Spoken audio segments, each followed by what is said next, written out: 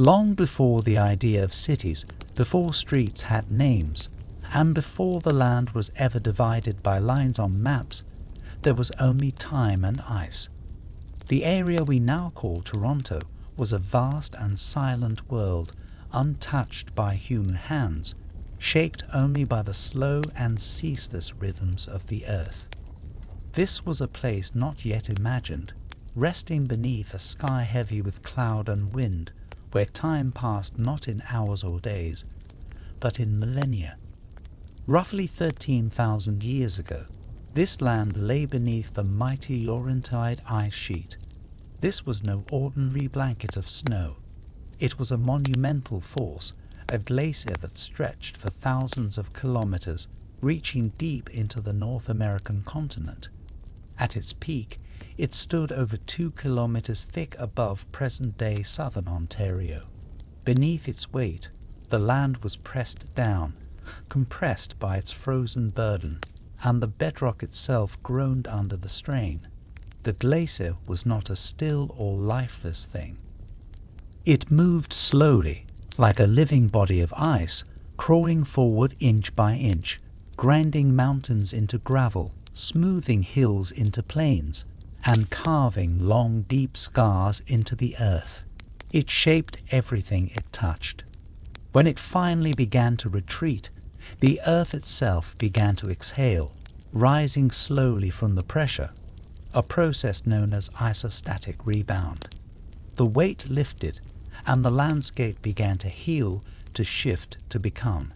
As the ice melted, the meltwater flowed into great basins carved by the glacier's movement. These waters formed enormous prehistoric lakes, far larger than those we know today.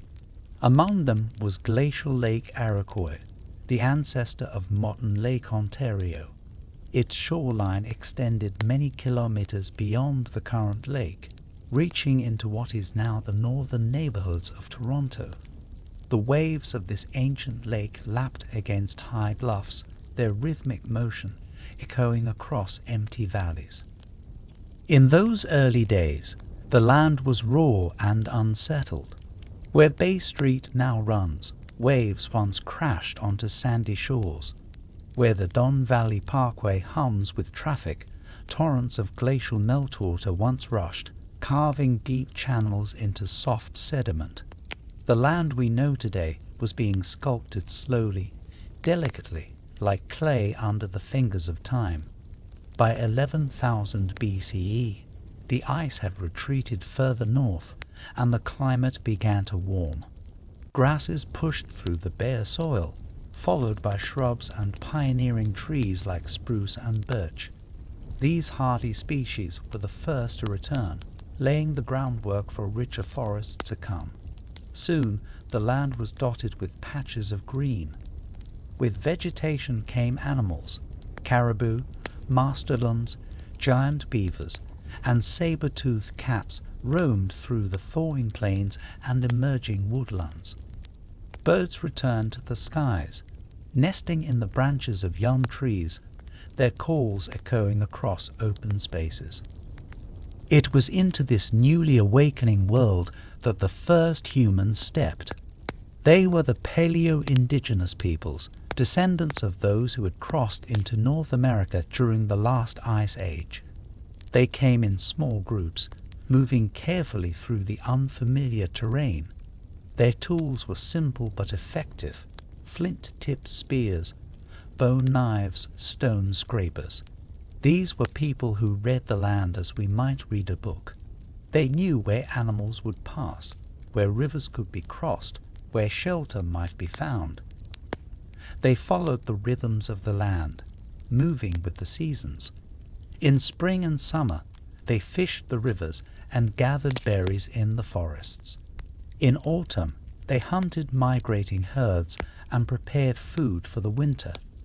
In the cold months, they took refuge in shelters made of hide and wood, warmed by fires that flickered like stars against the darkness. These early peoples did not build permanent settlements. They left no cities or temples, no walls or roads, but they left traces. In the soil beneath our feet, stone tools lie buried, waiting to be found. Near the banks of rivers like the Humber and the Don, archaeologists have uncovered signs of their presence. A chipped spearhead, a broken scraper, a hearth circle blackened by ancient fire. These fragments speak of lives lived in close harmony with the land. Life then was quiet, but not simple. Every decision was made with care. Every movement had meaning. The people of this time understood the cycles of the earth in a way that modern minds can only imagine. They watched the stars to mark time, listened to the wind to predict weather, followed animal tracks through deep woods and open plains. They passed knowledge from generation to generation through spoken word and song, through gesture and tradition. Over the next several thousand years, the climate continued to warm. Forests thickened and diversified. Oak, maple, and hickory joined the birch and spruce. Rivers teemed with fish. Marshlands buzzed with insects. The land became rich and bountiful, supporting a greater variety of life. The early people adapted too. They refined their tools, developed more complex hunting strategies, and began to form broader networks of communication and exchange. Even in these ancient times, the area that would become Toronto was a place of movement. Trails formed along riverbanks and ridgelines, beaten down by countless footsteps. These early paths would later guide the routes of settlers, and some still form the basis for roads today. But in those days, they were trails of memory, of migration, of belonging. By 9000 BCE, life had become more stable. People began to return to familiar places, revisiting the same hunting grounds and fishing spots year after year. They built seasonal camps and developed cultural practices rooted in place. The land was no longer just a backdrop for survival, it became home. As they traveled, they sound to the land. Their voices echo through forests and over lakes, songs carried by wind and remembered by trees. The stars became storytellers, constellations charting family histories, seasonal changes, and ancestral deeds. Children learned not just through speech, but through sky, river, leaf, and stone. The people who lived here did not call it Toronto. They did not speak of Canada or Ontario or nations. But they named the rivers, the hills, the stars. They understood the land in ways that transcended borders or ownership. To them, the land was alive. It was ancestor and teacher, spirit and shelter. It was not something to be claimed, but something to be respected. They built relationships with place, with a particular bend in a river, with a certain tree that marked a trail, with the curve of a shoreline that signaled fish below. These relationships were the infrastructure of their world, just as roads and cities are in ours. By 8000 BCE, the transformation was nearly complete. The ice was gone. The forests were thick. The animals had changed, and so had the people. What had once been a frozen wasteland had become a vibrant ecosystem.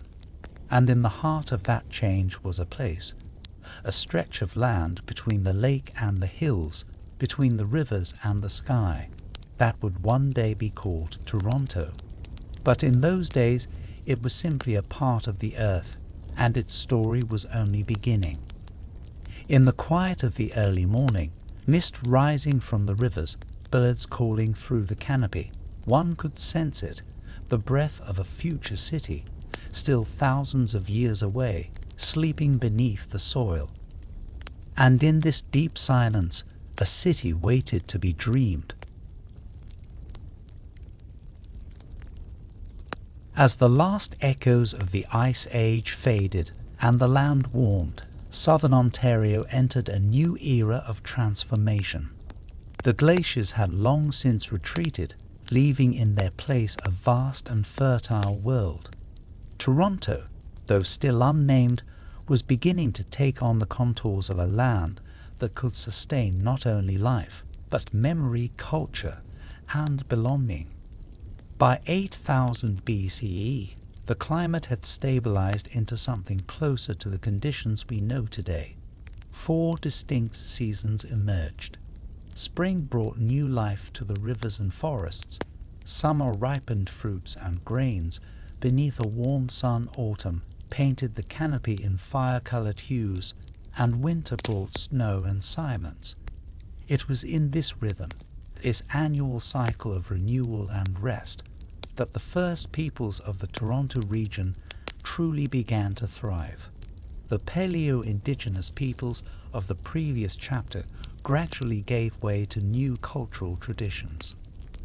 These archaic cultures, as modern archaeologists call them, did not appear suddenly, but evolved gradually from earlier ways of life. These were not the builders of monuments or cities, but stewards of the land who developed increasingly complex relationships with their environment.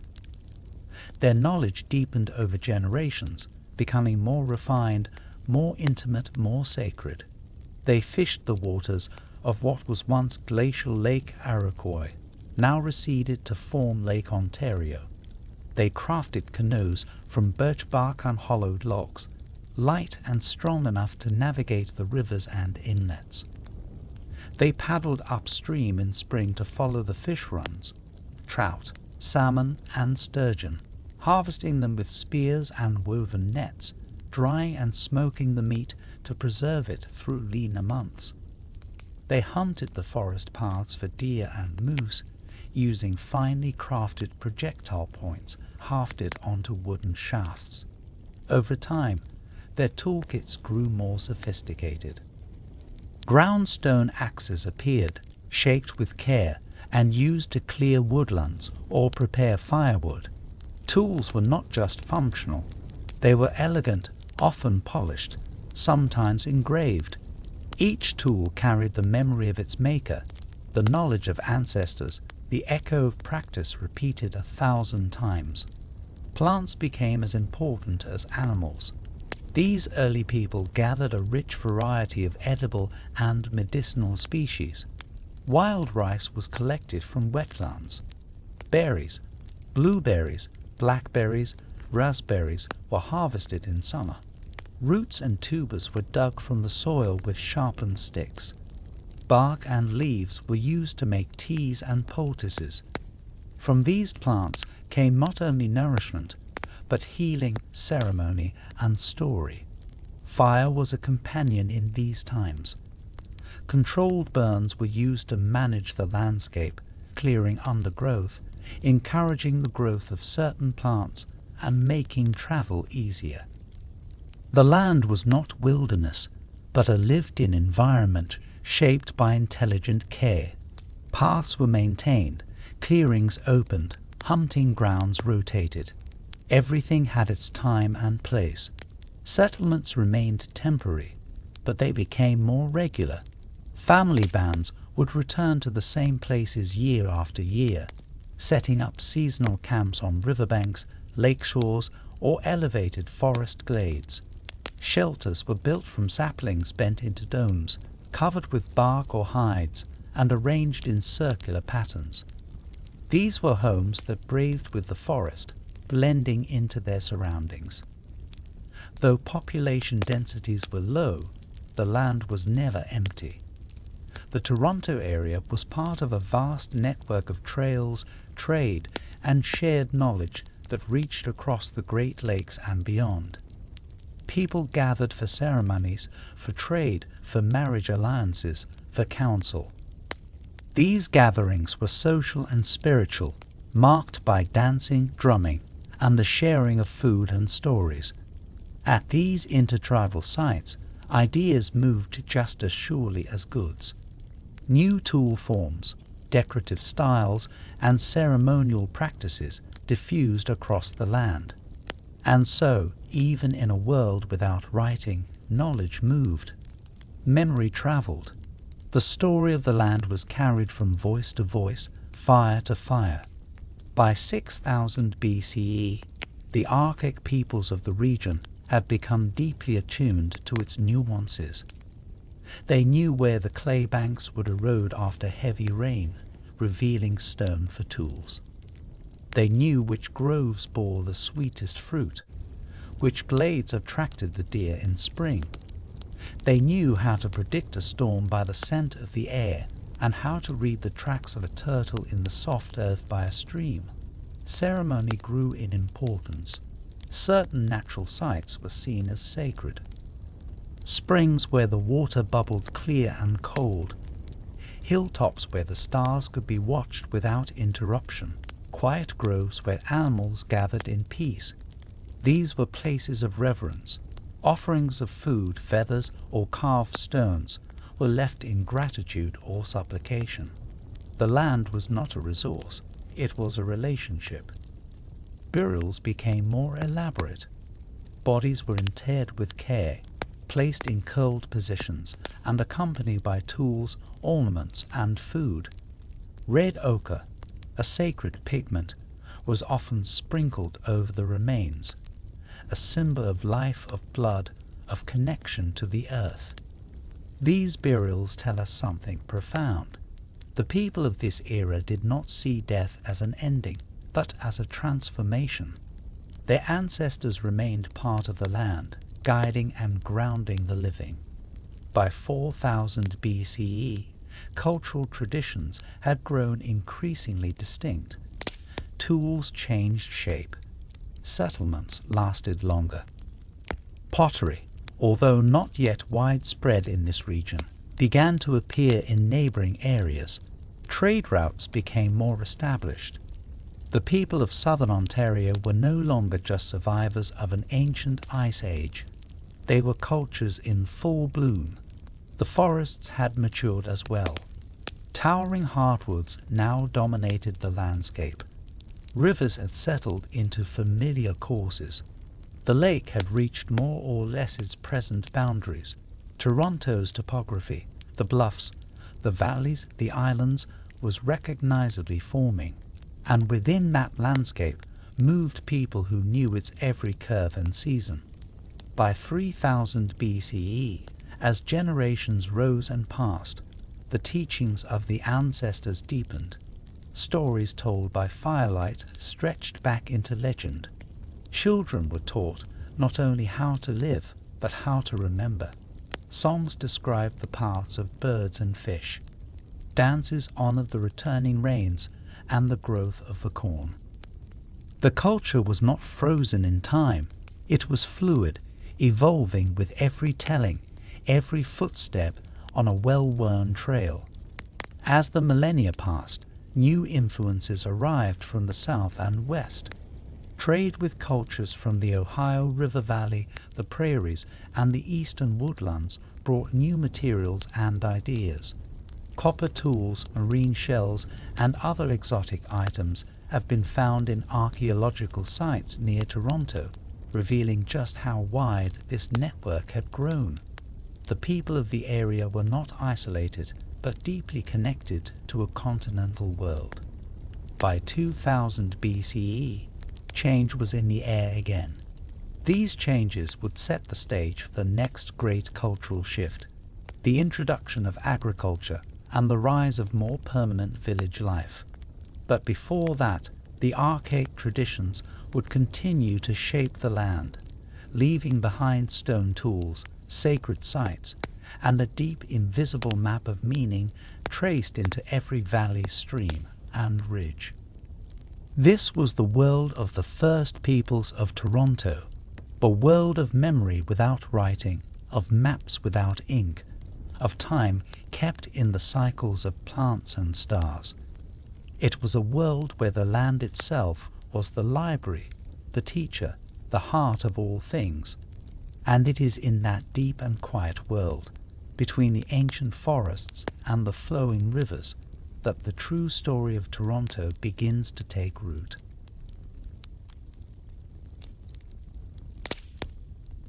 Long before cities, rose or stone was laid upon stone, a transformation began that would reshape the land and the lives upon it.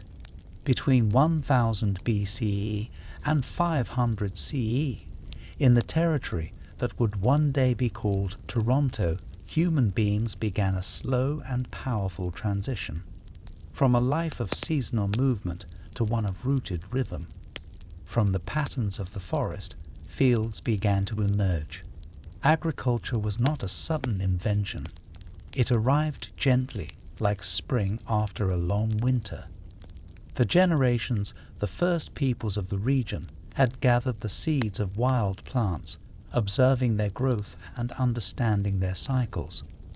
They learned which grains grew tall, which stalks bore the most fruit, which soils yielded best beneath sun and rain. These teachings, passed down through centuries of intimate observation, laid the foundation for something new, cultivation. The earliest gardens were modest. Perhaps a clearing near a riverbank, where squash vines stretched their arms across the warmed soil, or a stand of sunflowers bending gently in the breeze, planted not for beauty alone, but for their nourishing seeds and golden oil. Gradually, maize made its appearance, first in scattered plots, then in tidy rows. With maize came beans and squash, planted together in a harmony that indigenous knowledge called the Three Sisters. Each plant nurtured the others. The corn stood tall, a living pole for the beans to climb. The beans fixed nitrogen into the soil, feeding their sisters. The squash spread low and wide, its broad leaves shading the soil, keeping moisture in and weeds out. Together, these three nourished the land, the body and the spirit, and together they changed everything. As agriculture took hold, people began to stay longer in one place. Settlements became more permanent, though still seasonal in their pattern. Wooden longhouses appeared, often shared by extended families. Built of poles and bark, insulated with thatch or clay, these structures could house a dozen people or more. Inside, fires burned low in central hearths, and stories danced along the rafters. These homes became intergenerational sanctuaries, places of laughter, of teaching, of quiet reflection during winter's cold. These early communities were not cities, but they were no longer merely camps. They were villages with memory. Paths formed between homes. Fields grew in concentric rings beyond the living spaces. Granaries were dug into the earth to store dried corn. Ceremonial grounds were cleared and marked with stones, where dances welcomed the planting and the harvest. In time, these spaces became sacred in their own right, tied to the cycles of the earth and the stories of the people. Alongside the shift in subsistence came a flourishing of art and expression. Pottery began to appear in greater numbers. Clay was shaped and fired into bowls and jars, their surfaces etched with lines, patterns, and symbols. These vessels were both practical and beautiful. They held food, water, and meaning. Some bore abstract patterns believed to mark clan or family affiliations. Others were used in ceremony, offered at seasonal gatherings in tribute to the spirits of land and water. Trade expanded. Along river routes and forest trails, goods moved hand to hand, village to village. Obsidian from the west, copper from the north, marine shells from the southern coasts. Wampum belts, made from white and purple shells, carried messages, sealed alliances, told stories. The Toronto region, with its access to Lake Ontario and its central position in a web of trails, became a nexus for this exchange. Its geography, nestled among rivers, forests, and the vast lake, gave it strategic importance for those who understood how to live with the land. Trade was not only about objects, it was about stories, relationships, and trust. Travelers brought not just goods but news. Songs and dances were shared from distant places, blending into local traditions. The people of the region were part of a living, breathing cultural tapestry, stitched together not by conquest or empire, but by generosity and kinship. Yet, for all the material change, life still followed the seasons. Winter was still a time of gathering, of firelight and story. Summer brought abundance and celebration. Spring meant preparation and renewal. Fall was marked by harvest, ceremony, and reflection. The people of this era understood balance, between planting and foraging, between hunting and harvesting, between past and future. Ceremony deepened. Corn, as a sacred gift, featured prominently in rituals. Psalms were sung to thank the spirits of the land, and dances were performed to honor the cycles of life. The people believed that every plant, every stone, every drop of water had a spirit. To live well was to live in good relation with all things. Children were taught to greet the sunrise with respect, to offer tobacco before a hunt, to speak softly in the presence of old trees. Language flourished. Though we do not have written records from this era, oral tradition was rich and precise. Stories stretched back centuries, carefully maintained and spoken with reverence. These were not myths in the modern sense, but living knowledge. They taught about the land, about right behavior, about the stars, about the spirit world. To forget a story was to lose part of the soul of the people. By the first centuries of the Common Era, the cultures of southern Ontario were vibrant, diverse, and deeply rooted. Archaeologists now refer to many of these communities as belonging to the Woodland traditions, a term that speaks more to location than to the rich cultural identities within. Each group had its own customs, its own dialect, its own way of seeing the world. What united them was the land. The hills and valleys, rivers and shorelines gave shape to life. The Don River, meandering through ancient forests, carried not just water but stories. The Humber, flowing strong from the northwest, marked a corridor of trade and travel, and beyond them all, the lake shimmered, vast and patient, a constant horizon in the minds of generations. It was said that to sit by the lake at dawn was to hear the voice of the world waking. As the centuries passed, the settlements grew more stable. Families returned to the same plots year after year. The fields grew richer, the stories deeper. Time itself seemed to settle, not in a linear march, but in a great spiral, each generation circling closer to memory, to tradition, to home. The seasons did not just pass, they returned, and with them the continuity of culture and kinship. This was not a golden age frozen in time, but a living culture. There were disputes and hardships, droughts and floods, illness and sorrow, but even these were woven into the story of the land, accepted as part of the circle. Songs were sung to remember lost children. Fires were lit to guide ancestors home. Through it all, the people endured, and in their endurance, they laid the roots of what would become the place called Toronto. Across the long arc of this chapter, the rhythm of life was felt in footsteps along trails, in smoke curling up from longhouse fires, in hands working soil softened by the spring thaw. The sound of laughter echoed from village to village, mixing with birdsong and wind in the trees. This was a world of deep time, of quiet, persistent presence. By 500 CE, the seeds planted 1,000 years earlier had borne fruit. Communities flourished. Networks stretched for hundreds of kilometers. The people knew who they were and where they came from. And beneath the soil, in the same valleys we walk today, the roots of Toronto grew thick and strong. It was a time of emergence, a time when the land was no longer only travelled, but tended, when the people were no longer only visitors, but villagers. And in the soft rustle of corn in the breeze, in the echo of footfalls on worn trails, in the scent of smoke rising from longhouse fires, one could begin to hear it, the quiet, growing heartbeat of a civilization at home. By the middle of the first millennium, the forests of what we now call southern Ontario had settled into quiet maturity.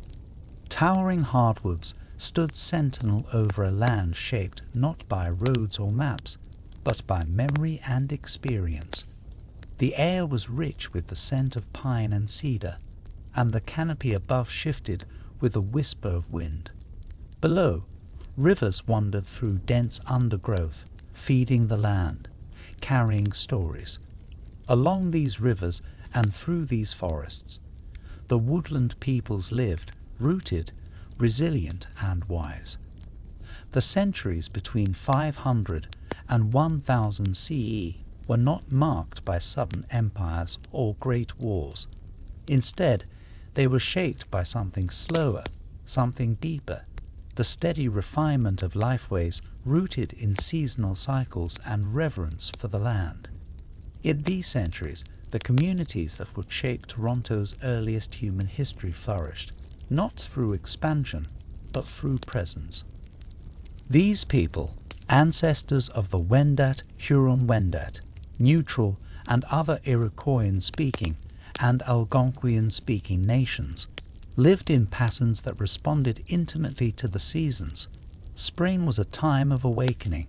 Rivers swollen with meltwater drew spawning fish, and sap ran sweet through the sugar maples.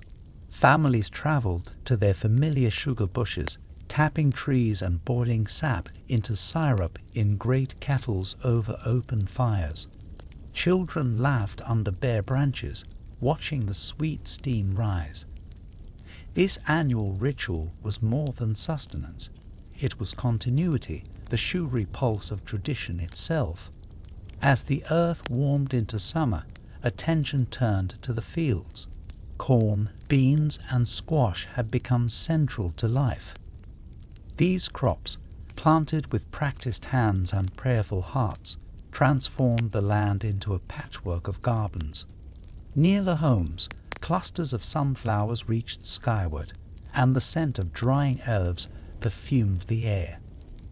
The harvest would not come for many weeks, but the villages were busy with life, tending crops, repairing homes, crafting tools, and preparing for the ceremonies that marked the turning of time. In these moments, one could feel the deep hum of belonging. Children were taught to recognize the signs of plant growth and animal movement. Songs marked each planting, each harvest, each solstice. The knowledge of the elders was transmitted, not in books or formal schooling, but in action, in story, and in song. A young person might learn to shape a bough by watching their grandparents' hands, might learn when to trap a fish by observing the curve of a river at dusk. Villages in this era became more permanent. Though people still moved seasonally for fishing or hunting, many communities returned again and again to favoured sites. Along the Don and Humber rivers, near what are now the ravines and highlands of Toronto, clusters of longhouses rose from clearings. Constructed from wooden frames covered in bark, these dwellings could stretch the length of several canoes, housing multiple generations beneath one roof. Inside, fires glowed warmly and smoke curled up to the rafters where fish and meat were hung to dry. Longhouses were not only dwellings, they were social maps. Each section marked family lines, responsibilities, bonds. Shared space was not a burden, but a blessing. Meals were cooked together, disputes resolved in quiet corners, laughter bouncing from one end of the house to the other. At night, Elders told stories while younger generations listened with wide eyes, wrapped in furs, safe in the shelter of memory. The structure of these societies was not rigid or hierarchical, but cooperative and familial. Kinship shaped social responsibilities. Clans, often symbolized by animals like the bear, turtle, or wolf, served as guides for marriage, alliances, and identity. Elders held the stories. Women, as caretakers of the crops and the continuity of lineage, held powerful roles in decision-making. Councils were formed by consensus, and peace was kept not through force, but through dialogue and tradition. Trade had become essential by this period. Though each community was largely self-sufficient, no village was truly alone. Networks extended in all directions, from the Great Lakes to the St. Lawrence, from the interior woodlands to the distant shores of the Atlantic. Along these routes traveled not only materials but ideas. Copper flowed down from Lake Superior. Chert and obsidian came from the west. Marine shells and decorative stones arrived from the south and east. These trade routes were like arteries of imagination. A wampum belt carried more than beads. It carried history, obligation, promise. A finely carved pipe might represent the memory of a visit, a gift exchanged beneath towering trees. Gifts were not transactional, but relational. To give something was to extend trust. To receive was to carry that trust forward. The Toronto Carrying Place Trail, an overland portage route connecting Lake Ontario to the upper lakes and rivers, was a vital artery in this system. Canoes were pulled ashore, lifted, and carried along forest trails that twisted over high ground and dipped into marshy lowlands. This trail passed through the land that would one day host neighborhoods, railways, and boulevards. But in this era, it was a sacred line of connection, linking families, languages, and traditions. Markets and gatherings were held at crossroads of these trails. Villages along the lake would swell in population during the warmer months, as distant visitors arrived bearing gifts and news. Songs were exchanged. New pottery forms appeared. Languages mingled in the air. Ceremonies marked the solstice or the conclusion of a successful hunt. Bonds were renewed not by written contracts, but by dance, by shared meals, by the slow weaving of trust. Material culture during this time grew more refined. Pottery was no longer just functional. It was a canvas for expression. Vessels were incised with complex patterns, sometimes representing clan motifs, sometimes honoring celestial cycles. Clothing was sewn from animal hides, softened with care and adorned with dyed quills or shell beads. Tools were shaped with precision. Fish hooks, awls, scrapers, and arrowheads, each honed with the knowledge of generations. Burial practices evolved as well. Mounds and ossuaries began to appear, communal resting places for the bones of the departed. These were not merely graves, but ceremonies. The Feast of the Dead, held at intervals, gathered entire communities to honor those who had passed since the last feast. Bones were exhumed, cleaned, wrapped in furs, and reinterred with offerings and song. The entire village participated, reaffirming the bond between the living and the ancestors. The spiritual life of these communities remained deeply woven into the land. Each element, stone, stream, tree, and sky, was understood to possess spirit. There were stories explaining how the stars came to be, how the rivers were carved, why the loon calls out across the water. These were not fanciful tales, but teachings. Children were not just told these stories, they were invited to listen, to observe, to live them. By 800 CE, the social and spiritual frameworks of the woodland peoples had matured into a dynamic and adaptable way of life. Villages grew larger, some housing hundreds. Defensive palisades began to be built around settlements in regions where tensions with neighboring groups arose. These were not fortresses of conquest, but protections of peace, a way to ensure the continuity of life within. Climate shifts during this period occasionally brought challenges. A sudden drought or a harsh winter could test a village's resilience. But mutual support across the trade networks often made the difference. When food was scarce in one area, neighboring villages would send corn or dried fish. Solidarity was a survival strategy, and generosity was its own form of wealth.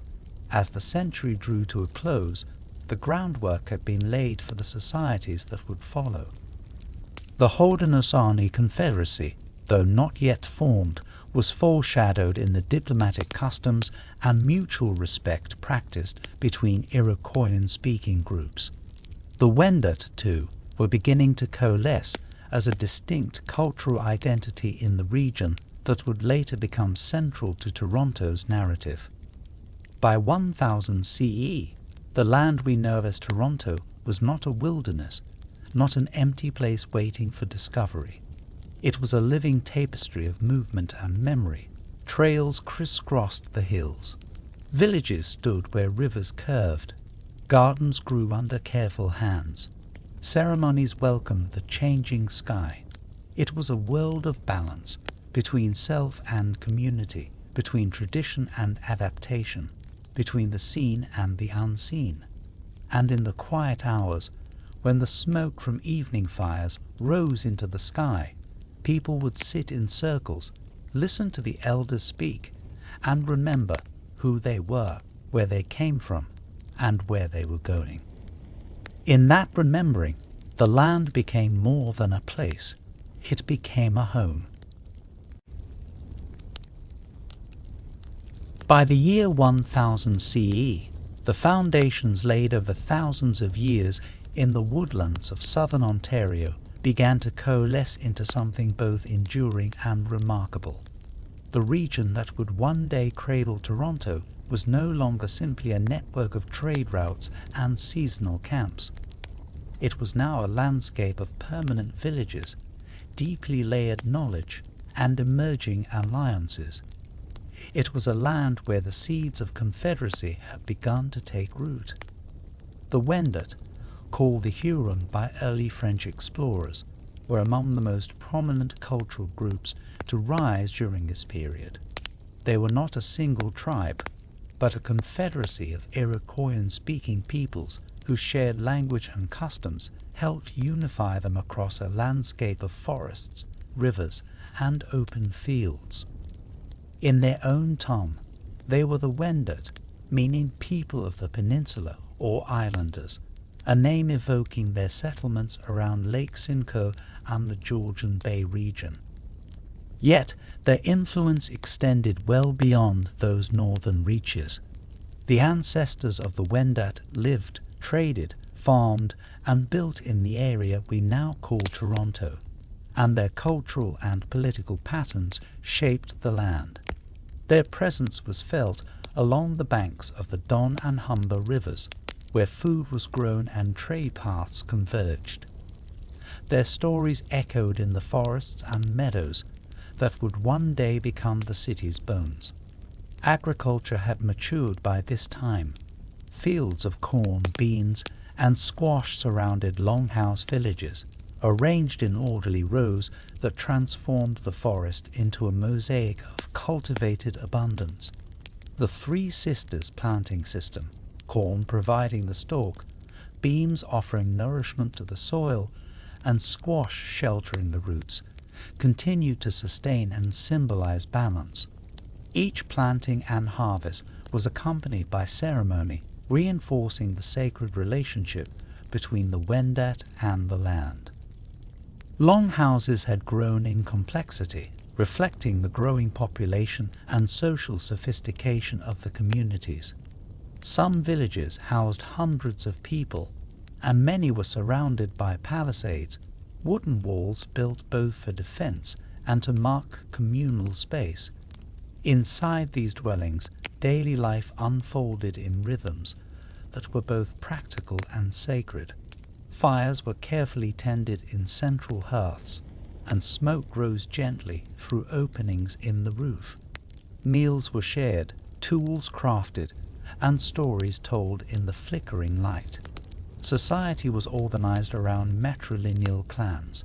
Children inherited lineage and social identity from their mothers, and women played essential roles in the governance of community life. They chose the chiefs, ensured the storage and distribution of food, and safeguarded the continuity of customs. Councils of elders, both men and women, debated issues of trade, diplomacy, and justice. Decisions were reached through consensus, and unity was maintained through shared respect rather than coercion. As the Wendat grew in strength, so too did their networks of connection. Trade became more expansive than ever. Canoes, sleek, light, and durable, plied the rivers and lakes laden with goods. Copper, flint, and obsidian tools were exchanged for decorative items like shell beads and bone ornaments. Pottery became more refined and distinctive, adorned with designs unique to each region or clan. These designs spoke not only of function, but of story, identity, and shared ancestry. Ceremony continued to hold a central place in Wendat life. Seasonal festivals honored the cycles of planting and harvest, of birth and death. The Great Feather Dance, the Green Corn Ceremony, and rites dedicated to celestial events bound the people together in shared purpose. Music and dance, masks and regalia, chants and smoke. These were not performances, but prayers in motion. Spiritual life was closely tied to the land. The Wendat worldview saw no sharp division between the physical and the spiritual. Every element of the world possessed a spirit and a role in the balance of creation. Stones remembered, rivers listened, animals were not hunted but petitioned. Before taking the life of a deer or fish, a hunter would offer thanks and speak to the animal's spirit. To live was not merely to survive, it was to be in harmony. Burial traditions reflected this deep belief in continuity. The Feast of the Dead had by this time become a significant event across Wendat communities. Every decade or so, the bones of those who had died were gathered from temporary graves and reinterred in large communal ossuaries. These ceremonies were solemn, joyous, and sacred. Entire villages participated. Psalms were sung, goods were offered, and bones were placed with care into deep earth. In doing so, the living reaffirmed their bond with the ancestors. The Wendat lands were not isolated, but part of a dense network of cultural exchange. Relations with other Iroquoian and Algonquian groups, some friendly, some wary, were maintained through diplomacy, wampum treaties, and intermarriage. Conflict was rare, but not unknown. Occasionally, raiding parties would emerge from more distant territories, prompting the construction of stronger palisades and the strengthening of alliances. Language, too, became more refined. Though not written, the Wendat tongue carried precise meanings, and its poetic cadence shaped every aspect of life. Songs taught children how to plant, how to paddle, how to honor their ancestors. Spoken agreements were considered binding, and reputation was a kind of currency. A speaker with wisdom and calm voice held more power than one with weapons. The Wendat worldview emphasized memory. A village might move after a few decades, but its stories remained. A stone placed along a trail, a tree carved with a clan symbol. These were landmarks of memory. Every bend in a river, every ridge along a portage trail held a tale. Children were taught not just geography, but geopsychology, the landscape of emotion and story that lived beneath the visible world. As villages expanded, some began to coalesce into larger political entities.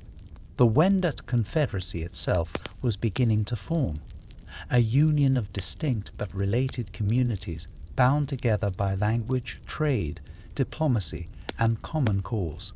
Each nation maintained autonomy, but gathered for councils to discuss shared concerns. Through wampum belts, they recorded agreements. Through ceremony, they sealed unity. This early confederacy was not a kingdom or empire. It had no single ruler, no standing army. Its strength was relational, rooted in trust and continuity. The Wendat were caretakers of land that was never claimed in the Western sense. They did not own the forests or rivers, but they belonged to them. Stewardship replaced possession. Responsibility replaced dominion. This philosophy shaped how land was used. Hunting zones were rotated, fields were let fallow, gathering sites were shared. Sustainability was not a strategy, it was a way of being. By 1300 CE, the population had increased significantly, and with it, social and political complexity. Villages grew into towns, some with multiple palisades, storage buildings, and council structures. Trade continued to flourish. The Toronto region remained an important node in this expanding world, strategically located and spiritually resonant.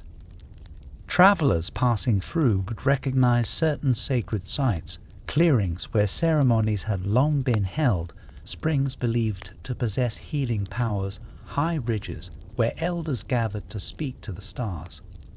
These were places not marked on any map, but encoded in the hearts of those who walked the land.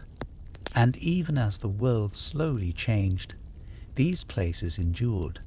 By 1400, the Wendat Confederacy stood strong, not through conquest, but through culture.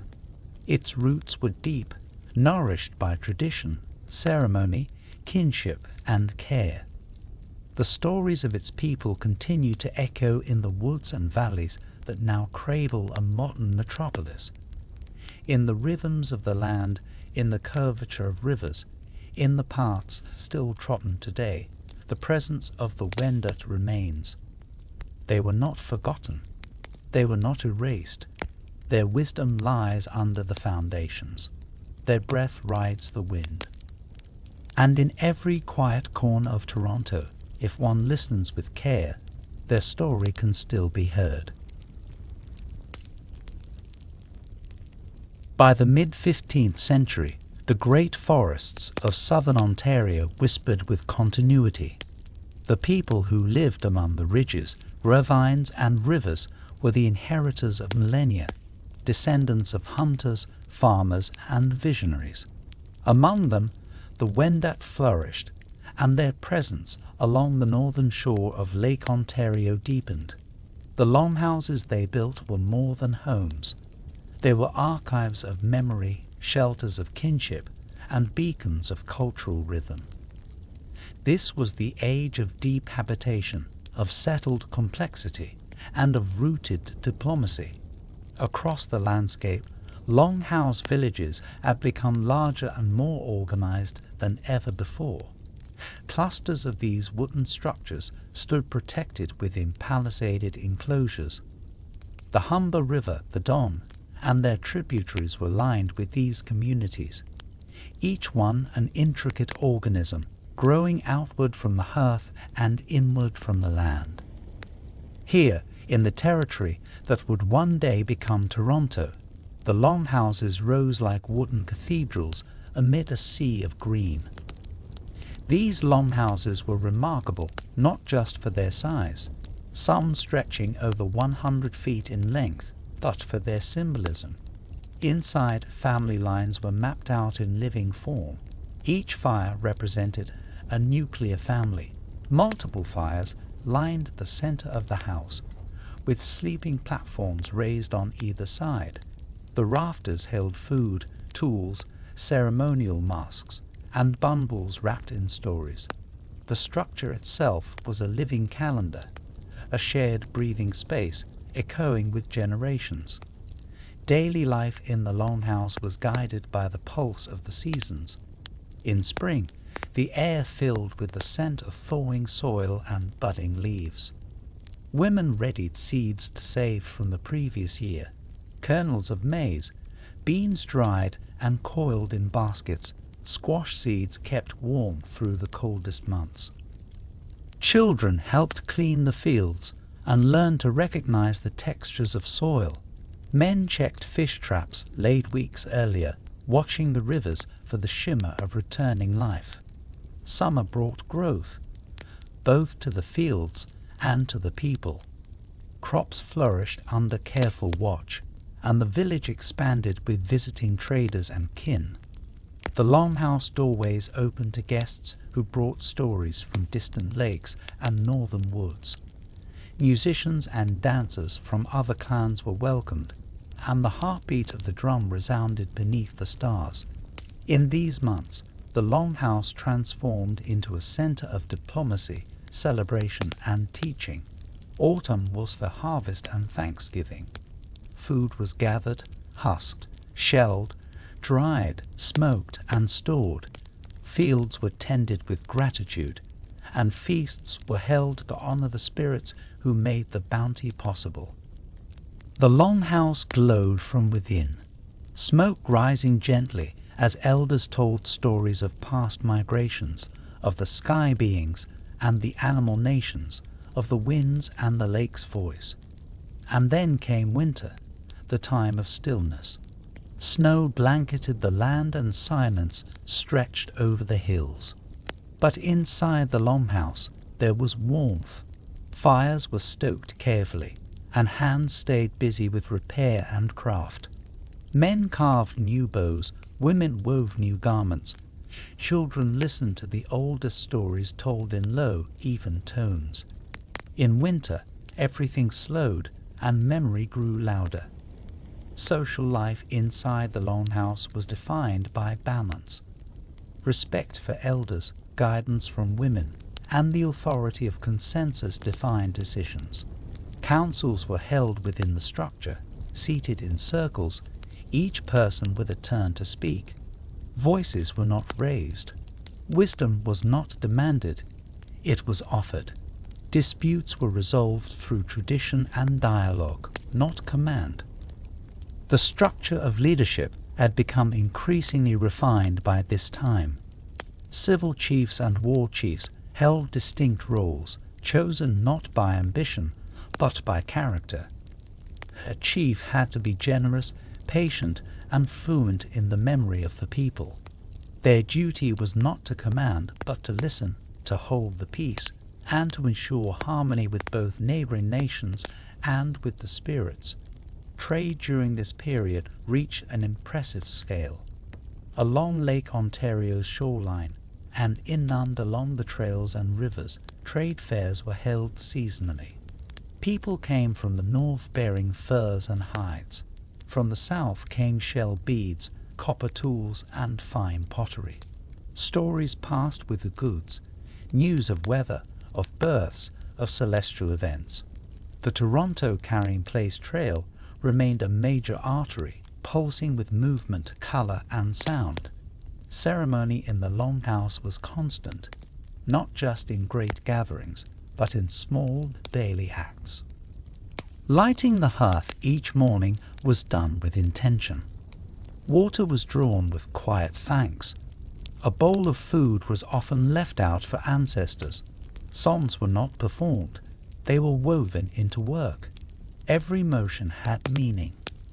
Burial practices also evolved. Though communal ossuaries remained important, some families created memorial gardens or tended sacred trees under which offerings were left. Children were taught to greet such places with respect and silence. In doing so, they grew into a landscape filled with presence, a geography not just of space, but of reverence.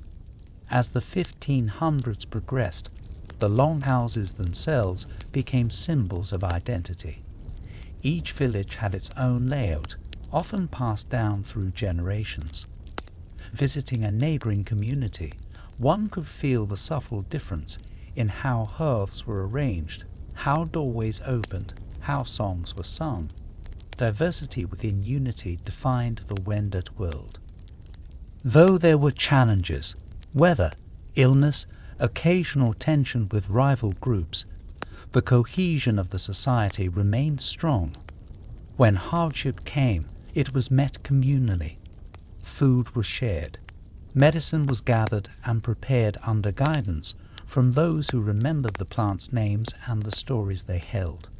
By the end of the 1500s, the Longhouse villages of the North Shore had reached a zenith of cultural maturity.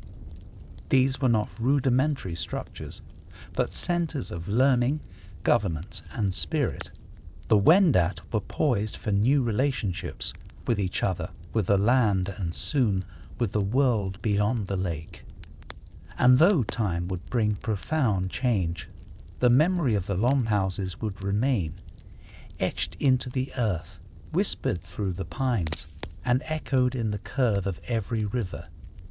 This was their legacy, a society built not of stone, but of trust, not of wealth, but of wisdom, not for conquest, but for continuity.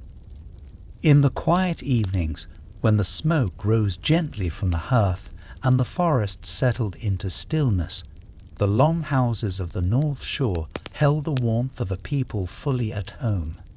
And though the seasons would change and distant winds would one day bring strangers to these shores, this chapter of the land's history would never be lost. It would remain in the roots of the maples, in the turns of the rivers, and in the memories still held beneath the streets of the city yet to be. The Longhouses may have been made of wood and bark, but what they sheltered, story, spirit, and society, was built to endure. By the early 1600s, the forests and rivers of southern Ontario carried the memory of countless generations. The Longhouses of the Wendat still stood along the northern shore, and the land bore the traces of thousands of seasons of planting, fishing, and ceremony. Yet beyond the horizon, winds were shifting. New paths were opening in the northern forests and around the western Great Lakes. The sky, once so familiar, was beginning to echo with distant changes, and with those changes came a migration, measured, spiritual, purposeful. The Anishinaabe were coming. They were not conquerors. They were not settlers in the European sense. They were a great and diverse people, drawn from the lakes and forests of the north and west, guided by dreams, visions, and prophecy. They moved not to take land, but to fulfill destiny, to follow teachings, to arrive at balance. Among them were the Mississaugas. The Anishinaabe migration is one of the longest and most sacred stories in the history of North America. According to their oral tradition, their people began on the eastern seaboard, some say near the mouth of the St. Lawrence, others further along the Atlantic. From there, they moved westward in waves over many centuries, following sacred signs given to them by the Creator and watched over by the seven fires prophecy. These signs came in the form of meges shells, small, radiant white shells associated with spiritual teachings and the direction of travel. The Anishinaabe were told to stop at 7 places along their journey. At each place, some people stayed behind. Others continued. The migration became a web, a scattering and gathering, a spiraling movement. One branch of this great journey followed the northern shore of Lake Huron. Among this group were the people who would become the Mississaugas. Their name is thought to derive from Mississaugas, foes at the great river mouth. They spoke an Anishinaabe dialect and shared cultural ties with other Ojibwe peoples, including the Odawa and Potawatomi. By the late 1500s and into the early 1600s, the Mississaugas were moving gradually southward from Georgian Bay and the Lake Nipissing region. They followed river systems, those ancient pathways of travel and trade, down toward Lake Ontario. This was not a campaign of invasion. It was a process of presence. The Mississaugas were drawn by opportunity, vision, and shifting alliances, and the land, ever patient, welcomed them. The early 1600s were a time of disruption throughout the Great Lakes. To the east, European traders had begun arriving in larger numbers. Along the St. Lawrence and Ottawa rivers, fur trade posts sprang up, and with them came steel tools, cloth, muskets, and illness. The introduction of European goods changed the dynamics of trade. The introduction of European diseases, especially smallpox, had more devastating consequences. The Wendat, whose villages had stood proudly across the region, were among the hardest hit. By the 1630s, entire communities were affected. Populations declined sharply. Traditional lifeways endured, but the strain was visible. And from the south, conflict stirred. The Haudenosaunee Confederacy, long a diplomatic neighbor, began to assert itself in new ways, partly in response to pressure from Dutch and later English traders pushing from the Hudson Valley. Raids increased. Alliances shifted. Some Wendat sought refuge to the west. Others tried to hold their ground. Into this complex, shifting landscape, the Mississaugas arrived. The Mississaugas moved southward in small, kin-based groups. They traveled by canoe, by foot, along old portage trails and new paths through the thick forest. Their arrival was not marked by banners or battle, but by firelight in the trees, by the gentle hollow of paddles against still water, by the sound of songs carried through the dusk. They settled along the north shore of Lake Ontario, on the river mouths, near the marshlands, where fish ran thick and wild rice grew tall. The Humber River, the Don, the Rouge, the Credit, all became part of their network of life. They brought with them a way of life suited to this land. They fished intensively, using nets woven from plant fibers, spears shaped with stone and later metal, and traps arranged in clever weirs. They hunted deer, waterfowl, and bear. They gathered berries, nuts, and medicinal plants. They tapped the maples in spring and harvested rice in late summer. Unlike the larger fortified Wendat villages, Mississauga settlements were typically seasonal and smaller in scale. Wigwams, dome-shaped shelters built from bent saplings and covered with bark or mats, could be quickly assembled and moved. This mobility allowed them to adapt quickly to changing conditions and to maintain sustainable use of local resources. Their governance, like that of their Anishinaabe kin, emphasized consensus, kinship, and respect for spiritual law. Leaders were chosen for their wisdom, not their wealth. Decisions were made through extended discussion, in which every voice was heard. At the heart of Mississauga culture, and Anishinaabe identity more broadly, were the 7 grandfather teachings. These were not commandments, but principles, lived and taught by example. Wisdom, to cherish knowledge and use it for the good of the people. Love, to know peace and see with kindness. Respect, to honor all creation, starting with self. Bravery, to face life with integrity and courage. Honesty, to be truthful and open in word and deed. Humility, to know oneself as part of a greater whole. Truth, to live all these teachings. These teachings were shared in story, in ceremony, and in practice. They informed how children were raised, how elders were honored, how decisions were made. When a child was born, their spirit was welcomed with joy and responsibility. When someone passed on, their journey was honored through feasts and song. Each life was seen as part of a greater circle, woven into the sky and the soil. Between 1650 and 1700, the Wendat presence on the north shore of Lake Ontario diminished. Some moved westward toward the Georgian Bay region. Others merged with neighboring groups.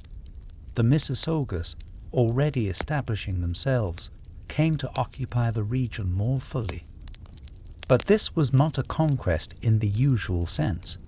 Oral traditions suggest that the transition was peaceful. In some cases, Wendat who remained were absorbed into Mississauga communities. In others, agreements were made. There were tensions, as with any shifting of nations, but the transformation was largely one of accommodation and continuation. By the end of the 1600s, the Mississaugas were the primary caretakers of the Toronto region. Their seasonal camps stretched from the Credit River in the west to the Rouge in the east, and inland to the highlands north of the lake. Their relationship with the land was spiritual, not economic. They did not own territory. They lived with it. They did not map it. They memorized it. Each bend in the river, each island in the bay, had meaning. The landscape was alive with spirit and story. Mississauga life was marked by seasonal ceremony. In spring, the sugar moon called families to the maple groves. In summer, the strawberry moon brought thanks for the first fruit. In fall, great feasts were held to mark the harvest and to prepare for the long nights.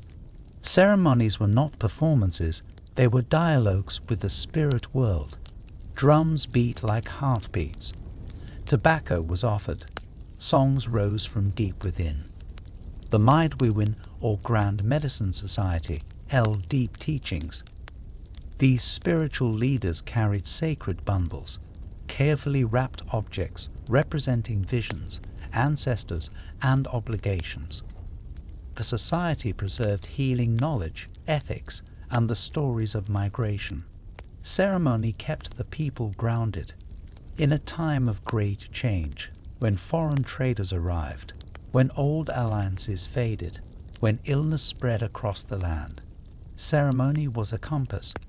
It reminded the people who they were and where they stood in the great circle of creation. By the year 1700, the Mississaugas were firmly established in the Toronto region. Their trails became the base of future roves. Their fishing weirs and campgrounds lined the same rivers that still flow through the city. Their language shaped the land, their prayers filled the forests, and their stories soaked into the soil. The Longhouses were gone, but the hearths remained. The people who now lived here had come with vision, not violence, with dreams, not dominion. They were the next caretakers in a line that stretched far into the past. They carried forward what was sacred, and they adapted to what was new. The forests still stood, the rivers still ran, and the land, ancient, wise, forgiving, welcomed them. By the dawn of the 18th century, the land that would one day be called Toronto lay at the confluence of worlds. The trails of the Mississaugas traced winding paths through cedar groves and across starlit rivers. Their canoes slid silently across the still waters of Lake Ontario, bearing fish, trade goods, stories, and offerings. Yet beyond the horizon, far beyond the lake's southern shore, another world stirred. A world of empires, ambitions, and maps drawn by unseen hands. This was the century when two worlds, one ancient and cyclical, the other restless and imperial, would come into contact, not suddenly but steadily. It would be a time of exchange and imbalance, of ceremony and signatures, of peace and pressure. This was the century when treaties would be signed, alliances made and broken, and the foundations laid for a future city still centuries away. This was a time of trade, treaties, and the edge of empire. In 1700, the land surrounding Lake Ontario was, above all, a landscape of flow. Waterways like the Humber, Don, Rouge, and Credit served not as borders but as bonds, lines of connection along which the Mississaugas moved with the seasons. Their camps appeared and disappeared like the phases of the moon. In spring, maple trees were tapped. In summer, fish traps were set in creeks that now flow beneath city streets. In autumn, families gathered at harvest camps, collecting rice, nuts, and late summer berries. The Mississaugas, having migrated into the region in the previous century, had adapted to the land and become its most recent caretakers. Their lifeways were fluid, decentralized, and spiritual. Their governance emphasized consensus and respect. Leaders were chosen for their wisdom and generosity, not for dominance. Knowledge flowed through oral tradition. Children learned not in classrooms, but by walking the land with their elders, listening to birdsong and riverbend, learning the plants by their spirit names. While the Mississaugas fished, hunted, and prayed, a quiet web of change was expanding to the south. The European empires, France and Britain most of all, were slowly tightening their grip on the continent. They were still distant in the early 1700s, but their presence was being felt. Traders from New France had long reached deep into the interior through the Ottawa River and Great Lakes. They brought muskets, iron tools, woven cloth, glass beads, and most notably, rum and brandy. The British, based around the Hudson Bay and the Atlantic coast, began pushing westward.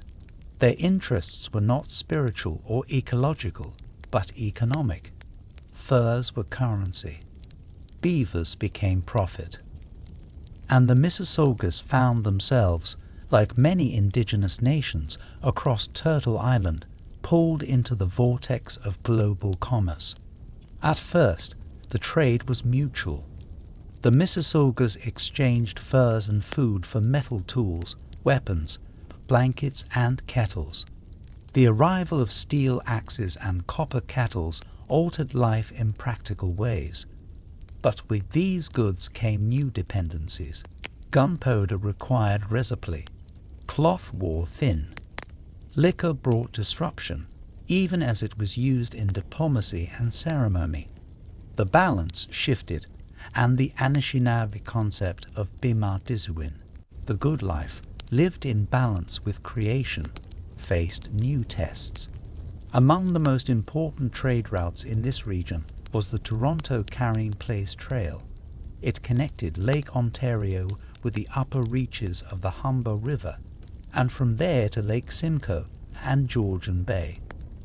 This portage route was ancient, used long before the Mississaugas by the Wendat and their ancestors. It was not a road in the modern sense, but a seasonal path, marked by memory, carved by countless feet and paddles. At its southern terminus stood what is now Toronto. But then it was simply a meeting place ahead of the trail, a place of rest and passage. The word Toronto itself may come from the Mohawk Toronto, meaning where the trees stand in the water, referring originally to a fishing weir near Lake Simcoe. Over time, the name migrated with the path. By the mid-1700s, this area was a nexus. French fur traders used it. Jesuit missionaries passed through. Mississauga camps dotted the shore. Wampum belts were exchanged under pine trees, and peace pipes were smoked beside the water. This was a place where cultures met, not yet a settlement, but a center nonetheless. By the 1760s, the 7 Years' War, known in North America as the French and Indian War, had redrawn the imperial map. Britain now controlled vast swaths of eastern North America, including the Great Lakes region. With the Treaty of Paris in 1763, France ceded its claims, and British administrators turned their eyes to lands north and west of their established colonies. That same year, the Royal Proclamation of 1763 was issued by King George III. It recognized indigenous land rights and prohibited settlement west of the Appalachian Mountains without formal treaties. While it was meant to calm tensions, it also formalized a colonial approach to indigenous land. It would now be acquired through documents, councils, and ceremony, not through coexistence, but through negotiation. In this spirit, treaty-making became a defining feature of the century. In 1764, at Fort Niagara, the British gathered with more than 2,000 indigenous representatives, Haudenosaunee, Anishinaabe, Wendat, and others. The resulting covenant chain agreements affirmed peace and mutual respect. Wampum belts were exchanged. But beneath the diplomacy was a different agenda. The Crown now sought title to land. For the Mississaugas, these treaties were serious, ceremonial, and binding. Agreements were made with the expectation of mutual respect, shared stewardship, and continuing access to traditional lands. For British authorities, however, treaties often marked a transfer of title, a shift that would later become a source of deep misunderstanding and grievance. The first formal treaty affecting Toronto was the so-called Toronto Purchase. The original agreement was signed in 1787, though documentation was vague and the boundaries poorly defined. The British sought land to build a new settlement for incoming loyalists, colonists who had fled the American Revolution and now needed land in what would soon become Upper Canada. The Mississaugas, according to their oral tradition, believed they were granting permission for shared use, not surrendering the land outright. But the British would later interpret the agreement as a full cession. This gap in understanding would echo across centuries. In 1793, Lieutenant Governor John Graves Simcoe arrived to establish a new capital for Upper Canada. He chose the mouth of the Don River, calling it York. Streets were cut through forests. Land was cleared. Settlers arrived. A garrison was built. The Carrying Place Trail was now shadowed by survey lines and grid plans. The Mississaugas watched as their fishing grounds became fenced. Their maple stands were felled. Their rivers were redirected. And still they camped on the edges, hunting, gathering, praying, offering gifts to the water. By the end of the century, the land had shifted from indigenous center to colonial frontier. But beneath the roads and maps, the old world remained. The trails still ran deep, the rivers still remembered, and the treaties, though disputed, still lived in the hearts of those who signed them. The Mississaugas had not vanished. They had not surrendered their identity. They had entered into relationship, sacred, solemn, and enduring. The century closed not with conquest, but with contradiction. Not with silence, but with song. A new city was rising, but the land still dreamed. As the new century unfolded, the land that would one day become Toronto began to change in irrevocable ways. The forests still stretched unbroken in all directions, and the rivers still carry the memory of canoes and ancestral camps. but the rhythm of the land was slowing.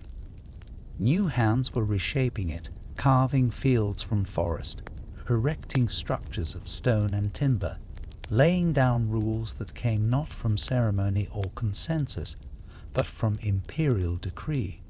By 1800, the place once known only by its trails and waters had taken on a new name, a new shape, and a new momentum. It was now York. The transformation was not instantaneous. It was a slow, deliberate layering, survey lines drawn over ancient trails, settler cabins placed atop old gathering sites, the language of empire spoken softly at first, then louder. The Mississaugas still fish in the rivers and gathered plants in the clearings. But now they did so beside fences and within the shadow of something new, colonial permanence. York was not yet a city, but it was no longer simply a village or fort. It was the embryo of urbanity, a symbol of British ambitions in Upper Canada. It would serve not just as a settlement, but as a capital, an administrative centre, a staging ground for expansion. And in its fields, forests, and fragile buildings, a new kind of story was beginning, one shaped by power, displacement, ambition, and architecture. When Lieutenant Governor John Graves Simcoe chose the site in 1793, he did so with strategic clarity. The location, tucked along the northern shore of Lake Ontario, was protected by a natural harbour, bounded by low bluffs and shallow waters. To Simcoe, this was not just a convenient landing site. It was a blank slate, a place from which British civilization could radiate westward, civilizing what he saw as wilderness. But the land was not blank. It held layers of memory. Beneath the new roads were hunting paths. Beneath the garrison's flagpole, old songs had been sung. Beneath every new building's foundation lay the root systems of maple and pine, and beneath those, the memory of footprints worn deep by time. Still the building began. The early 1800s saw York begin to stretch. Streets like King and Queen were carved through the forest. Wooden homes with thatched roofs stood beside log barns and muddy yards.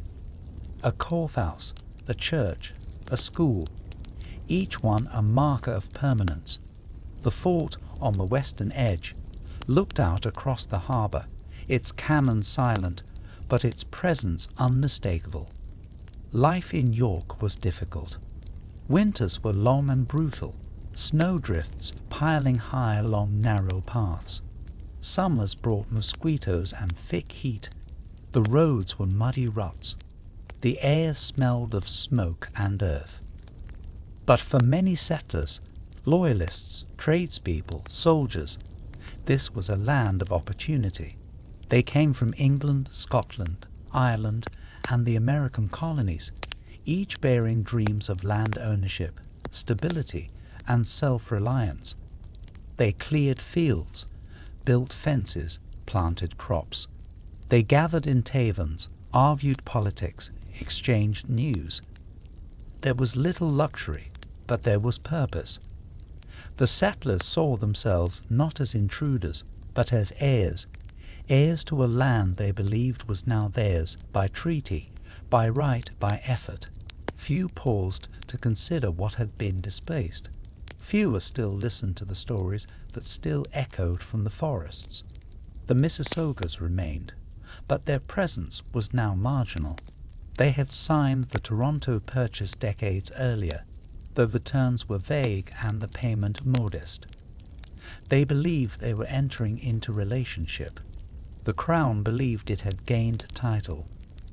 And now, with each passing year, the land told the Crown's version louder.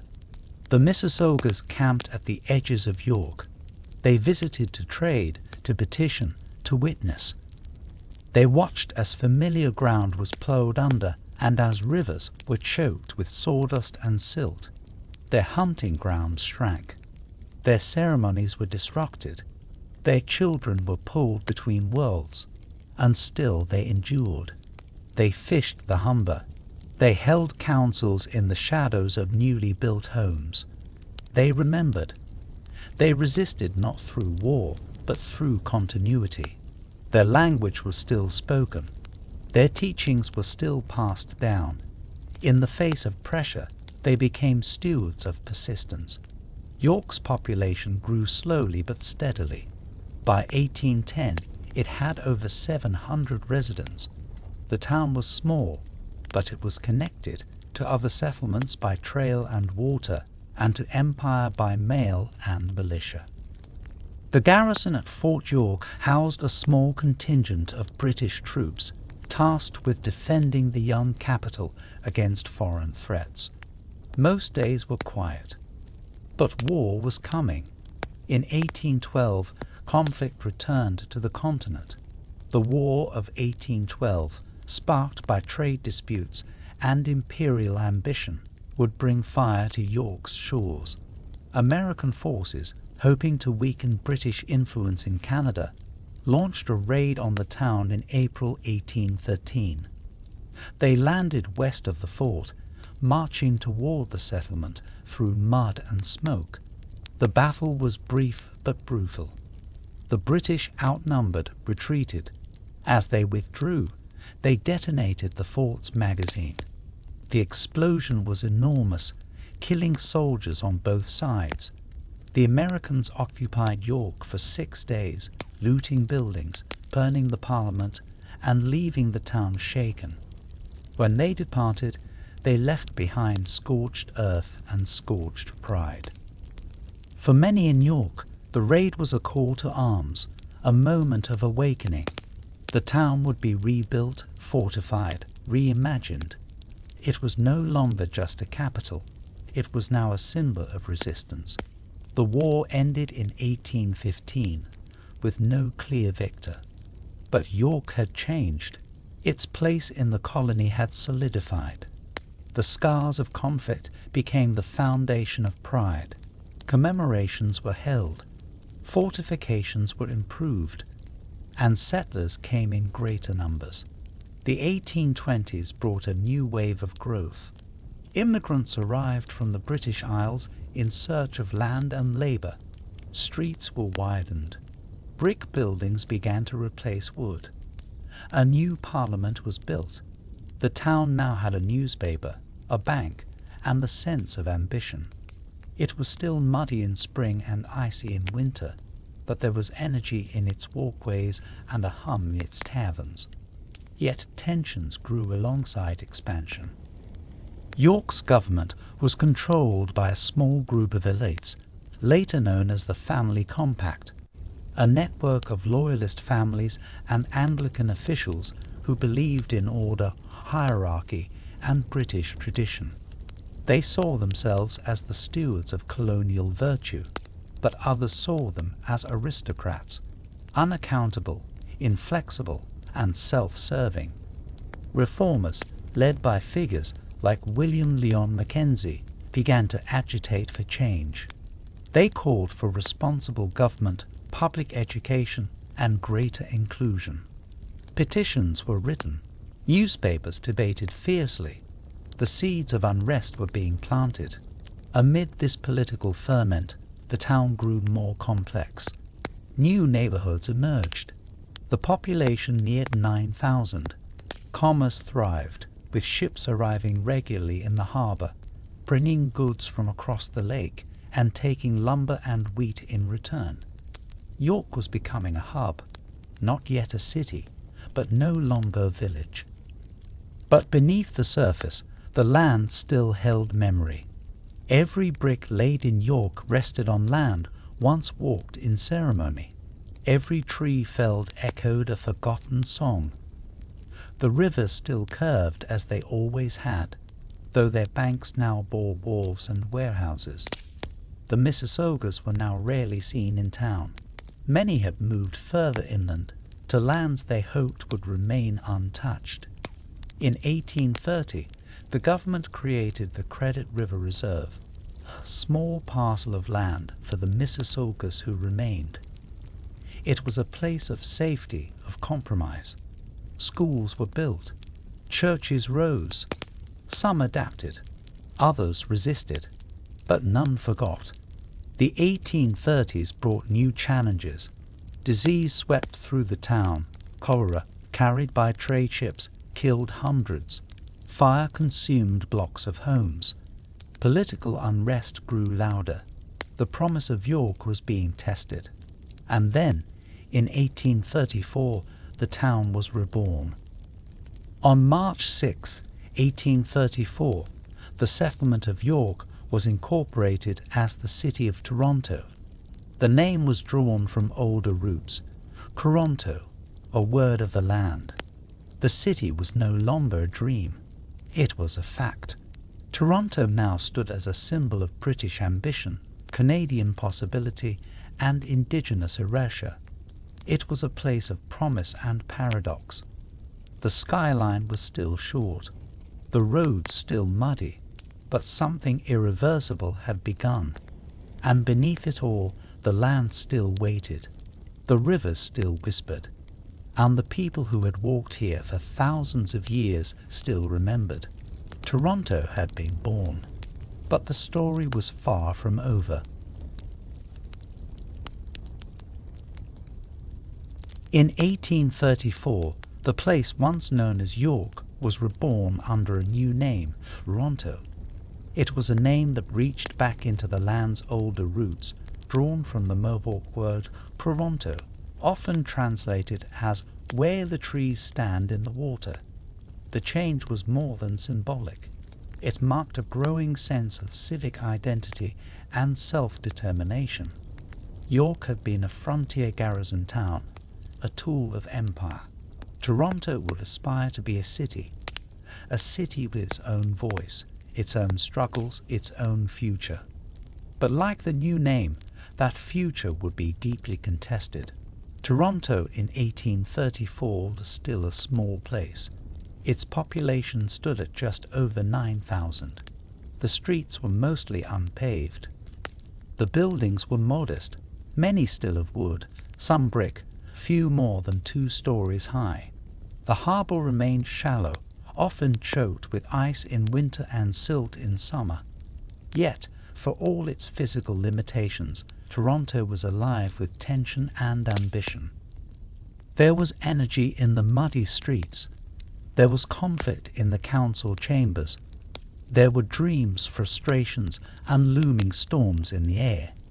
At the centre of much of this tension was the question of power, who held it, who wanted it, and how it should be exercised. For decades, the colony of Upper Canada had been governed by a small group of elites known as the Family Compact. They were Anglican, loyalist, conservative, and tightly connected. They controlled the Executive Council, held sway over the courts, the banks, and the Church of England. They believed in order, hierarchy, and the virtues of British tradition, and they saw their role as guardians of a fragile colony on the edge of wilderness. But not everyone shared their vision. Opposing them were reformers, merchants, printers, farmers, tradesmen, many of whom had come from the United States or were children of immigrants who had fled American Revolution only to find authoritarianism dressed in red and gold. These reformers wanted responsible government, a legislature that actually held power, not just offered advice, public offices filled by merit, not family name, a system that respected the rights of the many, not just the privileges of the few. At the head of this growing movement stood William Lyon Mackenzie, a fiery Scottish-born printer who had founded the Colonial Advocate, a newspaper that regularly denounced the corruption and cronyism of the ruling class. Mackenzie had already served as a member of the Legislative Assembly and had been elected Toronto's first mayor in 1834. He was relentless, provocative, and, to the elite, dangerous. Mackenzie believed reform would not come through polite debate. He believed the system was rigged, the institutions corrupted, and as the 1830s wore on, frustration turned to action. Economic pressures added fuel to the fire. The global economy slowed. Credit dried up. Land speculators went bankrupt. Farmers struggled. Many believed that their hardships were not just the result of market forces, but of bad governance. An elite that hoarded land, rewarded allies, and ignored suffering. Petitions went unanswered. Peaceful protests were met with contempt. By 1837, the stage was set. That December, Mackenzie and a group of several hundred supporters, mostly farmers and artisans, gathered just north of the city along Yonge Street. Their plan was to march south, seize control of the city, and declare a republic. It was bold. It was reckless. It was, in the eyes of many, a desperate gamble born from righteous anger. But the rebellion was short-lived. Government forces, forewarned and better armed, quickly crushed the insurgents. Shots were fired near Montgomery's tavern. Rebels scattered. Mackenzie fled, first to the islands, then to the United States. Some rebels were captured, tried, imprisoned.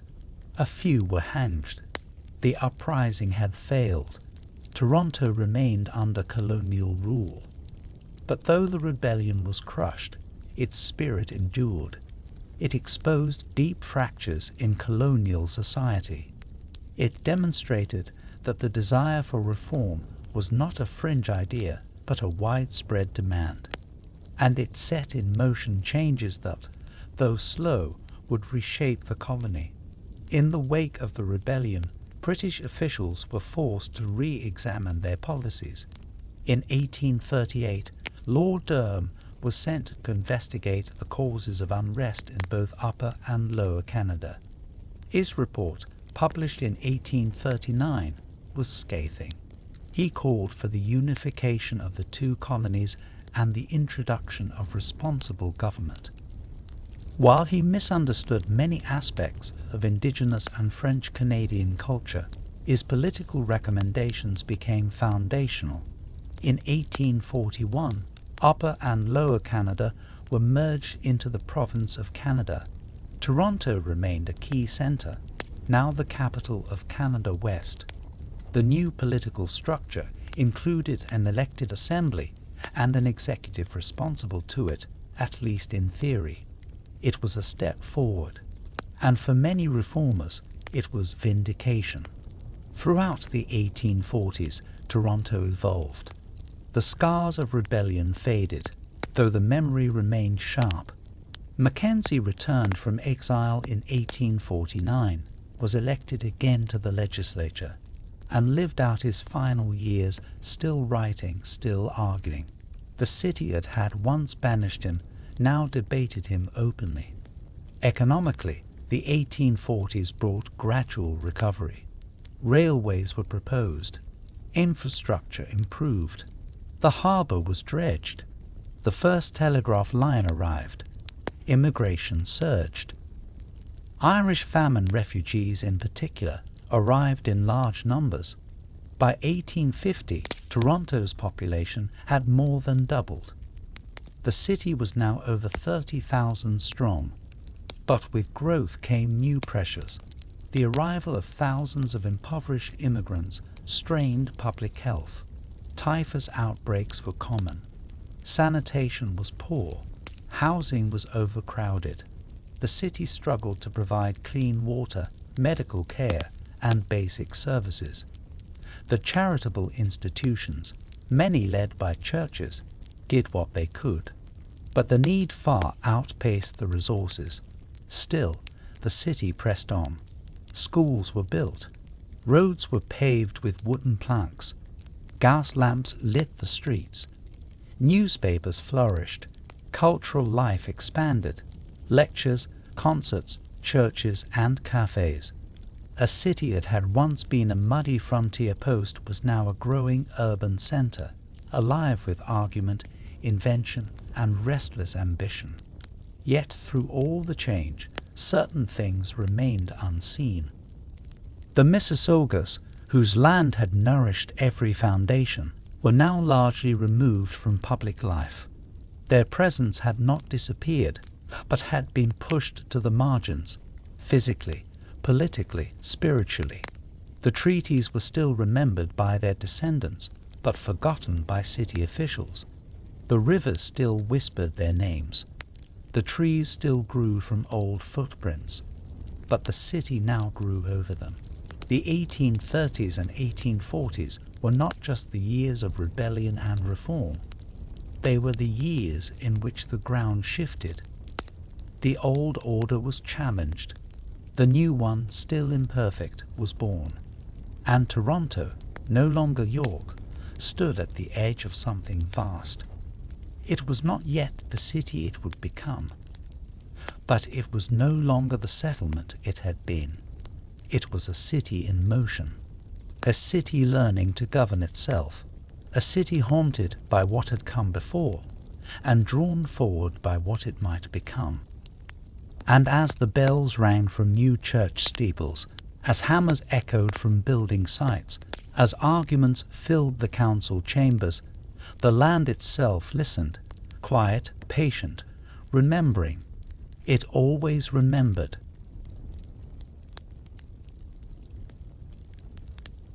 By the middle of the 19th century, Toronto was no longer a frontier town pressed against the edges of wilderness. It was becoming something else, something larger, faster, and louder. The forests that had once enveloped it had receded. The Mississauga camps that once circled its shorelines were nearly gone, pushed beyond the horizon of colonial maps. In their place stood workshops and foundries, smoke and chimneys, warehouses and rail lines. The age of quiet rivers and wood-plank roads was ending. An age of iron, steam, and soot had begun. In 1850, Toronto was a city in motion. Its population had grown past 30,000. The streets, once muddy tracks lined with wooden sidewalks, were being paved with stone and plank. Gas lights flickered at night, casting long yellow shadows on brick buildings and church steeples. Horse-drawn wagons clattered across intersections. Bells rang from factory yards. In the harbour, the silhouettes of masts and smokestacks mingled in the mist. The city smelled of coal, fresh bread, manure, and progress. Industry was no longer a distant possibility.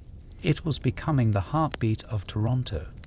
The harbour, shallow and often frozen in winter, had been dredged to accommodate larger vessels. Piers stretched out into the lake.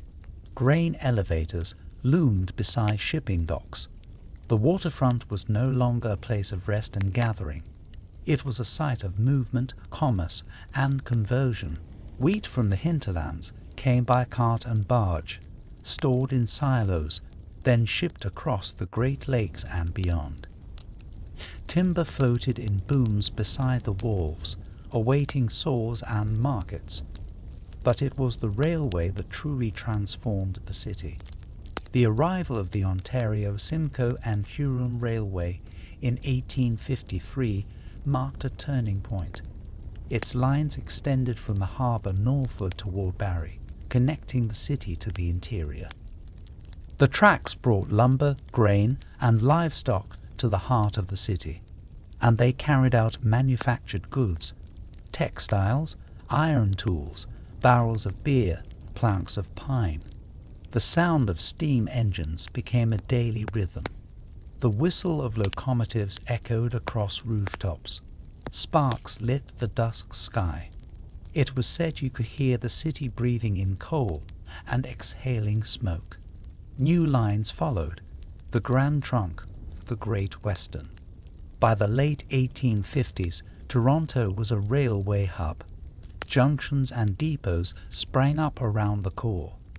Small neighborhoods grew beside them, built by workers, shaped by factories. The neighborhoods of Parkdale, Yorkville, and the Junction began as clusters of industry and labor, anchored by tracks and ambition. Factories rose beside the lines, tanneries, distilleries, mills, and foundries. Some were modest, others massive. Gooderham and Wards, the city's most iconic distillery, expanded rapidly in these years. Founded decades earlier, it grew into a sprawling complex of red brick buildings, copper stills, and underground tunnels. Its whiskey would be shipped across the world. Its smokestacks would define the skyline. Its workers, many Irish and Scottish immigrants, labored long hours for modest pay. But for many, it was a step towards stability. Industry brought employment, but also hardship. The work was hard and often dangerous. Hours were long. Children as young as 10 worked in factories and shops. Injuries were common. There were no safety regulations, no social security. If you were hurt, you were replaced. If your child fell ill, you hoped they recovered. If your wages were cut, you bore it, or left. Still, people came. Immigrants arrived in waves, especially from Ireland. The Great Famine had emptied villages and filled ships. Tens of thousands passed through Toronto in the 1840s and 1850s.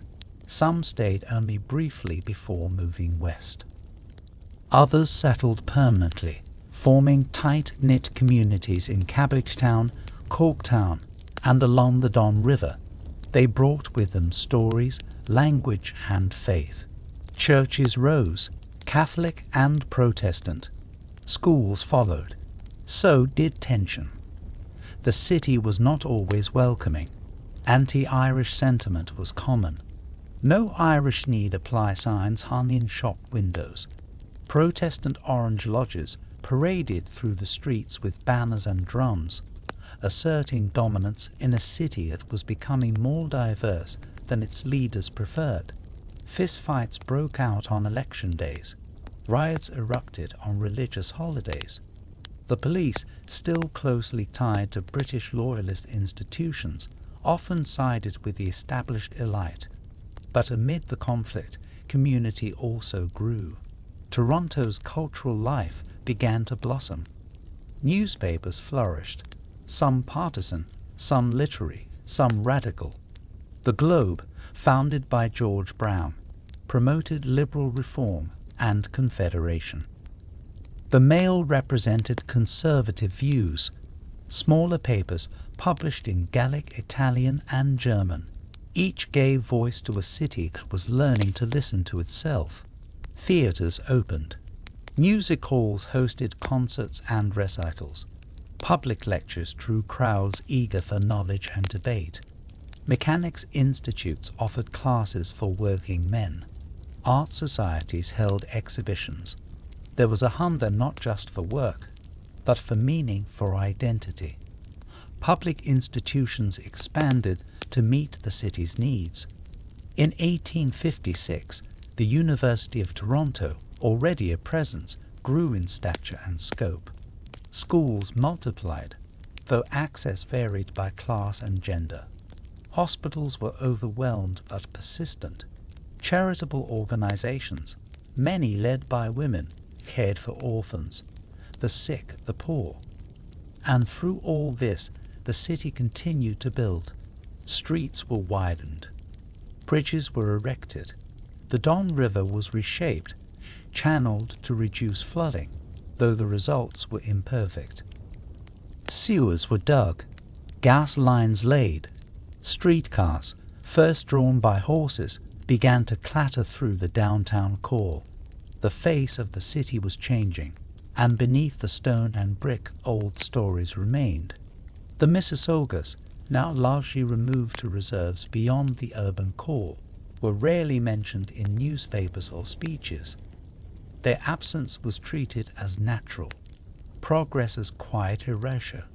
But they were not gone. They lived at New Credit. They continued to fish, hunt, farm, and prey. They sent delegations to government offices. They reminded colonial officials of treaty promises. They held ceremonies in the shadow of a city that had grown from their former lands. In the city itself, their memory lingered in the rivers, in place names, in the shape of trails that had become roads. Indigenous visitors still came, often to trade, sometimes to protest, always to witness. As Toronto industrialized, its relationship with land changed fundamentally.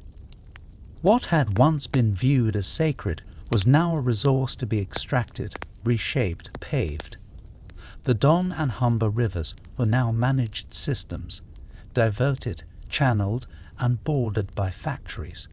Wetlands were drained, trees felled, the lakeshore was extended through landfill, stone replaced soil, and yet, for many, Toronto in the 1860s was a beacon. It was a place to start over, a place to work, a place to belong. When Canadian Confederation was declared in 1867, Toronto stood proudly as the capital of Ontario. It was not chosen as the national capital. That honour went to Ottawa, a compromise between English and French east and west. But Toronto was now the centre of Canada's most populous and economically dynamic province. Its newspapers hailed the new Dominion. Church bells rang. Parades marched down muddy streets. Flags waved. Children sang. Yet not everyone celebrated. For many Indigenous peoples, Confederation represented not unity, but further loss of land, autonomy, and voice. The new Dominion inherited treaty obligations, but rarely fulfilled them. The new government spoke of nationhood, but ignored the nations that had existed for millennia. Still, Toronto marched on. New factories were planned. A grand post office was built. A new city hall took shape. The population neared 60,000. The skyline rose. Streetcar tracks expanded. Telephone wires began to appear. And in the quiet hours, when the smoke settled and the city paused, one could still hear the lake against the shore. One could still follow the curve of an old trail beneath the sidewalk. One could still feel the presence of something older, deeper. Toronto was becoming a modern city, but the land remembered, always. By 1870, Toronto had outgrown its old wooden frame.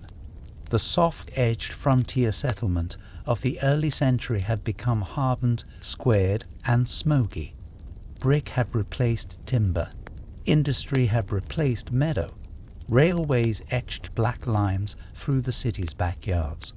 What once had been a city of clearings, rivers, and wood-planked roads was now a place of masonry, iron, and noise.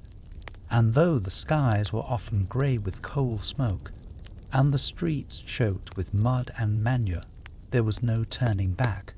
Toronto had fully become a city of permanence and pressure. The pace of change was no longer seasonal. It was hourly.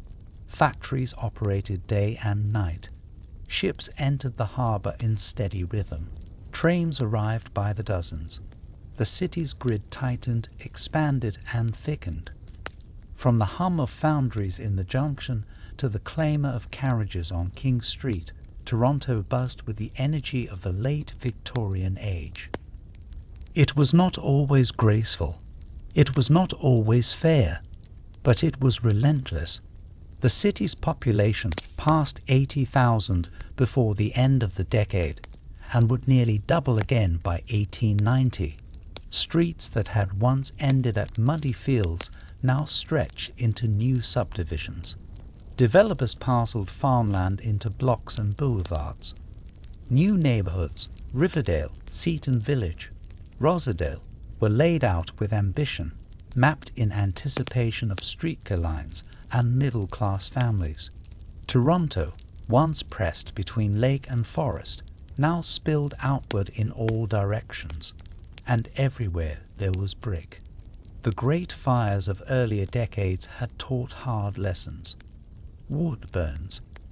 Brick endures. Brick is the language of confidence. So brick it was.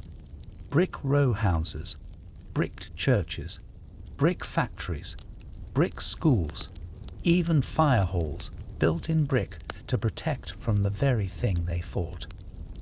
The brickyards along the Don River churned out red clay blocks by the thousands. Smoke from the kilns mingled with fog and factory haze, a constant veil over the growing city. These bricks held more than walls. They held stories. In the grand mansions of Jarvis Street and the narrow terraces of the ward, each building spoke to class, to origin, to purpose. Some blocks rose as monuments, others as shelters. Some crumbled in poverty, others gleamed in gaslight. But all of them bore witness to the people who built, lived, and labored within them. Toronto in the 1870s was a deeply stratified city.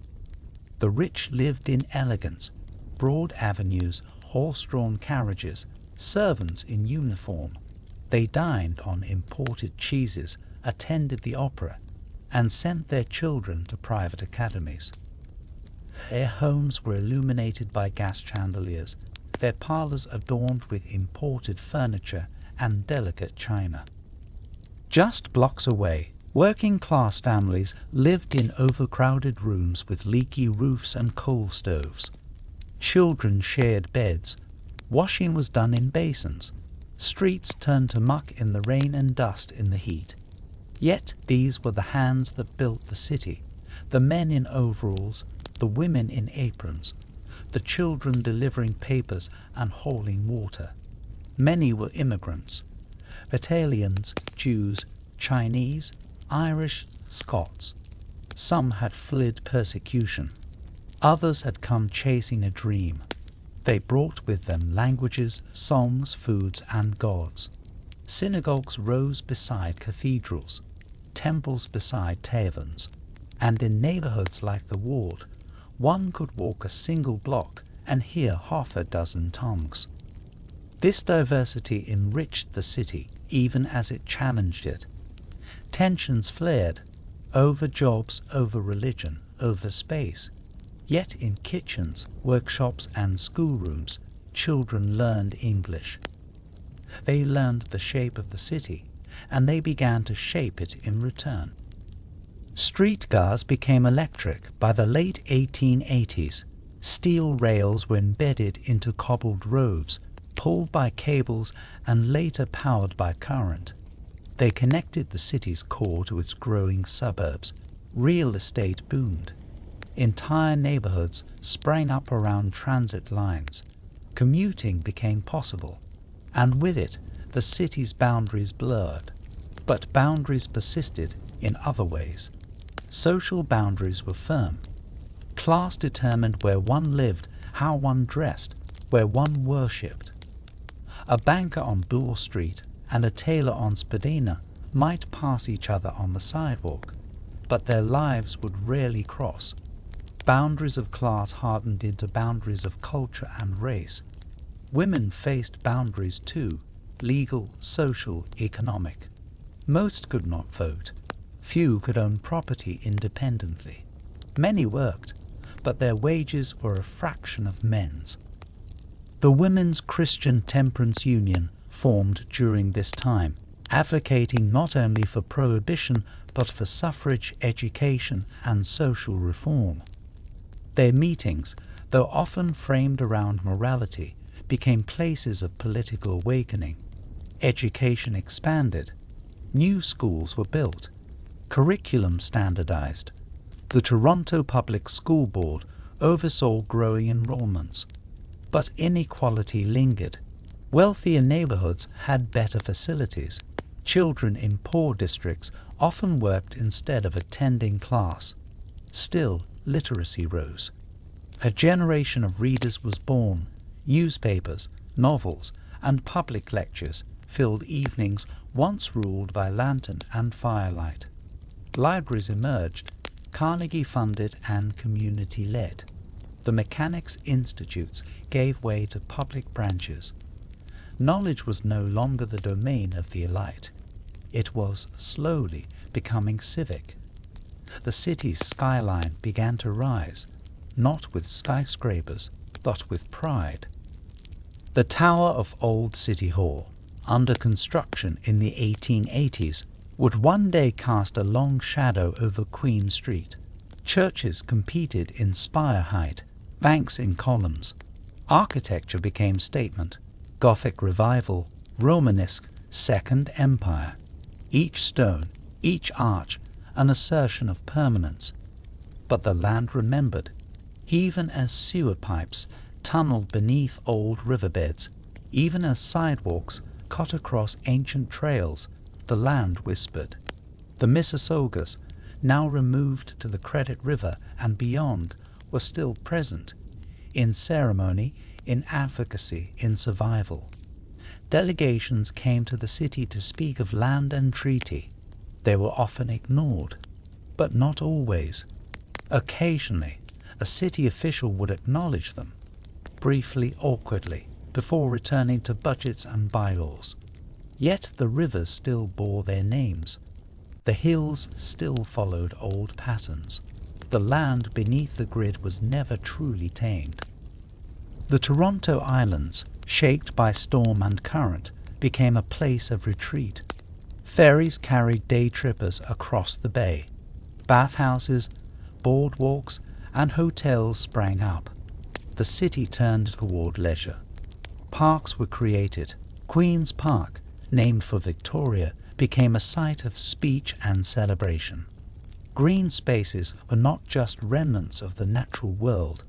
They became curated symbols of civic pride. And always there was fire. Fires consumed blocks of homes. Factories burst into flame, feeding on sawdust and varnish. Chimneys belched sparks.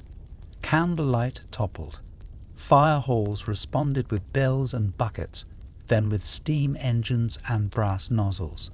Insurance maps recorded destruction in tidy lines. But for those who lost homes, shops, or family, the losses were real. Toronto was built of brick now, but it still burned. Public health slowly improved. Sewer systems expanded. Hospitals modernized. The Toronto General Hospital grew into a respected institution. Doctors argued over germ theory. Midwives still delivered most babies. Typhoid lingered in water. Tuberculosis in tenements. But the city was trying. Boards of health formed. Reports were written. Civic hygiene became a cause. And still Toronto grew. By 1890, the city's population approached 180,000. It was no longer a distant colonial outpost. It was the second largest city in the Dominion, a hub of trade, culture, and politics. Its reach extended into rural townships, into the northern railways, into national discourse. Newspapers from Toronto were read across the country. Politicians from Toronto sat in Parliament. Ideas born in Toronto, of reform, of education, of progress, shaped a young nation. And yet, for all its ambition, Toronto remained restless.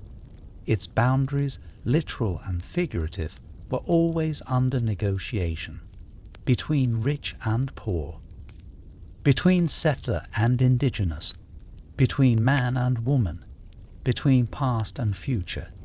It was a city of fire and brick, of memory and forgetting, of order and uprising, and beneath it all the land endured, quiet, rooted, watching.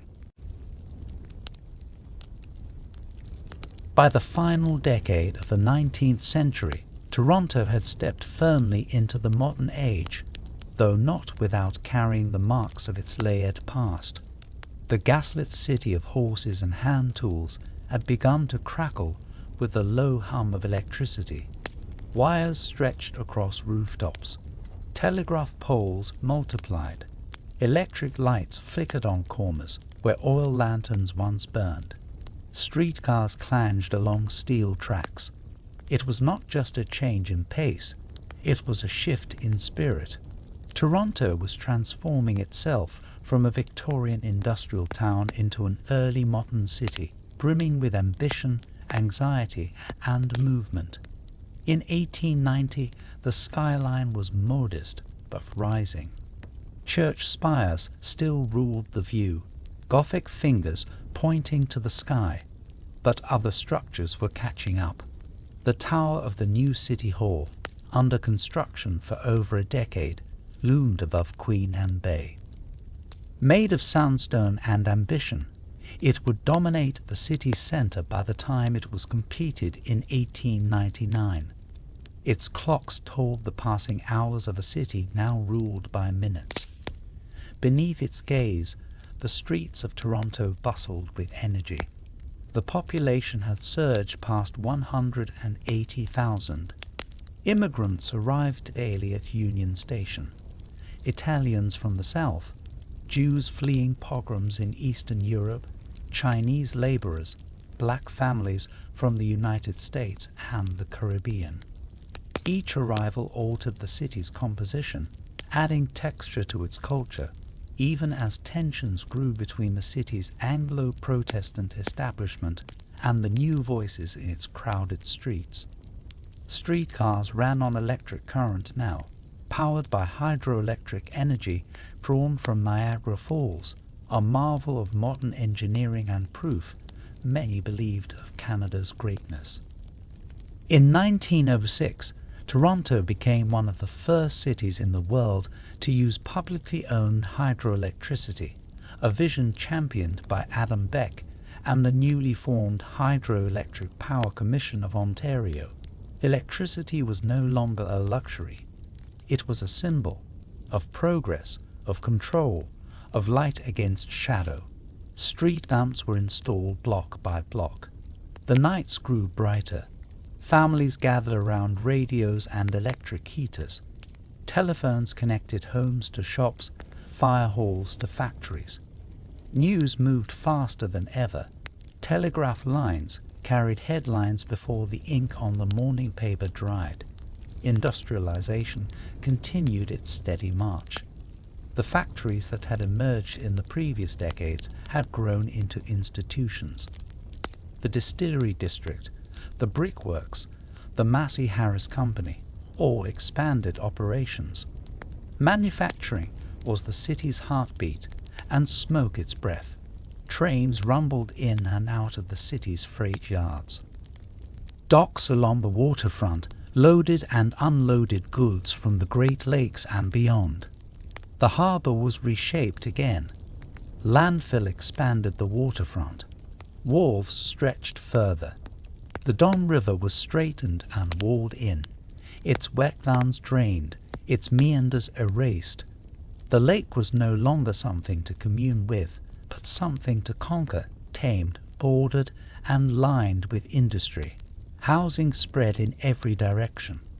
Victorian homes, some elegant, others cramped, multiplied across the city's flanks. Annex houses, Riverdale cottages, Parkdale terraces, all rose in rows, built for workers, merchants, teachers and clerks. The wealthy carved estates along Street Clare and the Bluffs. The poor crammed into the ward and the city's eastern edges. The ward remained a place of extraordinary diversity and contradiction. Jews, Italians, Chinese, Irish, black Torontonians, all lived shoulder to shoulder. Languages echoed through its laneways. Steam rose from tenement kitchens.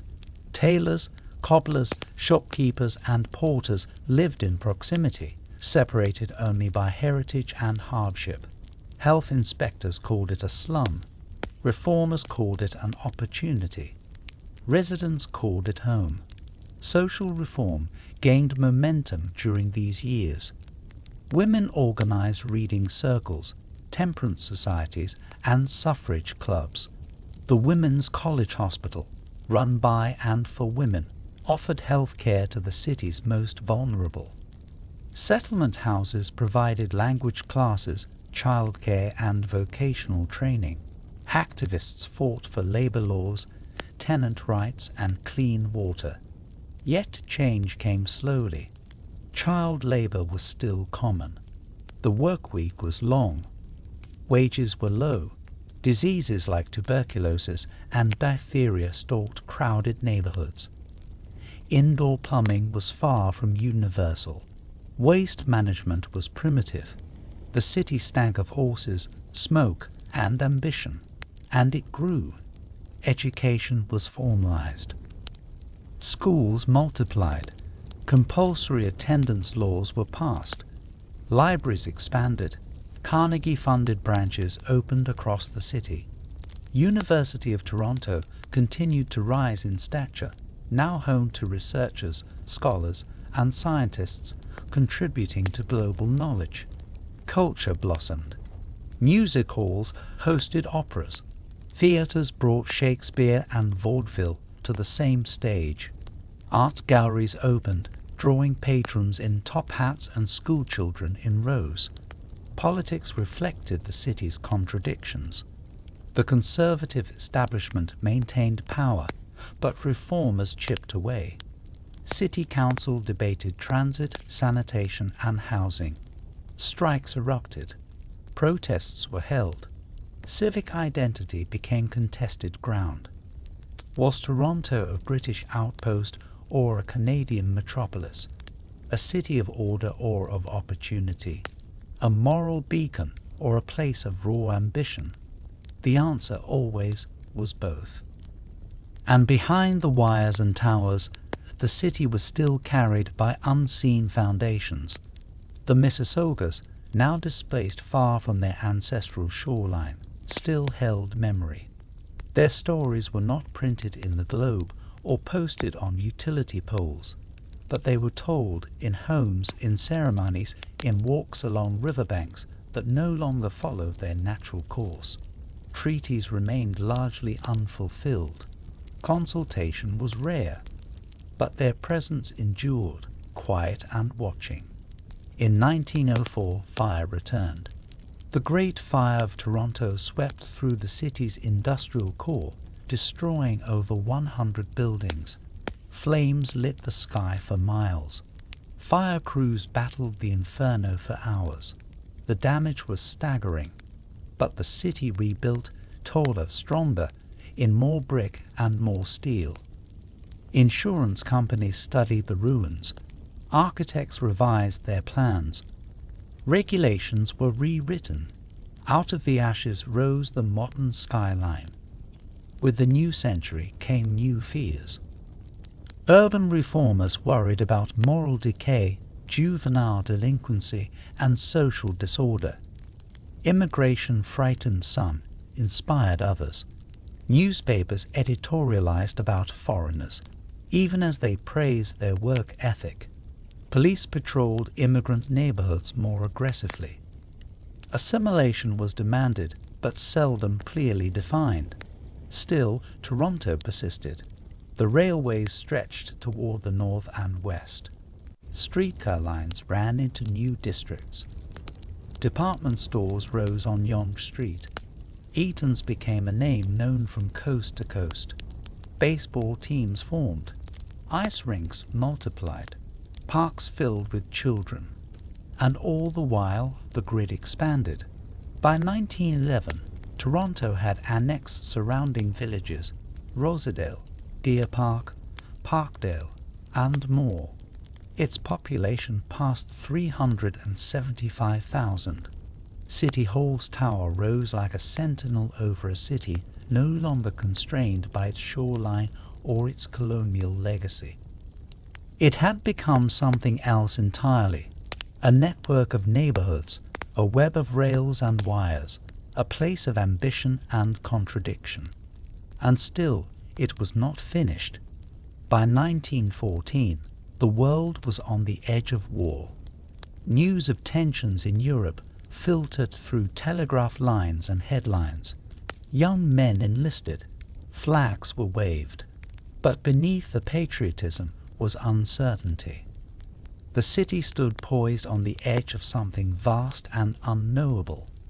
Toronto was now a city of towers and telegraphs, of electric streetcars and civic pride. It had become, in every visible sense, a modern North American metropolis. But beneath the concrete and copper, the land remembered. It always did.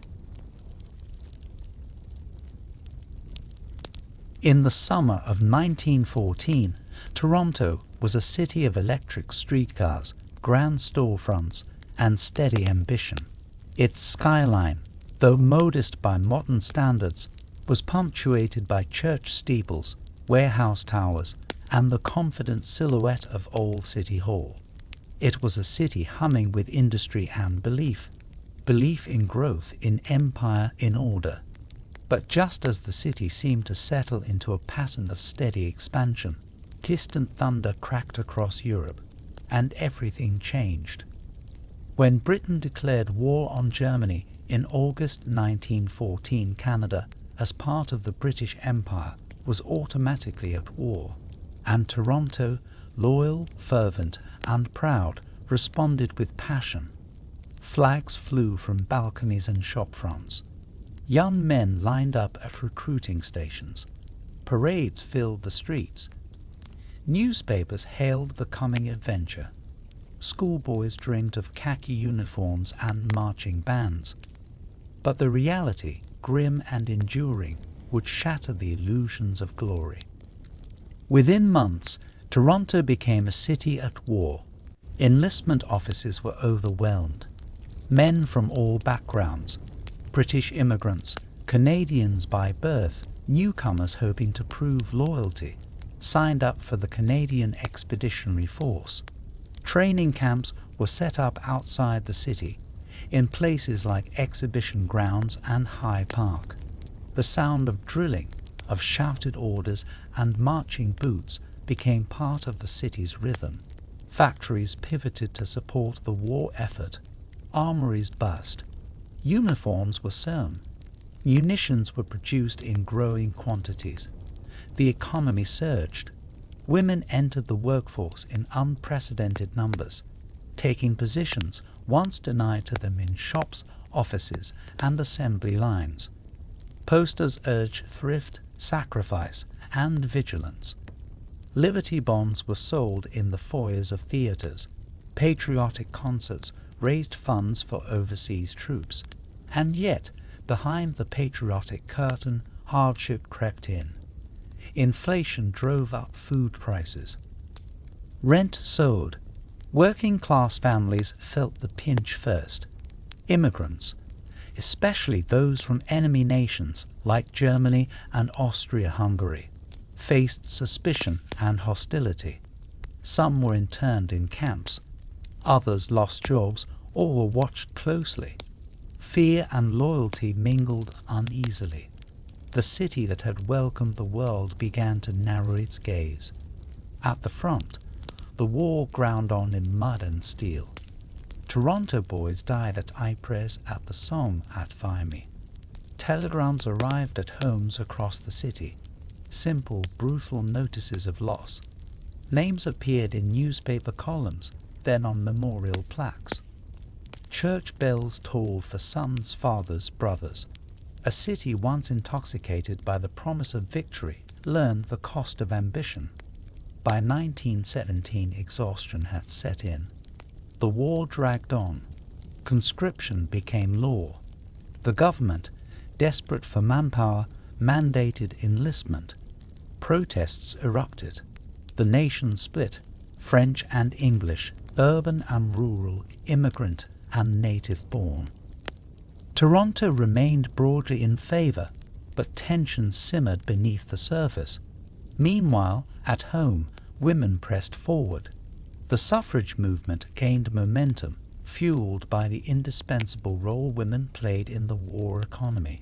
In 1917, some Canadian women, those with relatives at the front, won the right to vote federally. In 1918, the right was extended more broadly. In 1919, women in Ontario could vote municipally. The shift was seismic, though hard-won. Activists like Emily Stowe and Nellie McClung had long pushed for change. Now it was happening. Toronto women didn't just vote, they organized. They ran for office. They founded unions. They built networks of care and resistance. The city's fabric was changing slowly, steadily. When the war finally ended in November 1918, Toronto erupted in celebration. Crowds filled the streets. Bells rang for hours. Fireworks lit the night sky. Relief, joy, and sorrow mingled. More than 4,000 Torontonians had died. Tens of thousands had served. Nearly every family carried a wound. But even as peace arrived, new trials emerged. The influenza pandemic of 1918 to 1919 swept through the city with terrifying speed. Soldiers returning from Europe brought the virus with them. Within weeks, hospitals overflowed. Schools closed. Churches shuttered. Makeshift infirmaries were set up in gymnasiums and theaters. Doctors and nurses worked to the brink of collapse. Entire families died within days of each other. Over 1,600 Torontonians lost their lives. The city, already tired from war, was plunged into fresh grief. And yet recovery came. The 1920s brought a new energy, hurried, brash, and dazzling. The Roaring Twenties arrived with jazz music, flapper fashion, radio broadcasts, and new kinds of freedom.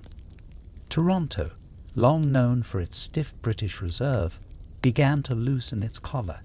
Theatres thrived. Movie houses like the Pantages and the Allen filled nightly. Streetcars ferried patrons past glowing marquees. Jazz clubs opened in the ward. Dancing became a pastime and a politics, a way of moving through space ungoverned, joyful, modern. Technology transformed daily life. Radios became household staples.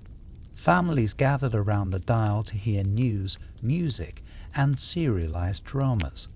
Telephones were common in middle-class homes. Refrigerators replaced iceboxes. Automobiles multiplied. Gas stations sprang up at intersections. Traffic lights were installed. Horses were still present, but receding. The skyline began to stretch upward. The Royal York Hotel, a towering statement of luxury and permanence, was announced. Office buildings climbed higher, their facades ornamented with stone lions and carved capitals. Construction was everywhere. Dust hung in the air. Steel skeletons rose beside horse carts and Model T Forbes. It was a city in motion, but progress was not equally shared. Black Torontonians, many descended from families who had arrived via the Underground Railroad, faced segregation in employment and housing. Chinese residents were restricted by exclusionary immigration policies and discriminatory bylaws. Jewish families faced quotas in universities and restrictions in neighborhoods. Indigenous people, many of whom had served in the war, were returned to reserves without benefits, rights, or recognition. Their ceremonies were outlawed. Their children were taken. And yet, within these communities, resilience flourished. Black churches and social clubs offered space for celebration and resistance. The Chinese community built mutual aid societies and schools. Jewish labor unions organized strikes and demonstrations. Indigenous families preserved language, ceremony, and story, quietly, fiercely, beneath the city's roar. Education expanded further. New schools opened. The University of Toronto grew in scope and influence. Women enrolled in greater numbers. Professional fields, once closed, began to open. Slowly, reluctantly, but open nonetheless, sport became civic religion. Varsity Stadium echoed with cheers. The Toronto Maple Leafs began their rise. Baseball diamonds and hockey rinks filled weekends. Athleticism became a source of pride and identity. Teams were followed with fervor. Victories celebrated. Losses mourned. Prohibition shaped social life. Ontario had banned the sale of alcohol in 1916. By the 1920s, speakeasies dotted the city. Bootleggers flourished. Police raided bars and basements. Moral reformers preached. Drinkers danced. The tension between order and indulgence defined the decade. Art and literature blossomed. The Group of Seven painted wild northern landscapes, untamed, sublime. Local writers explored urban life. Poets walked the Don Valley and imagined new languages. The city's voice was deepening. Its accent, no longer purely British, was becoming its own. By 1929, Toronto was one of Canada's largest and wealthiest cities. Its population exceeded 630,000. Its industries were booming. Its institutions respected. Its skyline taller. Its streets more crowded. A sense of modernity pulsed through every corner, electrical, mechanical, psychological. But beneath the surface, pressure built. Wealth accumulated unevenly. Debt mounted. Wages lagged. The stock market soared. Speculation ran rampant. The city, like much of the world, danced close to the edge. Dazzled by light, blind to the shadow approaching. The decade closed with a storm on the horizon. In October 1929, the markets collapsed, and with them, the illusion of unbroken progress. The Great Depression was about to begin. But for now, in the final golden days of the 20s, Toronto stood wide-eyed and upright, its streets humming with music, its skyline etched in pride, its people marching toward the unknown. When the stock market collapsed in October 1929, the tremor was felt first in Manhattan, then in Montreal, then in every town and city across Canada. In Toronto, it arrived with confusion and disbelief. Tickers in financial offices stuttered. Headlines turned ominous. Bankers murmured in backrooms. Most residents carried on as usual at first, unaware that the rhythm of daily life had just shifted beneath their feet.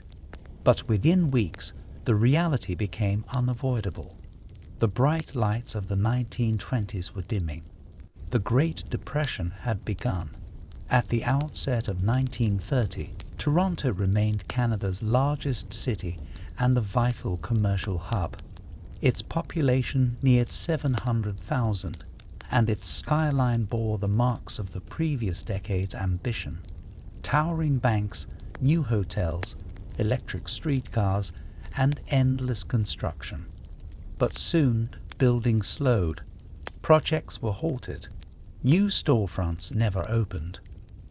Factories that had thrived through wartime production and post-war consumption began to shutter. The humming city was about to go quiet. As companies closed or cut back, workers were laid off in waves.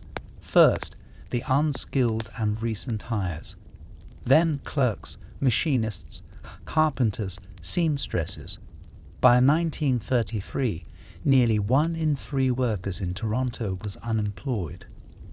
For many, it began with a pink slip and ended with eviction. Families were forced to double up. Basements became homes. Attics were rented. Furniture was pawned. Savings vanished. Bread lines formed. Relief offices opened.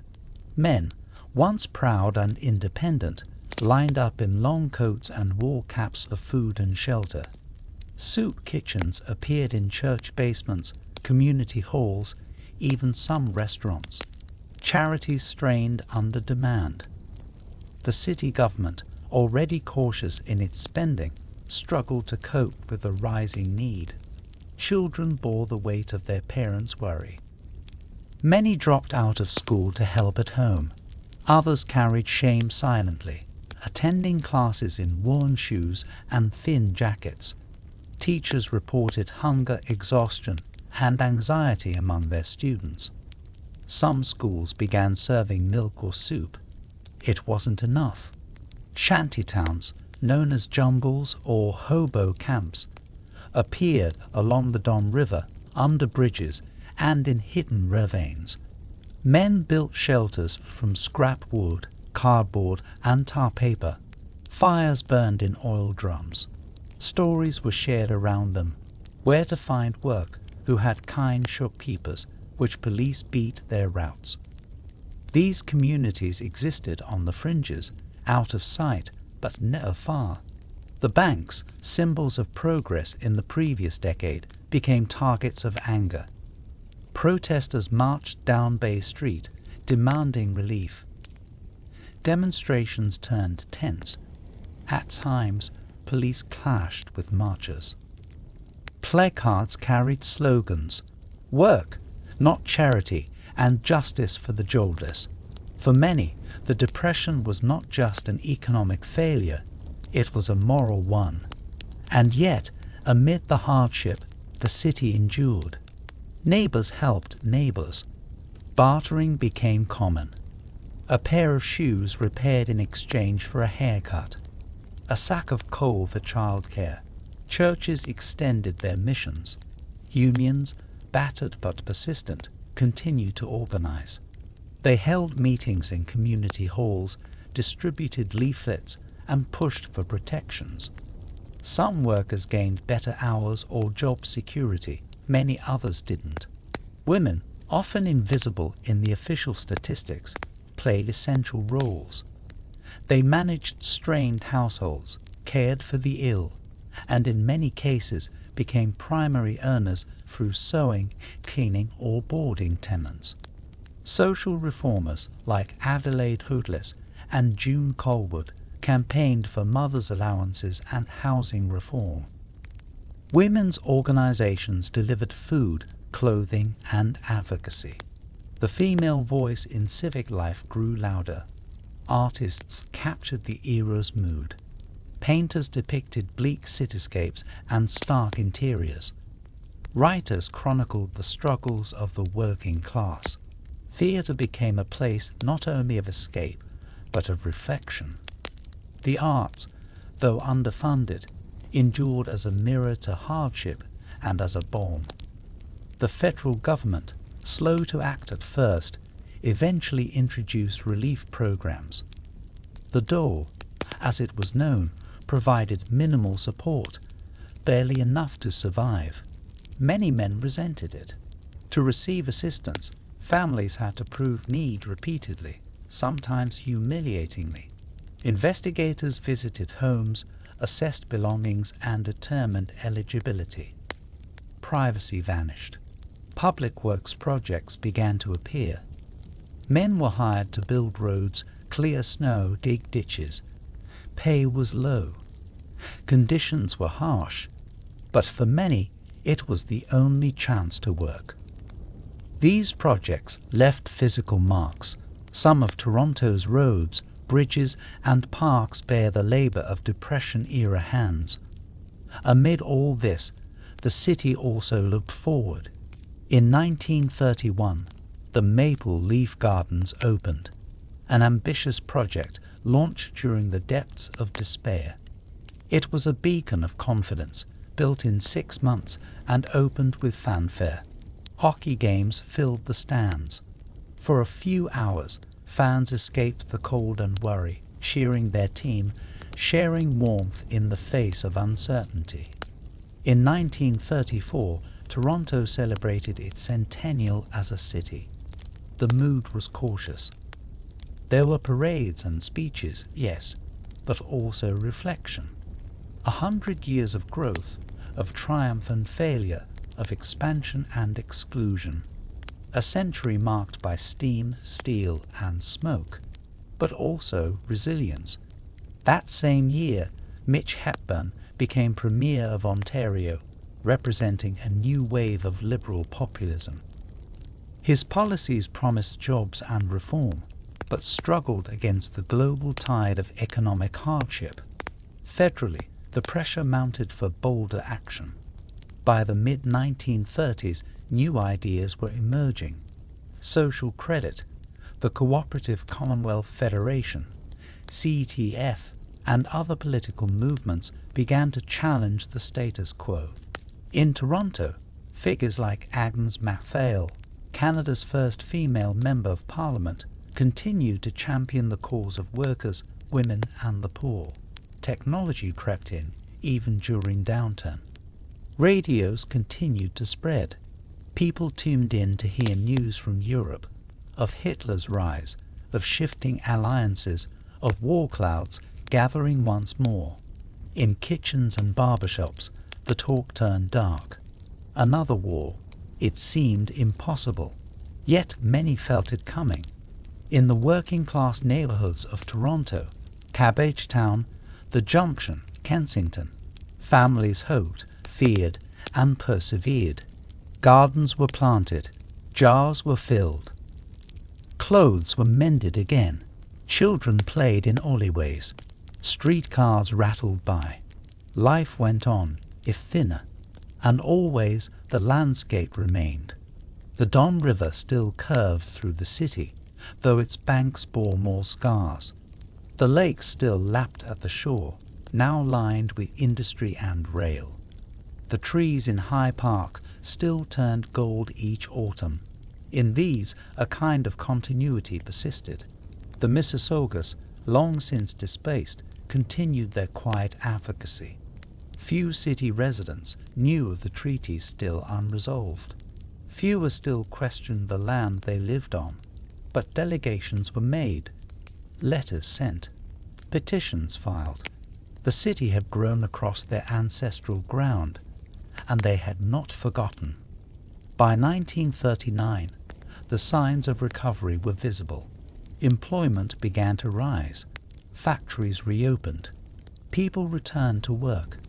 But it was not economic policy alone that sparked revival. It was war. On September 10, 1939, Canada declared war on Germany.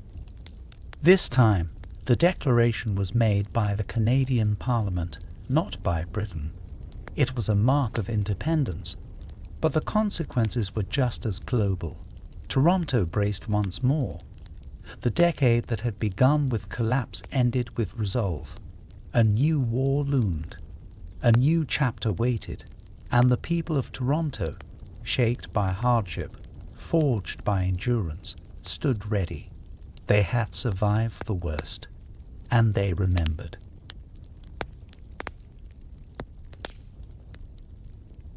When war returned in 1939, Toronto was no longer a wide-eyed colonial town or a shaken industrial city clinging to the edges of a depression. It was something else, larger, older, steadier, but also marked by the memory of recent suffering. Its streets had carried hunger. Its factories had gone quiet. Its people had marched and struggled and buried their dead in lean years. But now they heard the same echo from across the Atlantic. And this time, when the call came, they did not cheer as blindly as they had in 1914. They listened, they braced, and then they stood up. On September 10, 1939, Canada declared war on Germany. This time, the declaration came not automatically with Britain's, but through the decision of Parliament, a sign of Canadian sovereignty. But few questioned the outcome. The Nazi invasion of Poland had left little doubt. Fascism was on the march. The world was shifting. Toronto, like the rest of the nation, would again become a city at war. The change was immediate. Within days, enlistment offices opened. Uniforms reappeared, flags unfurled. Men and women reported to armories. Boys lied about their age. Women signed up for the Canadian Women's Army Corps. High school students collected scrap metal. Churches held vigils. The city that had gone quiet in the Depression now began to hum again, this time with urgency. Factories reopened. Manufacturing surged. Plants that had once laid off hundreds were now hiring by the thousands. Wartime contracts flowed in. Toronto's industrial base, already substantial, became a powerhouse. The General Engineering Company in Scarborough began producing artillery shells. Massey Harris made tanks and military tractors. Small shops converted to parts makers, assembly lines, and munitions contributors. Women, already proven workers from the Depression years, were now indispensable. They worked in overalls and kerchiefs, on lines and in labs. Their hands built the machines that went to Europe. Their names rarely made headlines, but their impact was everywhere. Housing boomed again, fast, improvised, often substandard. Barracks were built, apartments subdivided. Immigrants, recent and established, found work, but often not welcome. Discrimination persisted even as the war asked for unity. Chinese Canadians, Indigenous volunteers, black recruits all served but returned to cities still lined with prejudice. The contradictions of Canada were never more visible. A fight for freedom abroad while inequality festered at home. Toronto's streets changed. Streetcars were crowded. Ration cards were issued. Meat, butter, sugar, carefully counted and stretched. Posters urged thrift and silence. Loose lips sink ships. Victory gardens grow food. Families planted wherever they could. Backyards, school lots, even balconies. Housewives became strategists. Children became errand runners. Fathers were often absent, overseas in training or working double shifts.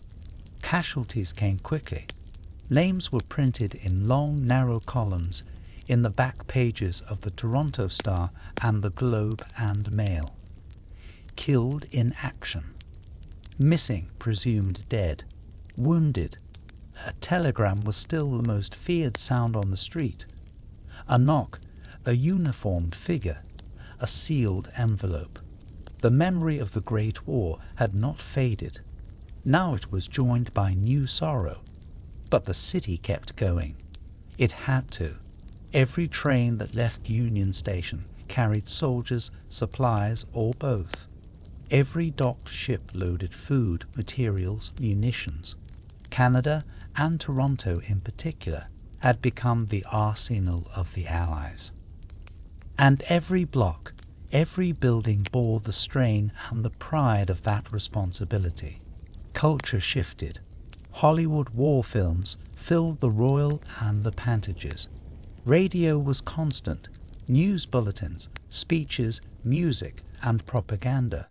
Families gathered around to hear Churchill's voice, or Roosevelt's, or the latest war reports from the CBC. Young people jitterbugged and slow danced at war-bombed rallies. Air raid drills were held in schools. Blackouts were practiced. Though the war never reached Toronto's shores, the feeling of siege was always near. Toronto's Jewish community, watching the events unfold in Europe with growing horror, raised funds, wrote letters, pleaded with the federal government to accept more refugees. But the doors of immigration remained mostly closed. "None is too many," said a federal bureaucrat when asked how many Jews Canada should accept. The words became a wound. It would take generations to heal. Still, the Jewish quarter, centered around Spadina Avenue and Kensington Market, remained alive. Butcher shops, tailors, synagogues, and schools pulsed with grief, resolve, and hope. Yiddish newspapers told truths others would not. Families sent parcels to Europe, unsure if they would ever arrive. Some never received a reply. The indigenous peoples, who had long been pushed to the margins, once again stepped forward. Hundreds of indigenous men from Ontario enlisted, including those from Mississauga and Anishinaabe communities. They fought bravely, but upon returning, found the same restrictions, the same indifference. Their service was lauded in uniform, but forgotten in civilian life. Women filled every role imaginable. They staffed factories, typed communiques, trained in nursing, ran supply depots, led victory drives. Many joined the Women's Royal Canadian Naval Service, or the Canadian Women's Army Corps. Uniforms became more common than aprons. Women ran the home front, and in doing so, laid groundwork for post-war change they had long deserved. By 1942, the war effort had fully consumed the city. Everything was geared toward victory. The population grew again, past 800,000. New neighborhoods expanded along old roads. Schools swelled. Hospitals were strained. The Humber and Don rivers carried more runoff, more debris. The lake took the waste of war and industry in silence. At the same time, government surveillance increased. The War Measures Act granted broad powers. Civil liberties shrank. Japanese Canadians were interned, though not in Toronto. The policies were watched, debated, and too often accepted. German and Italian Canadians were surveilled. Fear was pervasive. In spite of this, Toronto also offered quiet resistance. Religious leaders condemned internment and bigotry. Journalists pushed back against propaganda. Activists organized for rights, even during war. The city did not speak with one voice, but many. Civic life continued in strange rhythms. Marriages surged before deployment. Children were born in hope and fear. Graduations were held with one eye on Europe. Sports leagues continued, but with depleted rosters. Toronto's Maple Leafs won the Stanley Cup in 1942, an emotional victory cheered by thousands of families who needed something to cheer for. By 1944, the end began to feel possible. D-Day brought hope and dread. Letters from Normandy described chaos, mud, and death. Still the lines moved. Toronto watched, prayed, waited. When Germany fell in May 1945, the city erupted. Church bells rang. Streetcars were decorated. People danced on Yonge Street. VE Day was messy, joyful, exhausted. Strangers hugged. Flags waved. For a moment, unity was real.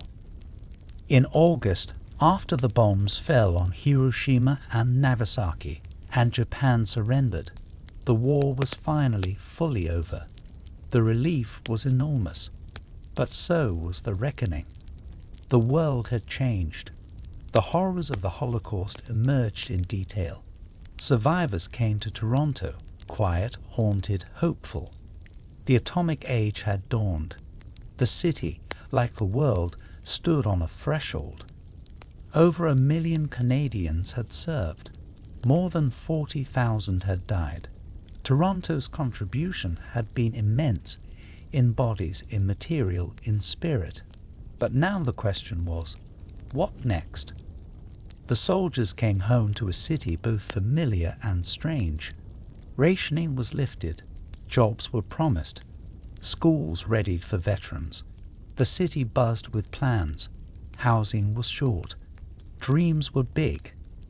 A generation shaped by fire, prepared to build again. And beneath the sidewalks, the water still flowed. Beneath the factories, the soil still remembered. Beneath every blueprint, The land still whispered the names that came before. Toronto had survived another war, but peace would bring its own tests. In 1945, Toronto emerged from the Second World War not victorious in a military sense, but transformed, economically energized, socially unsettled, and morally tested. The scars of the war were everywhere, on the faces of returning veterans, in the headlines recounting atrocities, in the empty seats at family tables. But alongside those scars was something else, a will to build, to heal, to make sense of the world that had broken and remade itself. This post-war period would come to define the modern soul of the city. The first task was absorption. Over 1 million Canadians had served overseas. Thousands of them were returning home to Toronto, bringing with them memories of battlefields, hospital wards, training grounds, and refugee camps. They returned to wives, parents, sweethearts, and children. They returned with ambitions, trauma, and the quiet weight of survival. The city greeted them with parades and promises. But promises are easier made than kept. Housing was in short supply. The war had frozen most new construction. Now, with peace, thousands of returning servicemen and women needed homes. They married in record numbers, and babies followed, ushering in the post-war baby boom. Apartments were subdivided. Basements became nurseries. Some families moved in with parents. Temporary housing was built. Row homes on the outskirts, veterans' villages of wood and tar paper. Entire new neighborhoods sprang up to meet the demand. In the east, Scarborough began to expand. To the west, Etobicoke and Mimico filled with modest bungalows. Suburbia, as it would later be called, was born not as luxury but as necessity. These were homes for clerks, teachers, mechanics, nurses. They had small yards, radios in the kitchen, clothes lines, and the smell of possibility. The federal government, eager to avoid another depression, invested heavily in infrastructure. Roads were paved, transit expanded, the first expressways were discussed, schools were built in every new neighborhood, hospitals grew, veterans received low-interest loans for homes and education. The University of Toronto expanded its faculties. Ryerson Institute of Technology was founded in 1948, offering hands-on training for a new kind of economy.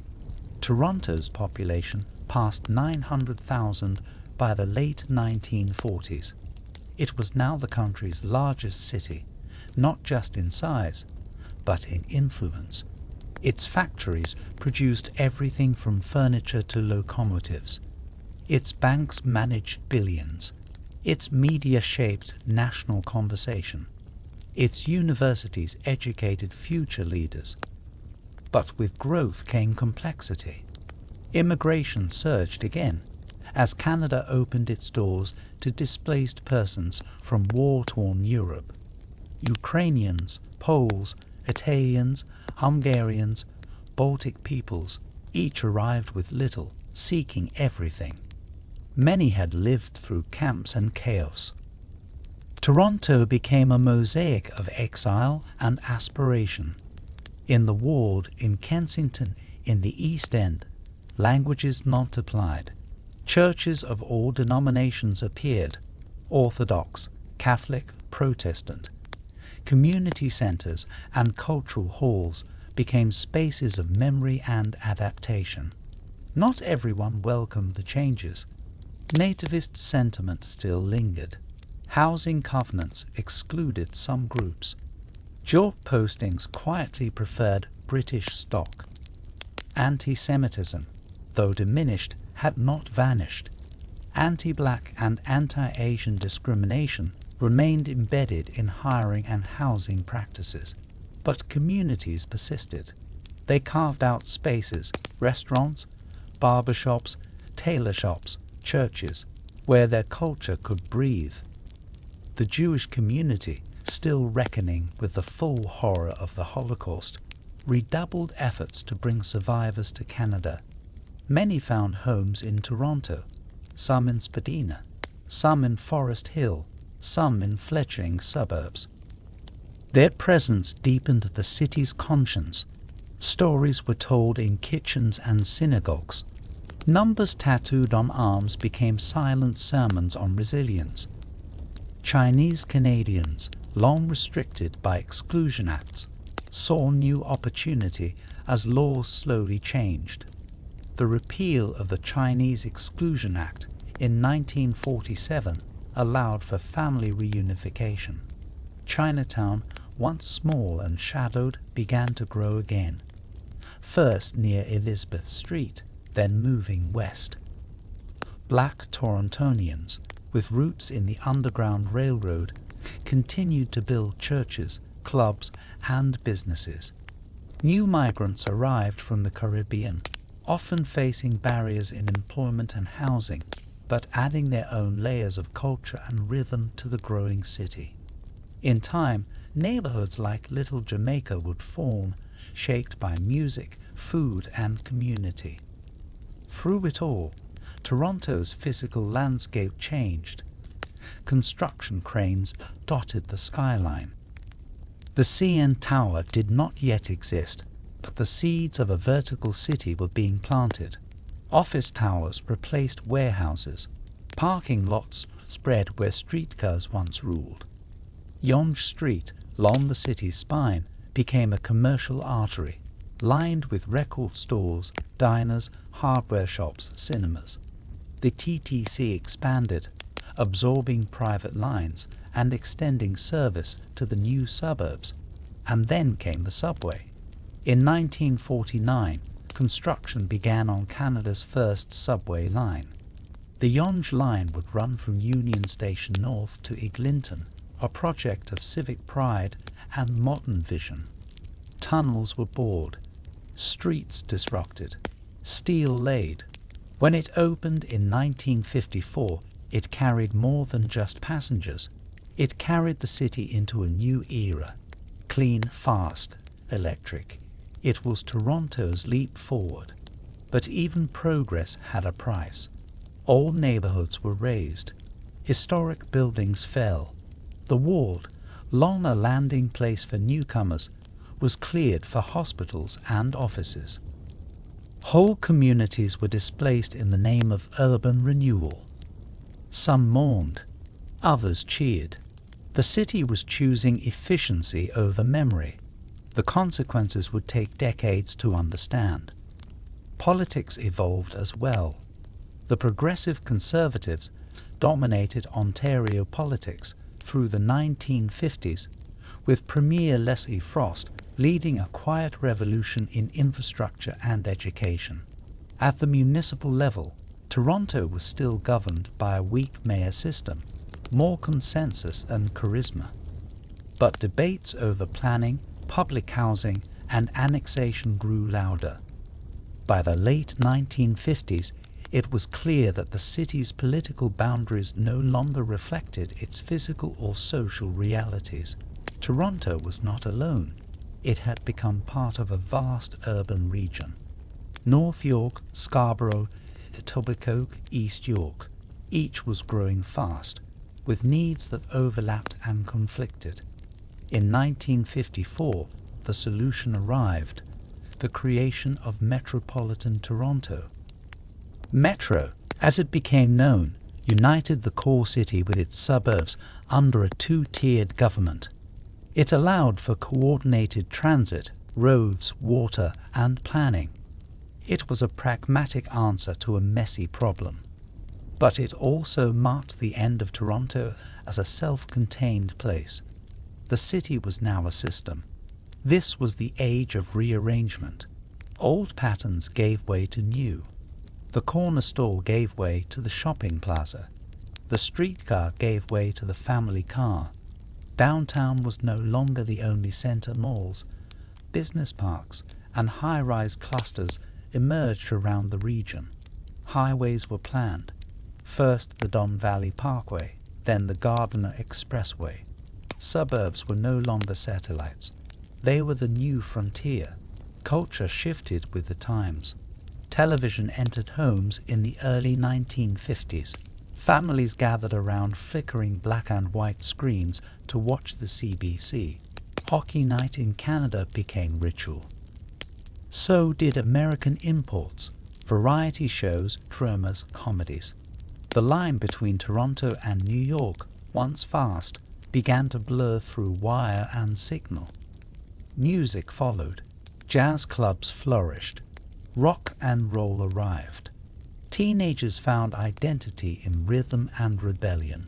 Coffee houses sprang up in Yorkville, first bohemian, then commercial. Poetry readings, folk concerts, and quiet revolutions in song and style. Education grew. The University of Toronto expanded. Ryerson matured. Community colleges were proposed. Public schools adapted to growing numbers and changing demographics. New Canadians filled desks. ESL classes were improvised. Multiculturalism, though not yet policy, was becoming practice. Religion remained central but changing. Church attendance was still high, but declining. New denominations emerged. Mosques, temples, and gurdwaras joined steeples. Toronto was slowly shedding its Protestant monoculture. Christmas lights shared space with menorahs, with lanterns, with quiet gestures of diverse faith. Toronto in 1960 was not a single city. It was many cities layered atop each other, colonial roots, industrial brick, immigrant neighborhoods, suburban ambition. It was still ordered, cautious, reserved, but something had begun to loosen. The city was preparing to speak in a new voice. The skyline still pointed to tradition, but in its shadows were bold ideas, and beneath the concrete, the land remained. The rivers still flowed, though in channels now. The trees still turned gold each fall. The ancient trails still informed the paths of highways. The memory of the Mississaugas still lingered, quiet, often ignored, but not gone. The city had been rebuilt. Now it was ready to be reimagined.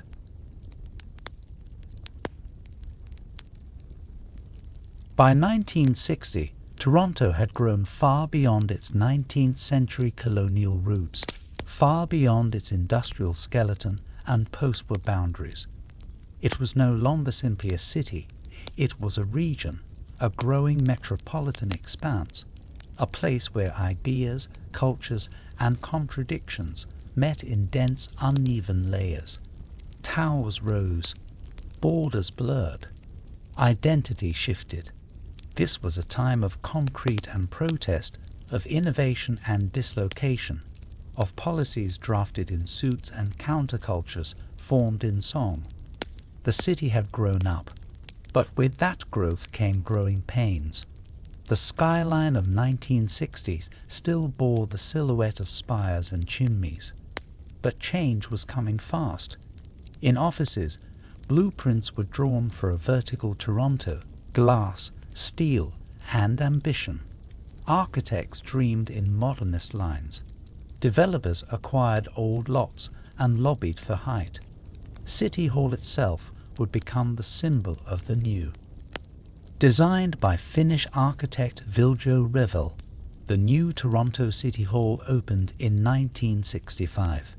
Its curved twin towers, flanking a saucer-like council chamber, shocked and thrilled the city. It didn't look British. It didn't look colonial. It looked modern. Just below it, Nathan Phillips Square became a civic plaza, part celebration space, part protest ground, part ice rink, part open question. It marked a shift in how the city saw itself, no longer simply an administrative center, but a place where people gathered, argued, danced, and remembered. Around the square, the city kept rising. Bay Street's financial towers climbed skyward. Apartment blocks multiplied across downtown and into the suburbs. Concrete became the defining material of the age. Brutalism, a style of raw, bold architecture, filled university campuses, civic centers, and apartment complexes. Some called it ugly, others saw strength. In time, it would become part of the city's visual DNA, but building came with cost. In neighborhoods like Trefan Court, Cabbagetown, and the Annex, bulldozers appeared. Entire blocks were designated for urban renewal. Families were moved. Homes were demolished. Streets were widened. Expressways loomed. In the name of progress, the city erased parts of itself. The most infamous of these plans was the Spadina Expressway, proposed as a north-south highway to bring suburban commuters into the city's heart. It would have cut through established neighborhoods, destroyed homes, and buried communities under concrete. But something changed. People resisted. Led by figures like urbanist Jane Jacobs, the Stop Spadina movement gathered strength. Residents, students, artists, and activists stood together. They held meetings, wrote articles, chained themselves to fences. They didn't just oppose a road. They defended a vision of the city as human, walkable, livable. And in 1971, after fierce debate, Premier Bill Davis cancelled the expressway. If we are building a transportation system to serve the automobile, he said, the Spadina Expressway should go ahead. If we are building a transportation system to serve people, the Spadina Expressway should not be built. The decision marked a turning point. Toronto, for the first time, put people before cars. At the same time, the city's population was shifting in profound ways. Canada's immigration laws were liberalized in the late 1960s, moving away from the racially biased policies of earlier decades. The result was a wave of new Canadians from the Caribbean, from South Asia, from East Asia, Africa, Latin America, and the Middle East. Toronto became a new home for the world's displaced, ambitious, and hopeful. This was not the trickle of previous decades. This was a tide. Neighborhoods changed rapidly. Along Bloor, Korean restaurants opened beside old British pubs. In East York, Greek grocers replaced corner stores. On Bathurst, Russian and Filipino newcomers shared benches and playgrounds. Chinatown grew, first around Elizabeth Street, then westward towards Spadina. In Scarborough and North York, entire communities of Tamils, Sikhs, and Trinidadians took root. Multiculturalism, still years from being official national policy, became Toronto's reality.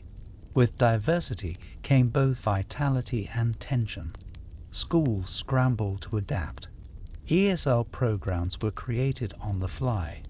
Teachers learned to pronounce new names, to respect new customs.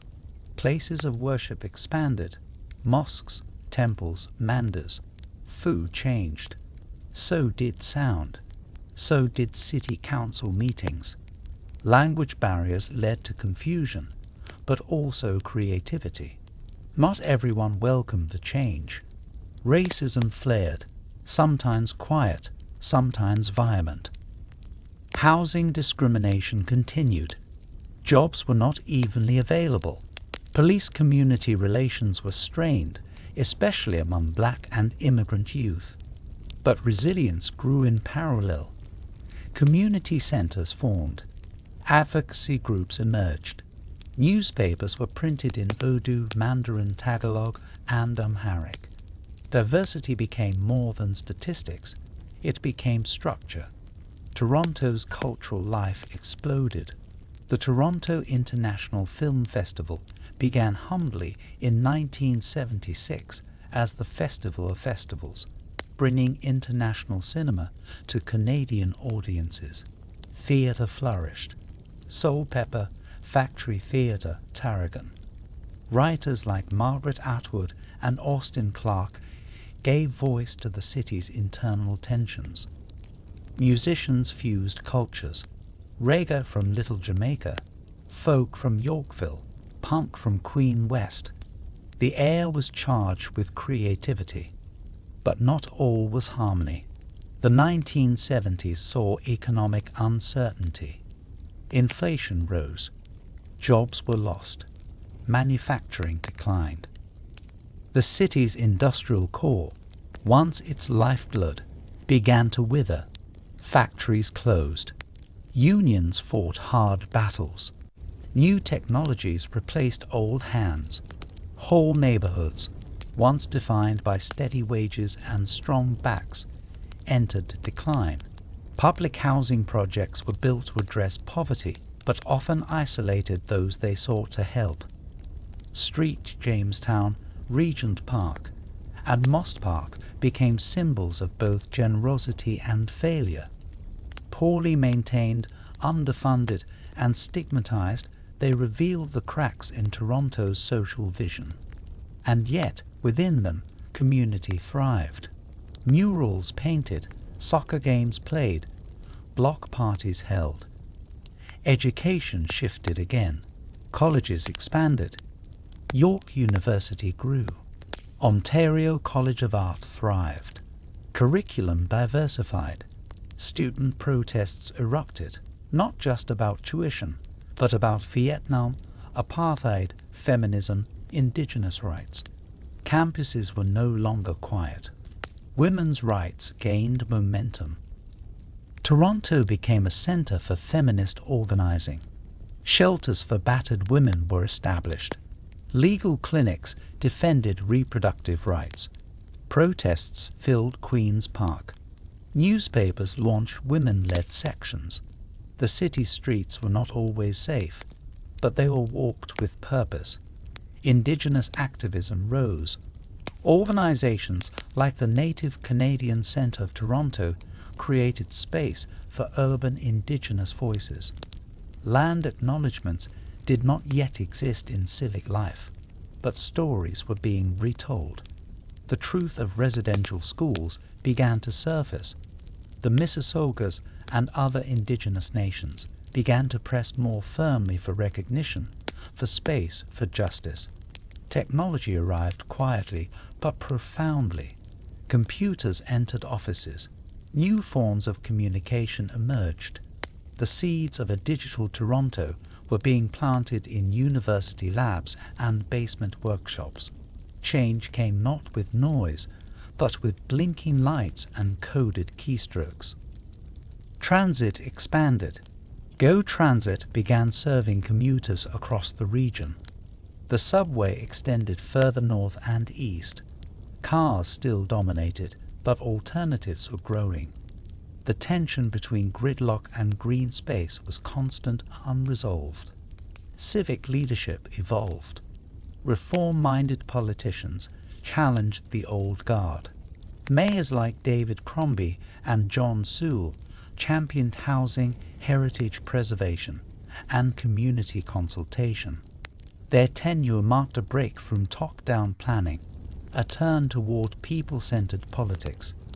Meanwhile, Toronto's identity as Toronto the Goodoo, our conservative, moralistic, Anglo-Protestant city, began to crack. The truth was always more complex, but now it became undeniable. The city was not one story. It was a multitude. By 1975, Toronto was unmistakably changed. Its skyline was taller, its streets more crowded, its languages more varied, its culture more layered. It was still a city of ambition, but now also of argument. It was a city learning to listen, to share, to question. It was not always graceful. It was never simple. But it was alive. By the mid-1970s, Toronto had fully outgrown its old identity. What had once been a colonial capital, then an industrial stronghold, had become something else entirely, a sprawling, multilingual, electrified urban galaxy, woven together by rails and roads, ambition and accident. The city was now more than the city of Toronto proper. It was Metro Toronto, a constellation of boroughs, municipalities, neighborhoods, and newly minted suburbs stretching out in every direction. It had become not only Canada's largest urban center, but its loudest, most restless laboratory for what a modern North American metropolis could be. The 1980s began not with a bang, but with a rhythm. Toronto moved to a new beat, faster, glossier, and deeply electronic. Synthpop and punk echoed through Queen Street West, while reggae boomed in Little Jamaica, and disco spilled out of downtown clubs into humid summer streets. Music wasn't just entertainment, it was identity. Rough Trade, the Parachute Club, Maestro Freshwares, and Rush. Different voices, different neighborhoods, different sounds, but all unmistakably Toronto. Much of this cultural explosion centered around Queen Street West, a corridor once forgotten, now reborn as the city's creative artery. Graffiti streaked alleyways, warehouse galleries, and DI performance spaces became hubs of experimentation. Artists lived in converted lofts, sometimes illegally, always creatively. The Ontario College of Art, perched like a spaceship above the city, trained generations of designers and dreamers. Small presses published radical poetry. Indie film took hold. The city's image, once buttoned up and cautious, began to fray at the edges in the best possible way. But this expression didn't rise alone. It rose against. The economic landscape of the late 70s and early 80s was choppy. Inflation soared.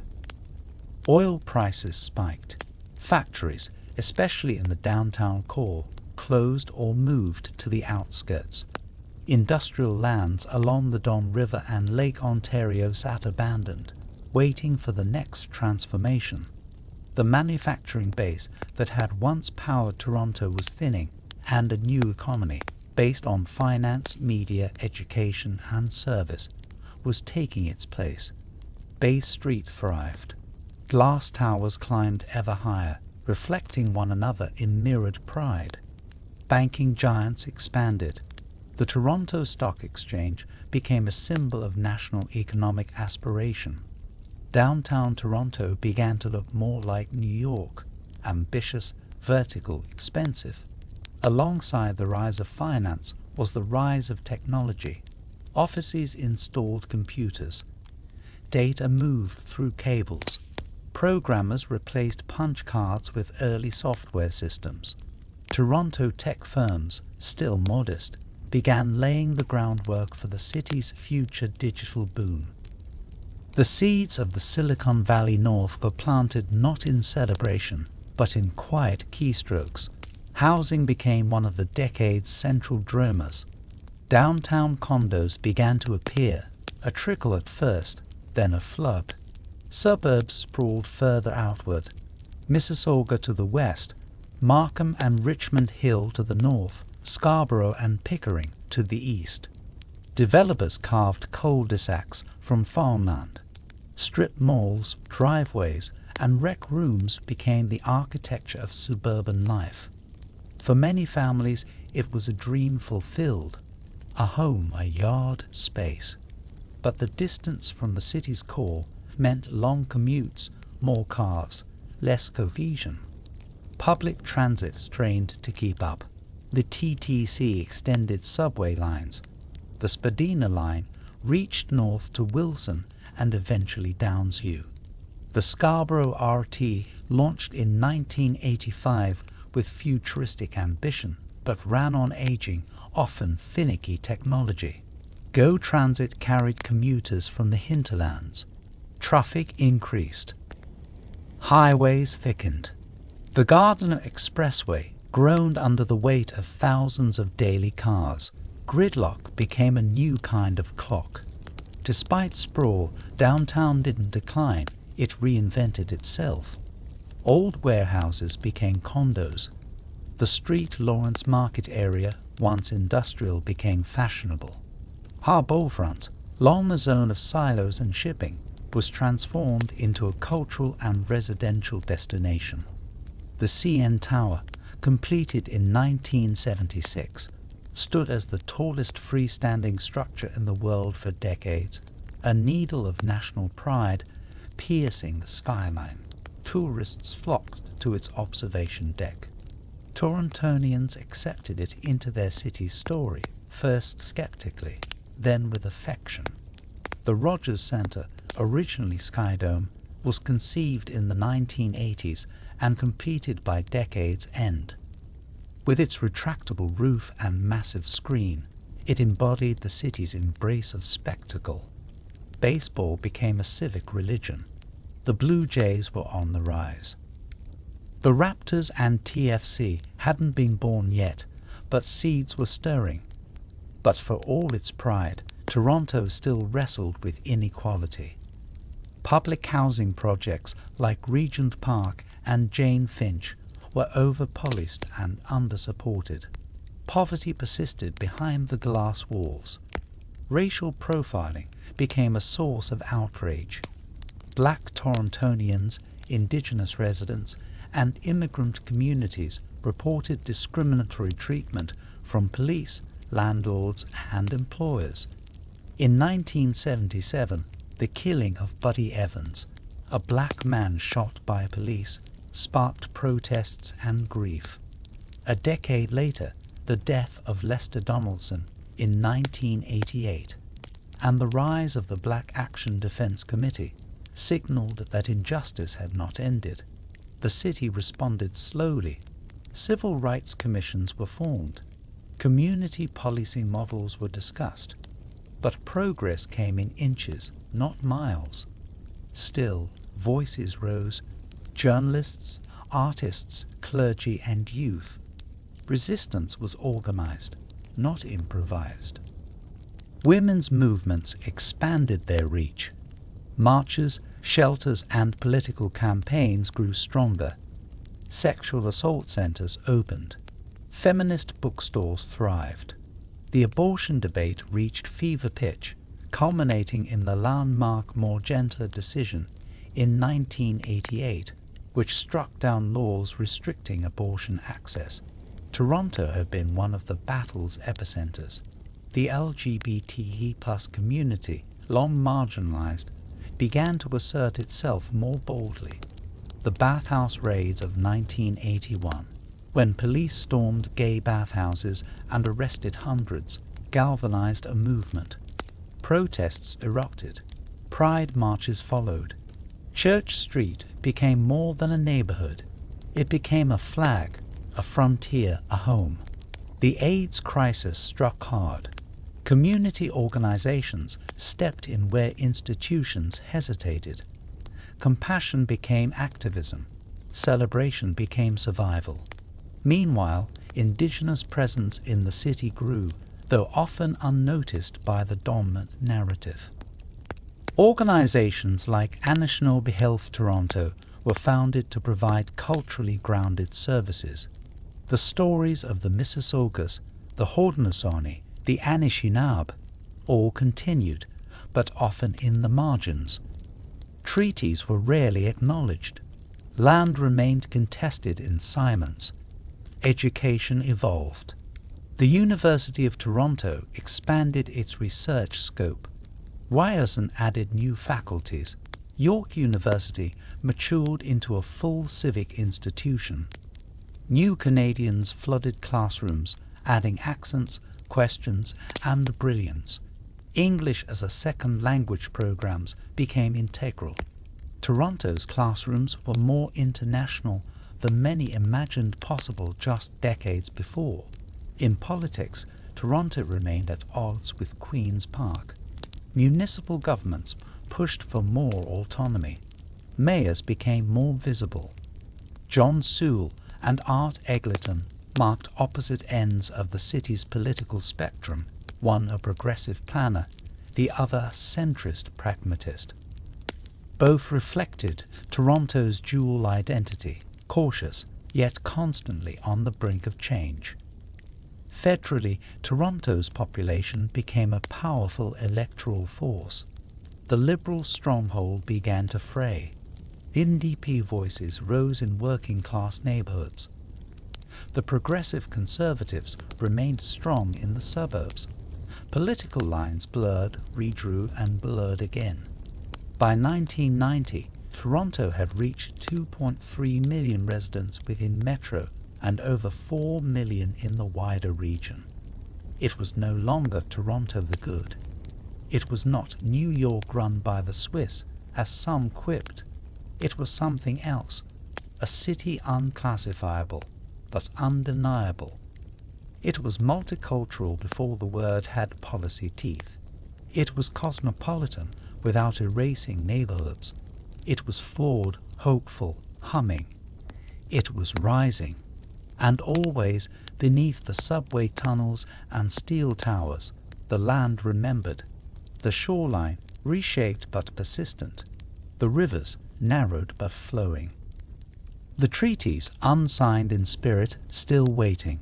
Toronto was a city stretched across centuries and stories. It was about to enter the 1990s with noise, colour, and the weight of everything that had come before. The 1990s began in Toronto not with fireworks or declarations, but with a feeling, a tension humming just below the surface, a sense that the city was about to outgrow its own shape. The skyline had changed. The suburbs had swelled. The sounds of over 100 languages echoed through schoolyards, subways, and storefronts. And yet, for all its scale, Toronto remained fragmented. 6 municipalities stitched together by roads, rails, and routines, but governed apart. This was the decade where all of that would change. It would be the decade of the Megacity. But first came a city on the edge of transformation. By 1990, the city of Toronto, along with its surrounding boroughs, East York, Etobicoke, North York, Scarborough, and York, made up metropolitan Toronto, a two-tiered structure formed in the 1950s to coordinate services across a growing urban region. For decades, Metro handled the essentials: policing, public transit, water, and waste, while each municipality governed local matters. But the lines were blurring. Residents lived in one city, worked in another, and commuted through a third. The city's identity had outgrown its map. Politicians debated the future of governments. Some called for stronger regional coordination. Others demanded full amalgamation. The provincial government watched, cautious and calculating. At stake was not just efficiency, but identity. But before the Megacity, Toronto had a decade to live, grow, and remember. Culturally, the 1990s were electric. Toronto had found its voice, and it sang in many tongues. Queen Street West continued to pulse with art, music, and design. The grunge movement reached Canada, mingling with homegrown hip-hop, reggae, and electronic music. Bars like the Horseshoe Tavern and Sneaky D's became temples of sound. Independent record stores thrived. Zines passed from hand to hand. The city danced, argued, and laughed through it all. In Kensington Market, vintage shops and bakeries stood beside tattoo parlours and Rastafarian bookstores. In Little Italy, patios filled on summer nights. Chinatown spilled further west, while a new Chinatown rose in Scarborough. Somali communities took root in Etobicoke. Tamils built temples in Markham. Vietnamese faux restaurants appeared beside Caribbean jerk huts. The smell of the city shifted. More spice, more garlic, more variety. This was not just multiculturalism in policy. It was lived, daily, joyful, and sometimes uneasy. Schools adapted. Teachers learned to pronounce unfamiliar names. Students juggled identities. At recess, soccer balls and stories crossed borders faster than politicians could draw them. The 1990s also brought tension. The early part of the decade was marked by recession. Jobs were lost. Factories closed. The real estate bubble of the late 80s burst. Homelessness rose. Lineups formed at food banks.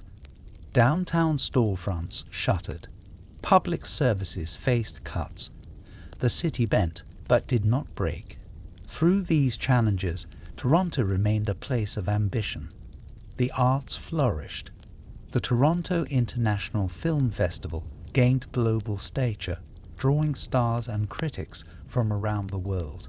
TIFF wasn't just a film event. It became a mirror for the city's cultural confidence. New galleries opened.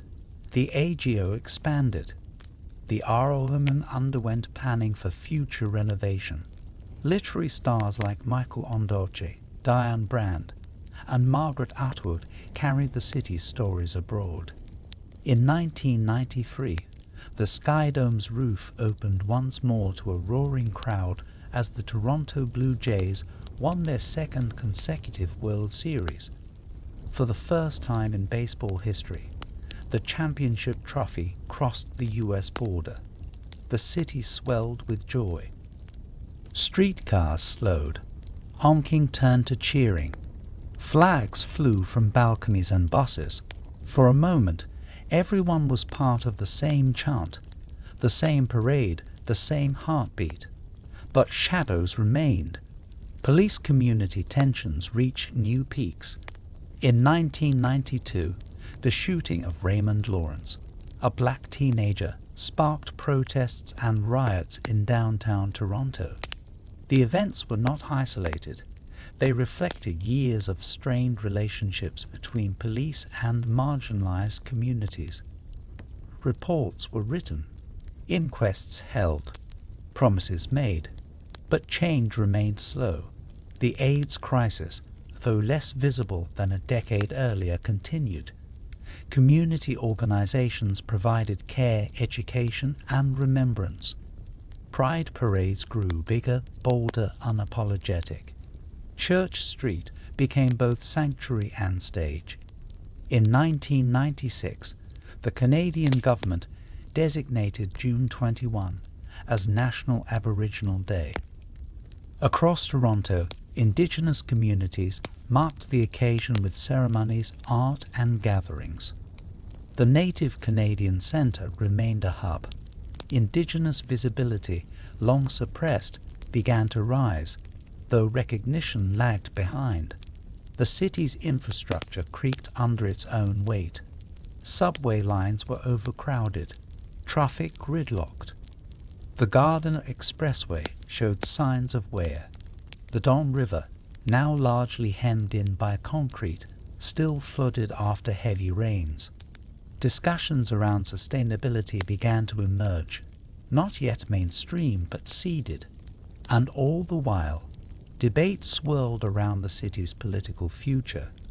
In 1997, the Progressive Conservative government of Ontario, led by Premier Mike Harris, introduced legislation to dissolve the 6 municipalities of metropolitan Toronto and replace them with a single unified city, the Megacity. The proposal sparked immediate backlash.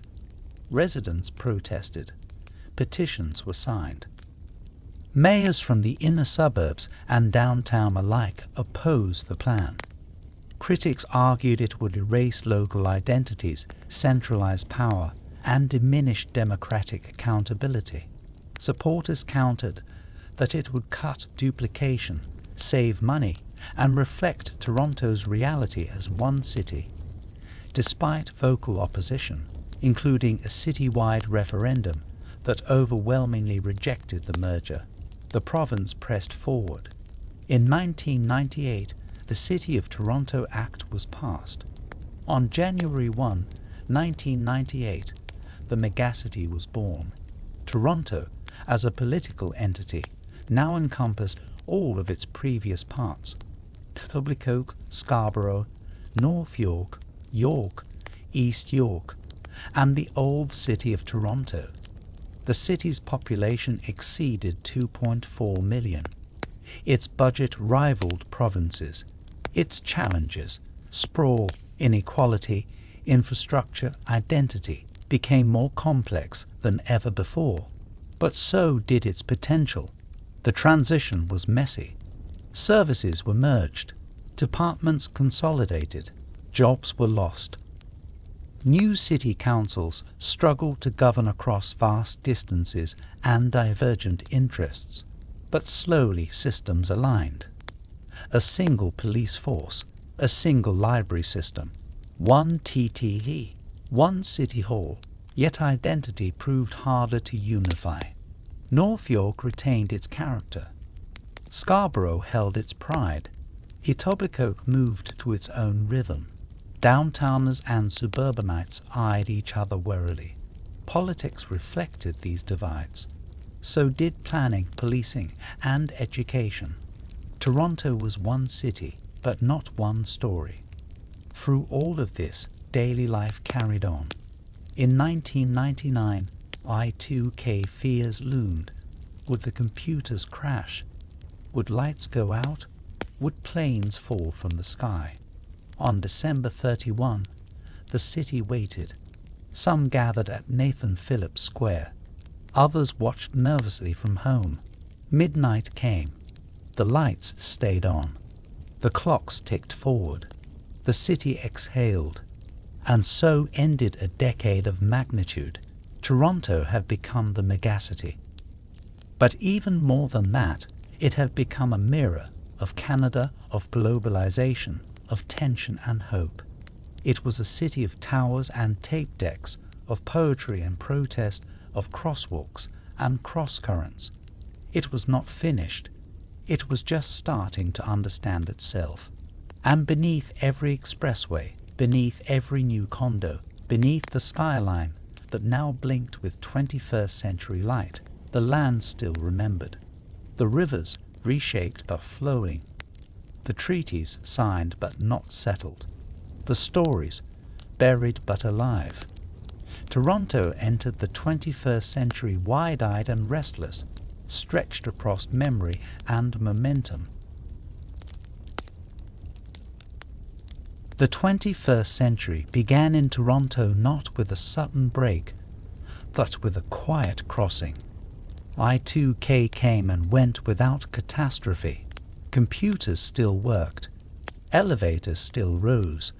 The city's skyline, dusted with new construction cranes, stood steady against the chill of January. But beneath that surface calm, something fundamental had shifted. Toronto was now fully a global city, a place shaped not only by its own memory, but by currents of change that flowed from every continent, through every airport gate, shipping terminal, and digital screen. This was a decade of deep transition. The megacity, just a few years old, was still learning how to walk. The old municipalities, Scarborough, Etobicoke, North York, East York, York, and the former city of Toronto, had been fused together by legislation. But socially, psychologically, and geographically, they were still distinct. Toronto was now the largest city in Canada and the fourth largest in North America, and with that size came challenge and promise. Downtown, the skyline began to transform with fresh intensity. Condominiums surged upward in a wave of glass and steel. The city core, once dominated by financial towers and aging apartment blocks, now glittered with new residential high-rises. The waterfront, long an industrial backlot, became the site of ambitious revitalization plans. Sugar Beach, Sherborne Common, the Queen's Quay redesign, all began here in sketches, meetings, and public consultations. The dream was clear. Toronto would turn toward its lake again. This time, not as a port, but as a place to live, gather, and breathe. The real estate boom didn't stop downtown. It rolled across the city. Condo towers rose along the Shepherd subway line. Old bungalows in East York became new builds. Suburban townhomes stretched north toward Vaughan and Markham. The green edges of the city turned to pavement. Developers moved fast. Families followed. But for every unit built, affordability slipped further out of reach. By the mid-2000s, home prices soared. Rental markets tightened. Rooming houses filled. Basement apartments multiplied. Gentrification, once a niche discussion, became a daily concern. Working-class communities near downtown, Parkdale, Leslieville, the Junction, felt the pressure. Artists, long-time residents, new immigrants, all found themselves priced out of their own neighborhoods. The city's population crossed 2.5 million. The Greater Toronto Area, or GTA, swelled past 5 million. Immigration fueled this growth. Newcomers from China, India, Pakistan, the Philippines, Iran, Sri Lanka, and Nigeria arrived in large numbers. They brought skills, languages, religions, traditions, and transformed Toronto's soul. In neighborhoods like Thorncliffe Park, Crescent Town, and Malvern, schools hosted dozens of languages. Classrooms became cultural mosaics. Teachers learned to pronounce unfamiliar names, to navigate unfamiliar holidays, to welcome new eyes wide with hope or heavy with trauma. Multiculturalism, once a federal policy, was now lived reality. And Toronto, quietly, steadily, became one of the most diverse cities on earth. This wasn't always easy. Racism remained, though it shifted in form. Hate crimes were recorded. Discrimination lingered in hiring, housing, and policing. But alongside the pain rose powerful movements of pride and resistance. Cultural festivals flourished.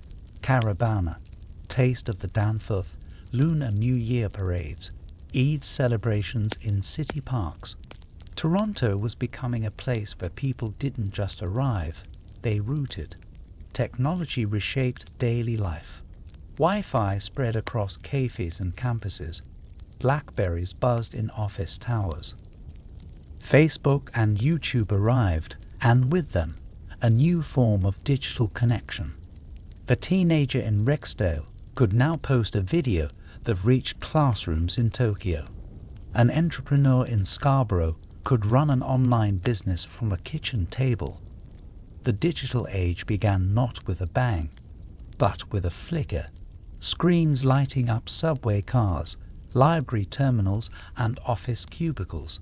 City Hall reflected the changes, if imperfectly. In 2003, Toronto elected David Miller as mayor, a progressive voice focused on environmental sustainability, public transit, and anti-poverty initiatives. His leadership marked a shift from the business-heavy tone of previous administrations. Miller championed Transit City, a plan to expand light rail across the city's outer neighborhoods. He pushed for waterfront revitalization, green roofs, and stronger tenant protections. The politics of the city began to reflect its geographic divides. Downtown and the inner suburbs often voted differently. Transit riders versus car commuters, renters versus homeowners. The city was now a tapestry of lived experiences, not always easy to govern from a single center. Transit itself remained a challenge. The TTC, despite being one of the most heavily used systems in North America, struggled with underfunding. Streetcars clattered down Queen and King. Buses filled to the brim in Scarborough. Subway extensions were debated endlessly. Riders asked for relief, politicians offered promises, and still the city moved, sometimes slowly, always together. Art continued to bloom. Musicians from Toronto gained global recognition. Feist, Drake, broken social scene, and Chaos each carried pieces of the city's sound outward. Film and television production boomed. Hollywood blockbusters were filmed on Queen Street and inside city studios. TIFF grew more international, more essential. It wasn't just about glamour, it was about voice. Visual art thrived in galleries large and small. OC80 rebranded and redesigned, its building hovering above McCall like a playful alien craft. Graffiti and murals filled alleyways. Public art became more visible, more political, more joyful. Poetry was read in cafes and high school gyms. Storytelling moved from the page to the stage. Toronto's culinary world expanded just as fast. Kensington and Chinatown stayed vibrant, while new pockets emerged. Persian restaurants filled North York. Somali cafes opened in Rexdale. Tamil street food drew crowds in Scarborough. The city's palate broadened. Food became not only survival, but celebration. But not everything moved forward. Homelessness remained a crisis. Shelters overflowed, especially in winter. Mental health services lagged behind demand. The city's most vulnerable found themselves in parks, underpasses, and encampments. Advocates lobbied. Outreach workers burned out. The city wrestled with itself, compassion and capacity in uneasy balance. Environmentally, Toronto took small but serious steps. Green roof bylaws were passed. Bike lanes painted, then sometimes removed. Recycling expanded. The Don River cleanup progressed slowly. The lakefront was watched more carefully. Still, smog advisories persisted. Heat waves became more common. Climate awareness grew. Change was now local, not just global. In 2005, Toronto was shaken by tragedy. On Boxing Day, 15-year-old Jane Krieber was killed in crossfire during a shooting on Yonge Street. The city, still healing from previous gun violence, paused in grief and alarm. The event sparked a wave of discussions on policing, poverty, youth opportunity, systemic racism. Community groups responded with mentorship programs, safe spaces, and renewed activism. But fear lingered. The tension between security and equity became one of the defining questions of the decade. Surveillance increased. Police budgets grew, but so did calls for justice, transparency, and alternatives. Trust was fragile, and yet Toronto endured. Through blackouts, like the massive Northeast blackout of 2003 that plunged the city into darkness for hours. Neighbors helped neighbors. Freezers thawed. Radios ran on batteries. And the city, slowed but not stopped, lit candles and waited for the hum of power to return.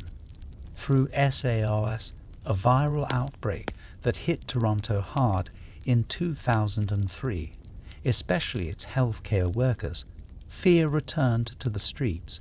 Chinatown businesses suffered. Hospitals were overwhelmed. But the city learned about contagion, resilience, and the cost of misinformation. Toronto entered 2010 changed, but unbroken. The towers had risen higher. The languages had multiplied. The city had stretched in every direction, yet found new ways to connect through transit, culture, crisis, and compassion. It was no longer the city of its parents or even its grandparents' generation. And yet, something essential remained: the pulse of Queen Street, the curve of the lake, the sound of streetcars in the morning, the steady, quiet dignity of its trees. And beneath all of it, the land still waited. The rivers still remembered their original paths. The treaties still waited to be honored in full. The indigenous nations still carried their stories. The second decade of the 21st century opened with Toronto standing at a threshold. The skyline was taller, its transit lines longer, and its population more diverse than at any other point in its history. And yet, beneath the cranes and the confidence, there was friction. This was a city still learning how to govern itself at scale, still wrestling with questions of identity, equity, and belonging. Between 2010 and 2015, Toronto would be tested politically, socially, and spiritually. These years would bring protest and pride, scandal and spectacle, and moments that would define how the city saw itself, and how the world saw it too. The decade began with an election. In October 2010, Rob Ford was elected Mayor of Toronto with a populist message that resonated deeply across the suburban parts of the amalgamated city. His campaign was simple, memorable, and effective. Stop the gravy train. Ford positioned himself as a voice for the taxpayer, for the people who felt ignored by the political elite downtown. He promised to cut waste, reduce spending, and respect the taxpayer. For many residents, especially in Tobicoke, Scarborough, and North York, he represented frustration with rising taxes, declining services, and the city government they no longer recognized as their own. Ford's arrival at City Hall marked a political and cultural shift. He was brash, combative, and unapologetic. His opponents saw him as reckless, his supporters as authentic. Council meetings became battlegrounds. Transit plans were appended. The ambitious transit city light rail expansion was largely shelved. Scarborough subway debates replaced surface rail with politics.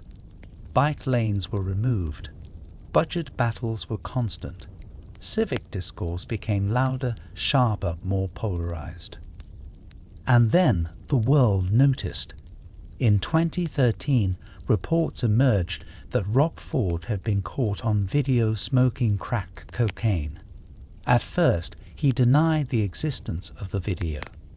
Then, after months of speculation, police confirmed its existence.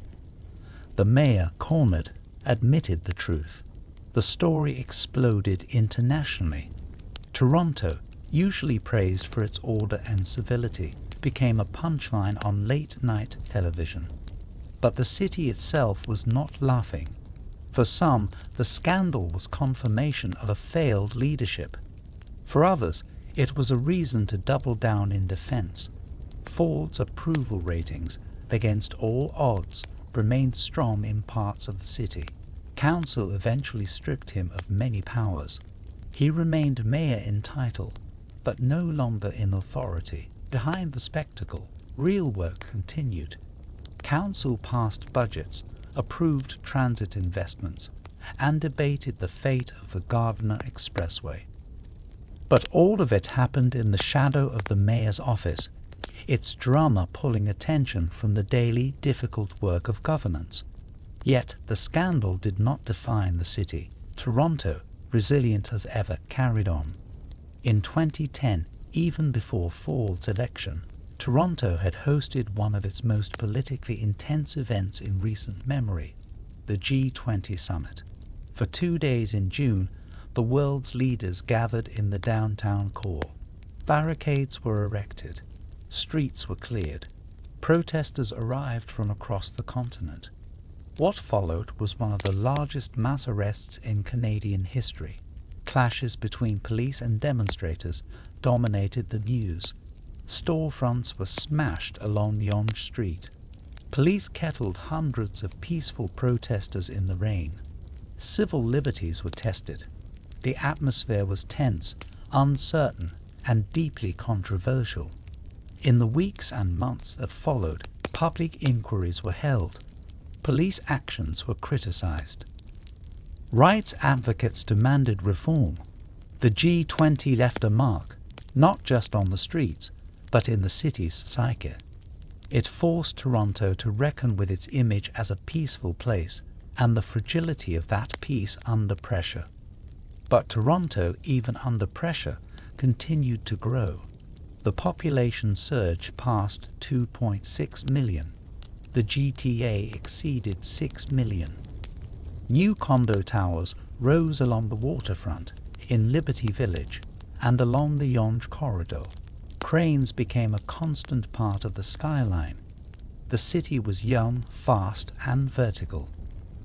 Immigration remained a vital force. Syrian refugees began arriving in early waves, joined by newcomers from Eritrea, Afghanistan, Haiti, and Colombia. Toronto welcomed them with services, language classes, job training, and most importantly, community. Schools adjusted, libraries expanded programs, faith centers offered food and friendship. Transit continued to divide the city. The Scarborough subway extension was debated, cancelled, resurrected, and endlessly redesigned. Light rail lines on Eglinton and Finch were promised, delayed, and slowly begun. The TTC faced aging infrastructure, crowded trains, and funding shortages. Riders endured delays and fare hikes, often with stoic patience. Transit became not just a service issue, but a symbol of fairness. Downtown, the paved system expanded, offering a network of underground walkways for commuters, shoppers, and tourists. Above ground, bike lanes crept further across the grid, despite opposition from drivers and some politicians. Pedestrian plazas, like the one at Yonge Dundas Square, hosted buskers, rallies, and street festivals. The city's rhythm was increasingly mixed: cars, bikes, scooters, feet, all moving together, not always gracefully. Cultural life thrived. The city's literary scene remained strong. Events like Word on the Street drew thousands. Authors like Diane Brand, Michael Redhill, and Shayla Hetty published internationally acclaimed works. Theatre companies flourished. Soul Pepper, Factory Theatre, and Canadian Stage mounted bold, experimental, and deeply local productions. Music continued its rise. Toronto became synonymous with global pop thanks to artists like Drake and The Weeknd, who carried the city's slang, streets, and spirit into global arenas. Caravana brought hundreds of thousands downtown each summer, celebrating Caribbean culture through parade, pageantry, and music. The LGBTQ+ community marked major milestones. Pride parades grew larger, prouder, and more political. In 2014, Toronto hosted World Pride, an international celebration that brought millions to the city. Church Street pulsed with colour, protest, and joy. And behind the celebration were years of advocacy from organizations like the 519 Black Coalition for AIDS Prevention and community elders who had marched when few had cheered. Housing affordability worsened. Waiting lists for public housing stretched into years. Tent cities began appearing again in city parks. The line between housed and unhoused grew thin for many. Advocates pushed for stronger protections. Renters organized. Developers promised inclusionary zoning. But the market kept climbing. Condo ads filled subway platforms. For many, owning a home in Toronto was no longer a dream deferred. It was a dream denied. Education saw transformation. Full-day kindergarten was introduced across Ontario. TDSB schools grappled with funding pressures, aging buildings, and the challenge of representing every child in the curriculum. Equity officers were hired. School councils debated issues of race, gender, and history. Students marched for justice, for climate action, for safe schools. The city's environmental movement grew. Green roofs became more common. Urban farming took hold on rooftops, in laneways, in community gardens.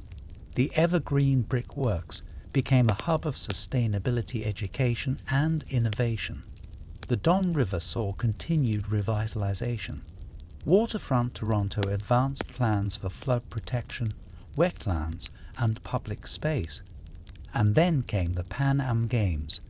In 2015, Toronto hosted the Pan American and Para-Pan American Games, the largest international sporting event the city had ever seen. Athletes from across the Americas competed in newly built venues across the region. The city was filled with music, energy, and global attention. Transit improvements were made. Arts and culture were spotlighted. For many, it was a moment of pride, a city coming together to show the world what it had become. By the end of 2015, Toronto had grown, not just in size, but in self-awareness. It had been tested by scandal, protest, inequality, and rapid change. It had danced, grieved, marched, and imagined. Its neighborhoods had shifted. Its skyline had sharpened. Its people had spoken, on the streets, in council chambers, in classrooms. And beneath the city, the land still held memory. The treaties were still on paper. The rivers still whispered. The ancient shoreline, now paved, still curved beneath the towers. Toronto stood at the midpoint of a decade, but at the edge of something larger. Its story was not over. It was, perhaps, just beginning again. By the midpoint of the 2010s, Toronto no longer resembled the city it had been even a generation earlier. What had once been a modest industrial port had become a city of striking verticality, global influence, and accelerating contradictions. The skyline stretched ever higher, a forest of glass towers rising above the old grid. The streets below pulsed with energy, diverse, crowded, contested. And within it all was a tension that defined the age, between growth and equity, between history and speed, between the dream of a world-class city and the realities faced by those trying to live in one. Between 2015 and 2020, Toronto became a place of bold ambition and quiet reckoning. At the center of it all was housing. The condo boom that began in the 1990s had reached full momentum. New towers shot up across downtown and far beyond. In Etobicoke's Mimico, in North York, along the Yonge Corridor, in Scarborough Town Centre. Sleek towers with mirrored facades, rooftop terraces, and high-speed elevators became the currency of 21st century development. Each one promised luxury urban living, and yet, for many Torontonians, these new buildings offered no place to call home. Home prices soared. Rents climbed with them. A one-bedroom downtown surpassed $2,000 per month. Detached homes in the old city sold for over $1 million. In once affordable neighborhoods, Parkdale, The Junction, Little Portugal. Residents were displaced as investors bought up properties. Renovictions became common. Demolitions, too. Long-time tenants received notices. Newcomers found themselves pushed to the margins, geographically and economically. In response, the city began talking about affordable housing with new urgency. But the term itself was slippery. What was affordable to one was unreachable to another. Shelter waitlists stretched for years. Public housing stock, long neglected, suffered from underfunding and decay. At Toronto community housing buildings, elevators failed, heating systems broke, and repairs lagged.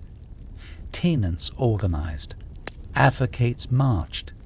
Demands were made. The tension between vertical growth and livable reality sharpened. Transit, always Toronto's other major obsession, remained deeply entangled in politics. The TTC carried nearly 1.7 million rides per day, making it the third largest system in North America. Streetcars rumbled along King, Queen, and Dundas, some of them new, sleek, and silent, others older with their familiar shudder and squeal. Subways ran crowded through the Yonge University Spadina and Bloor Danforth lines. The long-promised relief line was redesigned, rebranded as the Ontario Line. Meanwhile, construction on the Eglinton Crosstown LRT, begun in 2011, continued with delays. Transit planning was slow, fragmented, and often whiplashed by provincial municipal tensions. The question wasn't whether Toronto needed more transit. It was how, when, and who would decide. Mayoral politics entered a new chapter. After the chaos of the Ford years and the brief transition under Norm Kelly, John Tory took office in 2014 and was re-elected in 2018. Tory brought a tone of stability and pragmatism. He championed Smart Track, a proposal to adapt GO lines into urban transit routes, and supported expanded housing initiatives, including the housing now planned to develop affordable units on city land. Yet criticisms persisted that his policies favored developers, that progress was too slow, that neighborhoods continued to bear the weight of gentrification without the benefits of protection. He was seen by some as a steady hand, and by others as a symbol of Toronto's slow, centrist drift in the face of urgent need. In the neighborhoods, change unfolded block by block. In Parkdale, tenants organized against displacement. They launched rent strikes, created community land trusts, and fought for rent control. Their fight wasn't just about buildings. It was about culture, legacy, survival. In the East End, Indigenous artists and activists reclaimed space through murals, performances, and community events. The Native Canadian Centre remained a beacon of culture and service, while new organizations like Native Child and Family Services expanded reach. Toronto's Indigenous population grew, with more youth and families moving to the city, and with them came renewed demands for land recognition, for treaty awareness, and for truth.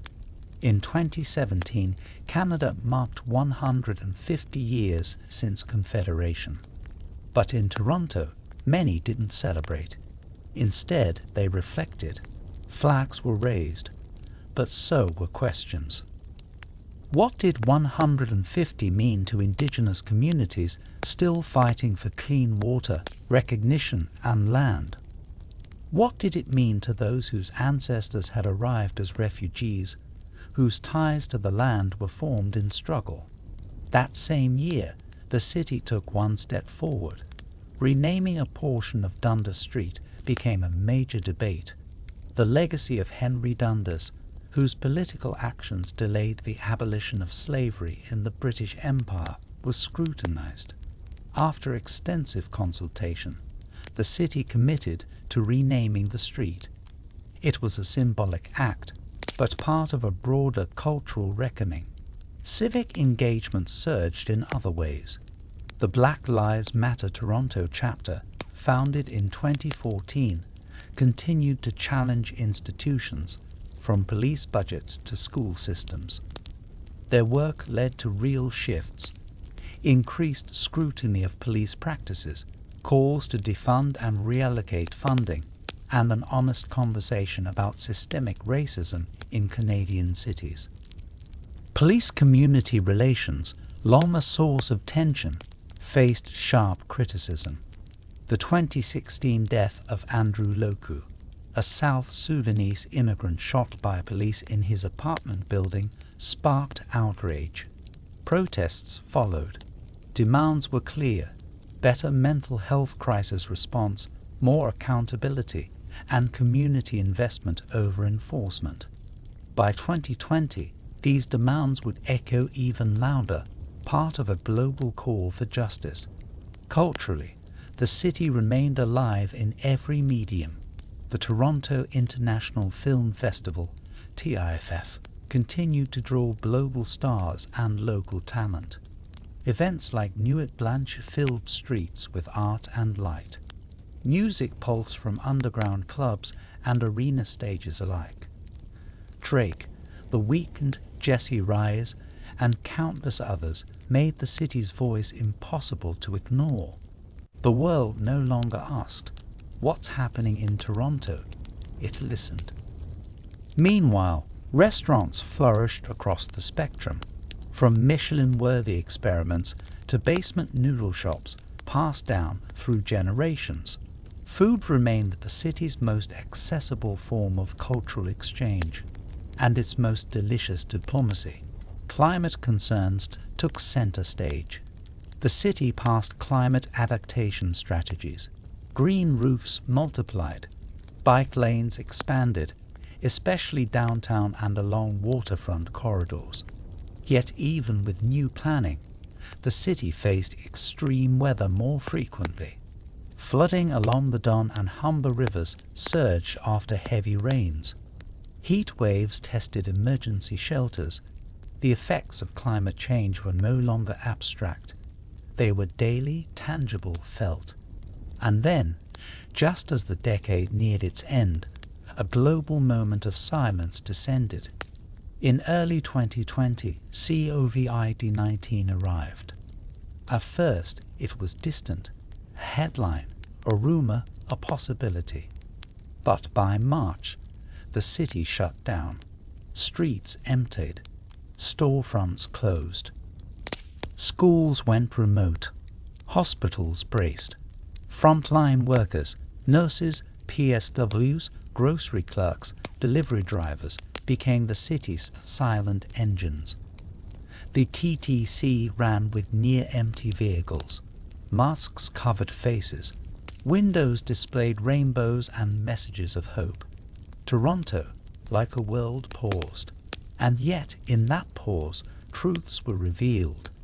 The inequalities the city had long carried became undeniable.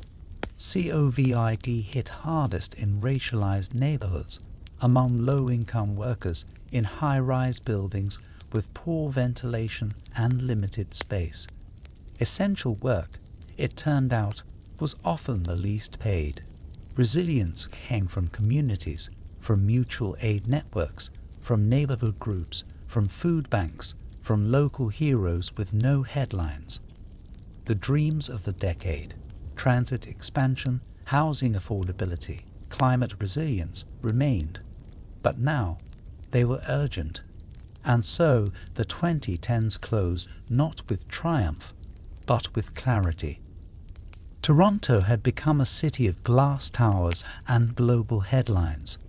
But its strength was not in its skyline, it was in its people, in tenants who organized, in youth who marched, in parents who taught in kitchens, in nurses who stood through endless shifts, in artists who kept singing, in elders who reminded everyone how far the city had come. And beneath all of it, the land remained. Toronto, where the trees stand in the water, still flowing, still rooted, still remembering. Toronto had chased vertical dreams. Now it was ready to reckon with the truth beneath them. The decade that began with so much ambition paused in eerie silence. In March 2020, Toronto, like the rest of the world, stood still. Streets emptied. Offices closed. Schools shuttered. Buses ran nearly vacant. Subways echoed with the sound of their own movement. An invisible force had arrived and wrapped itself around every corner of the city. COVID-19. It began with murmurs, headlines from Wuhan, then northern Italy, then Vancouver. But by mid-March it was here. The city closed, and a new chapter began. The changes were immediate and total. Every routine vanished. Restaurants, theatres, gyms, galleries closed. The Eaton Centre, usually buzzing, fell quiet. Church Street, Queen West, Bloor, and the Pathe emptied. The Toronto Islands, once teeming with cyclists and picnics, stood nearly still. The hum of the city faded to something unfamiliar. For the first time in living memory, Toronto was not in motion. Inside homes and apartments, residents adapted. Zoom calls replaced classrooms. Bread was baked.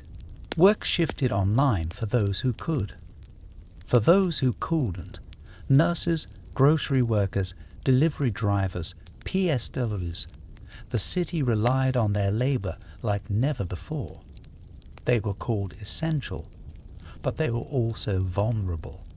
They bore the brunt of risk, and many were racialized, underpaid, and already stretched thin.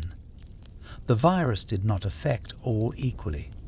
Neighborhoods like Rexdale, Thorncliffe Park, Jane Finch, and Scarborough Village, where housing is dense, incomes are lower, and healthcare access is uneven, were hit hardest. Infection rates soared. Entire households fell ill. Essential workers carried the virus home. Apartment buildings became vectors. Elevators were feared. Long-term care homes, under-resourced and often poorly managed, became the front lines of loss. Elderly residents died in staggering numbers. The grief was deep and often silent. Yet amid the fear, the city responded. Mutual aid groups emerged almost overnight. Neighbors delivered groceries, checked in on elders, and shared resources. Food banks adapted to new needs. Libraries became Wi-Fi hotspots and emergency service hubs. Teachers sent messages to students. Small businesses, forced to close, held on by thread and community loyalty. And slowly, a new kind of rhythm formed. Daily press conferences, case counts, curfews, mask mandates. The city adjusted. Distanced lines formed outside grocery stores and pharmacies. Plexiglass spread. Hand sanitizer became ubiquitous. Bus drivers drove behind makeshift barriers. Riders moved in silence. But in the quiet, something else stirred. In May 2020, the world watched as George Floyd was murdered in Minneapolis. His final breaths, recorded and broadcast, sparked a global uprising. In Toronto, protests erupted too. Thousands gathered in Christie Pitts, marched down University Avenue, stood in the rain at Nathan Phillips Square. Names were spoken. Regis Korkinski-Paquette, Andrew Loku, Danda Campbell. Names known too well to some, unknown to too many. The Black Lives Matter movement surged anew in the city. The call was not just about police, but about the systems that had long marginalized Black, Indigenous, and racialized people in housing, education, healthcare, and employment. Defund the police became a rallying cry, misunderstood by some, but for others a clear and powerful demand for reallocation, for reimagining what safety could mean. City council debated, budgets were scrutinized, task forces were formed. Some changes came, modest reallocations, investments in community services, discussions of non-police crisis response. But activists pressed for more. They pointed to decades of reports, inquiries, and unmet recommendations. The reckoning had begun, but the path remained steep. At the same time, Toronto's Indigenous leaders continued to guide community through overlapping crises. COVID struck Indigenous populations hard, especially those experiencing homelessness or housing insecurity. Organizations like Anishinaabe Health and Native Men's Residents expanded outreach. Cultural supports became survival tools. Land acknowledgements, already common, grew more pointed. The city's colonial past could no longer be politely referenced without action. In 2021, the discovery of unmarked graves of former residential school sites across Canada, including hundreds of children's remains, shook the nation. Toronto responded with memorials, candlelight vigils, and orange shirts. Children's shoes were laid at the foot of City Hall. It was a moment of deep national mourning and a catalyst for further truth-telling. Education shifted again. Virtual learning became the norm, then the exception, then the backup. Students toggled between screens and masks. Parents juggled roles as caregivers, tutors, and workers. The digital divide became painfully visible. Many children lacked laptops, stable internet, or quiet space to learn. Schools became battlegrounds, not only for education policy, but for public health. Vaccines brought new hope. In 2021, mass vaccination clinics opened in arenas, convention centers, mosques, gurdwaras, and parking lots. Lineups stretched for hours. Volunteers cheered each shot. Toronto became one of the most vaccinated cities in the world. Mobile clinics brought vaccines to apartment buildings, community centers, and even TTC buses. The city began to breathe again. Outdoor patios reopened. Street festivals returned. The sounds of music, traffic, and conversation rose from sidewalks and parks. By mid-2022, life had returned, not unchanged, but undeniably present. The city hadn't snapped back. It had reshaped. Housing remained the defining issue. Prices had risen again, driven by low interest rates and speculative investment. Renters were hit hardest. Homelessness reached new visibility. Encampments formed in parks. Trinity Bellwoods, Lamport Stadium, Alexandra Park. Tents became homes. Mutual aid networks delivered food, medicine, and dignity. The city, in response, cleared sites forcibly.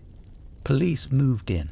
The images of bikes being thrown, tents dismantled, cries muffled, deepened the rift between the city's stated values and its practices. Calls for a housing-first approach grew louder. Modular housing was proposed. Shelters expanded, but the underlying truth remained. Toronto could not build affordable homes fast enough, and the homes it did build often weren't affordable at all. Civic leadership changed. John Tory won a third term in 2022, promising stability and housing solutions. But in early 2023, he resigned suddenly after admitting to an inappropriate relationship with a staff member. The city, once again, found itself at a political crossroads. In 2023, Olivia Chow was elected as mayor, the first racialized woman and first Asian Canadian to hold the office in Toronto's history. Her campaign, rooted in progressive policies, community engagement, and equity, reflected a changing city. She spoke of compassion over punishment, of building homes, not just towers, of listening before leading. Under her leadership, the city began to re-evaluate how it prioritized care, transit, climate, and inclusion. The climate crisis could no longer be ignored. In 2023, Toronto experienced its hottest summer on record. Heat domes pressed down. Storms flooded basements, closed roads, and tested the city's infrastructure. Wildfire smoke from northern Ontario blanketed the skyline in a haze of orange. The climate was no longer coming, it was here. In response, the city advanced its Transform TO plan, committing to net zero emissions by 2040. Investments were made in cycling infrastructure, urban tree canopy, building retrofits, and electrified transit. But the scale of action remained smaller than the scale of need. Climate anxiety gripped many, especially youth. Yet hope remained. In 2024, Toronto began experimenting with guaranteed basic income pilots. Small-scale programs tested the effects of regular, unconditional income. Early results were promising. Better mental health, reduced stress, more community stability. Advocates pushed for broader adoption. Arts rebounded fiercely. Music festivals returned. Galleries filled. Theatre reopened. The soul of the city, always loudest in its culture, found fresh voice. And amid it all, the land remembered. In High Park, wildflowers returned. In the Don Valley, foxes darted between trees. In Lake Ontario, shorebirds nested among reeds restored by decades of stewardship. Indigenous land-based teachings were shared openly, in classrooms, on walks, in city council chambers. Land back was no longer a fringe idea. It was being imagined, debated, and in some cases implemented. By the end of 2024, Toronto stood once again on the edge of something larger. It had survived a global pandemic. It had witnessed mass protest. It had buried loved ones. It had mourned systems. It had named truths once avoided. And it had not broken. In every corner, from Thorncliffe to the Junction, from Malvern to Mimico, from Moss Park to the market, people continued to build, care, resist and rest. Toronto had been tested, and it had remembered who it was. Not a perfect city, but a possible one.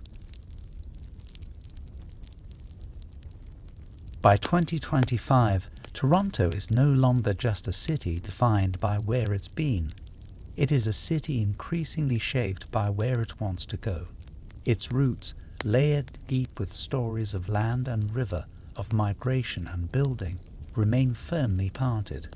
But its branches stretch outward into the 21st century, searching for balance, for meaning, for home, for harmony, for the promise of a city that is not simply large, but deeply livable. The skyline continues to grow. Construction cranes still punctuate the horizon from Etobicoke to Scarborough. Condominiums rise along transit corridors. Mid-rises reshape neighborhood main streets. The city's vertical dream, decades in the making, has not ended. But it is now tempered by a deeper conversation about who gets to live in these towers, about what kind of communities they create, and about what Toronto will feel like in 10, 20, 50 years. Housing, as ever, remains the defining challenge of the era. The city's population has surpassed 3 million within its municipal boundaries and over 7 million in the Greater Toronto Area. People arrive daily from other cities, from other provinces, from across the globe. They bring languages, recipes, books, dreams. And they all ask the same quiet question: can I live here? The answer is no longer simple. Affordability remains elusive. Toronto is among the most expensive housing markets in the world. Efforts to build more affordable homes have increased through inclusionary zoning, modular housing, and non-profit development.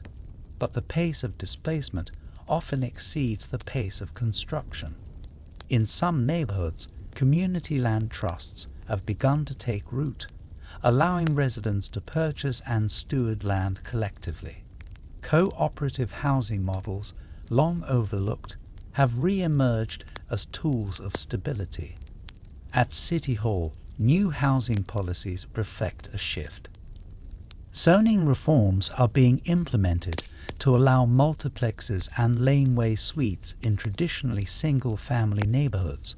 Tower renewal programs invest in aging apartment blocks. The goal is no longer just to build, but to protect, preserve, and plan. Yet the battle over space is not only about homes, it's about movement. Mobility is the city's lifeblood, and Toronto knows it. The Eglinton Crosstown LRT, after years of delay, has finally opened, reshaping transit in Midtown. Light rail projects on Finch West and Sheppard East are in progress. The Ontario Line, a long-envisioned relief line, is under construction, promising to connect underserved areas with the downtown core. Bike lanes are no longer an experiment. They are part of the street, protected, painted, and permanent.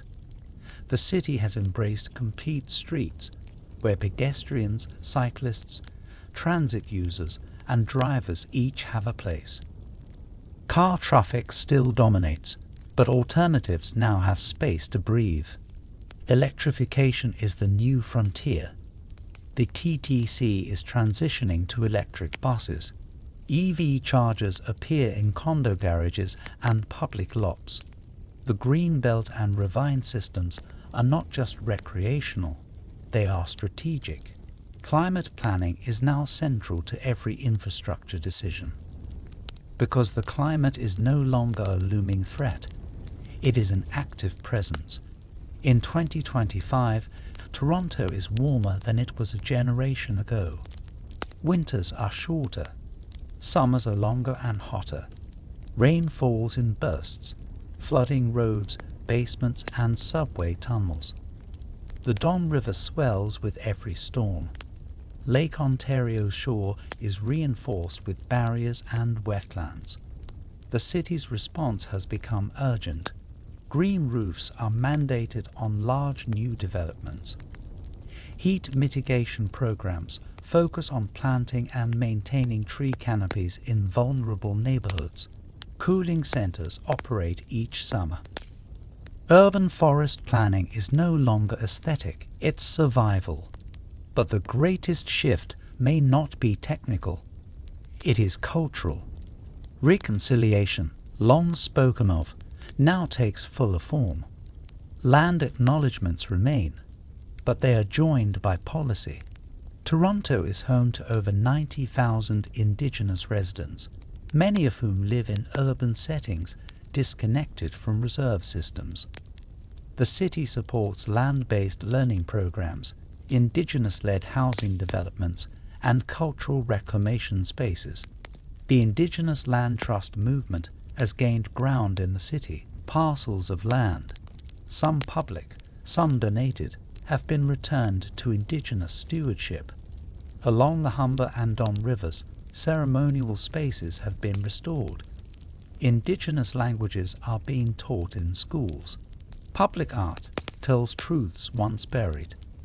Toronto, the name spoken by the original inhabitants, grows louder in the civic vocabulary. It is no longer the name of the past. It is the name of now. Identity is at the center of Toronto's path forward. This is no longer just the most multicultural city in the world, a phrase repeated often, but once too easily. Now, multiculturalism is being redefined, from coexistence to co-creation, from tolerance to interdependence, from shared space to shared power. Civic institutions reflect this shift.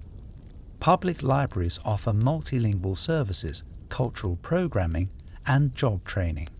Schools incorporate diasporic histories and Black, Indigenous, and people of color authors in every grade.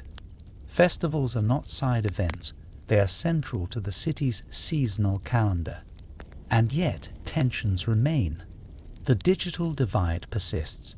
between those connected and those left out. Gig work expands even as workers organize for better protections. Disinformation spreads alongside innovation.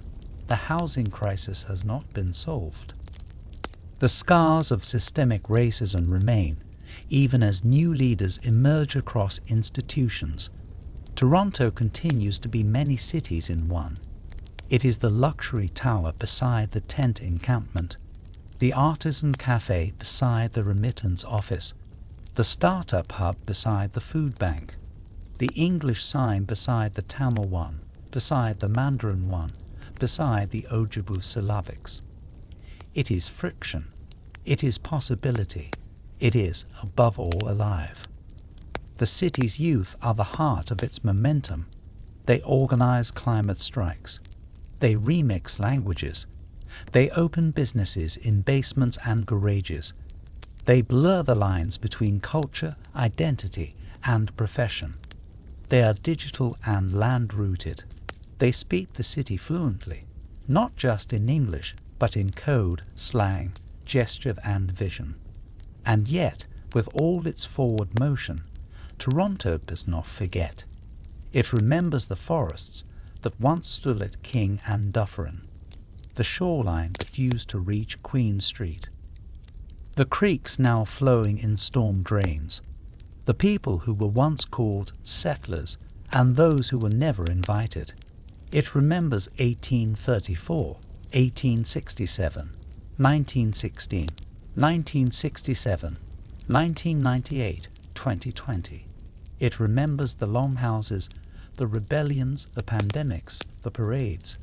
It remembers who built it, who carried it, who loved it into being, who lost things to make room for it. In 2025, Toronto is not finished. It is not perfected, but it is honest in its effort. It is trying to be fair, to be green, to be inclusive, to be home. What lies ahead is unknown, but the shape of tomorrow is not accidental. It is chosen every day by those who live here. In meetings, in markets, in crosswalks, in classrooms, in care, and beneath it all, still the land, rooted, watchful, and humming with memory.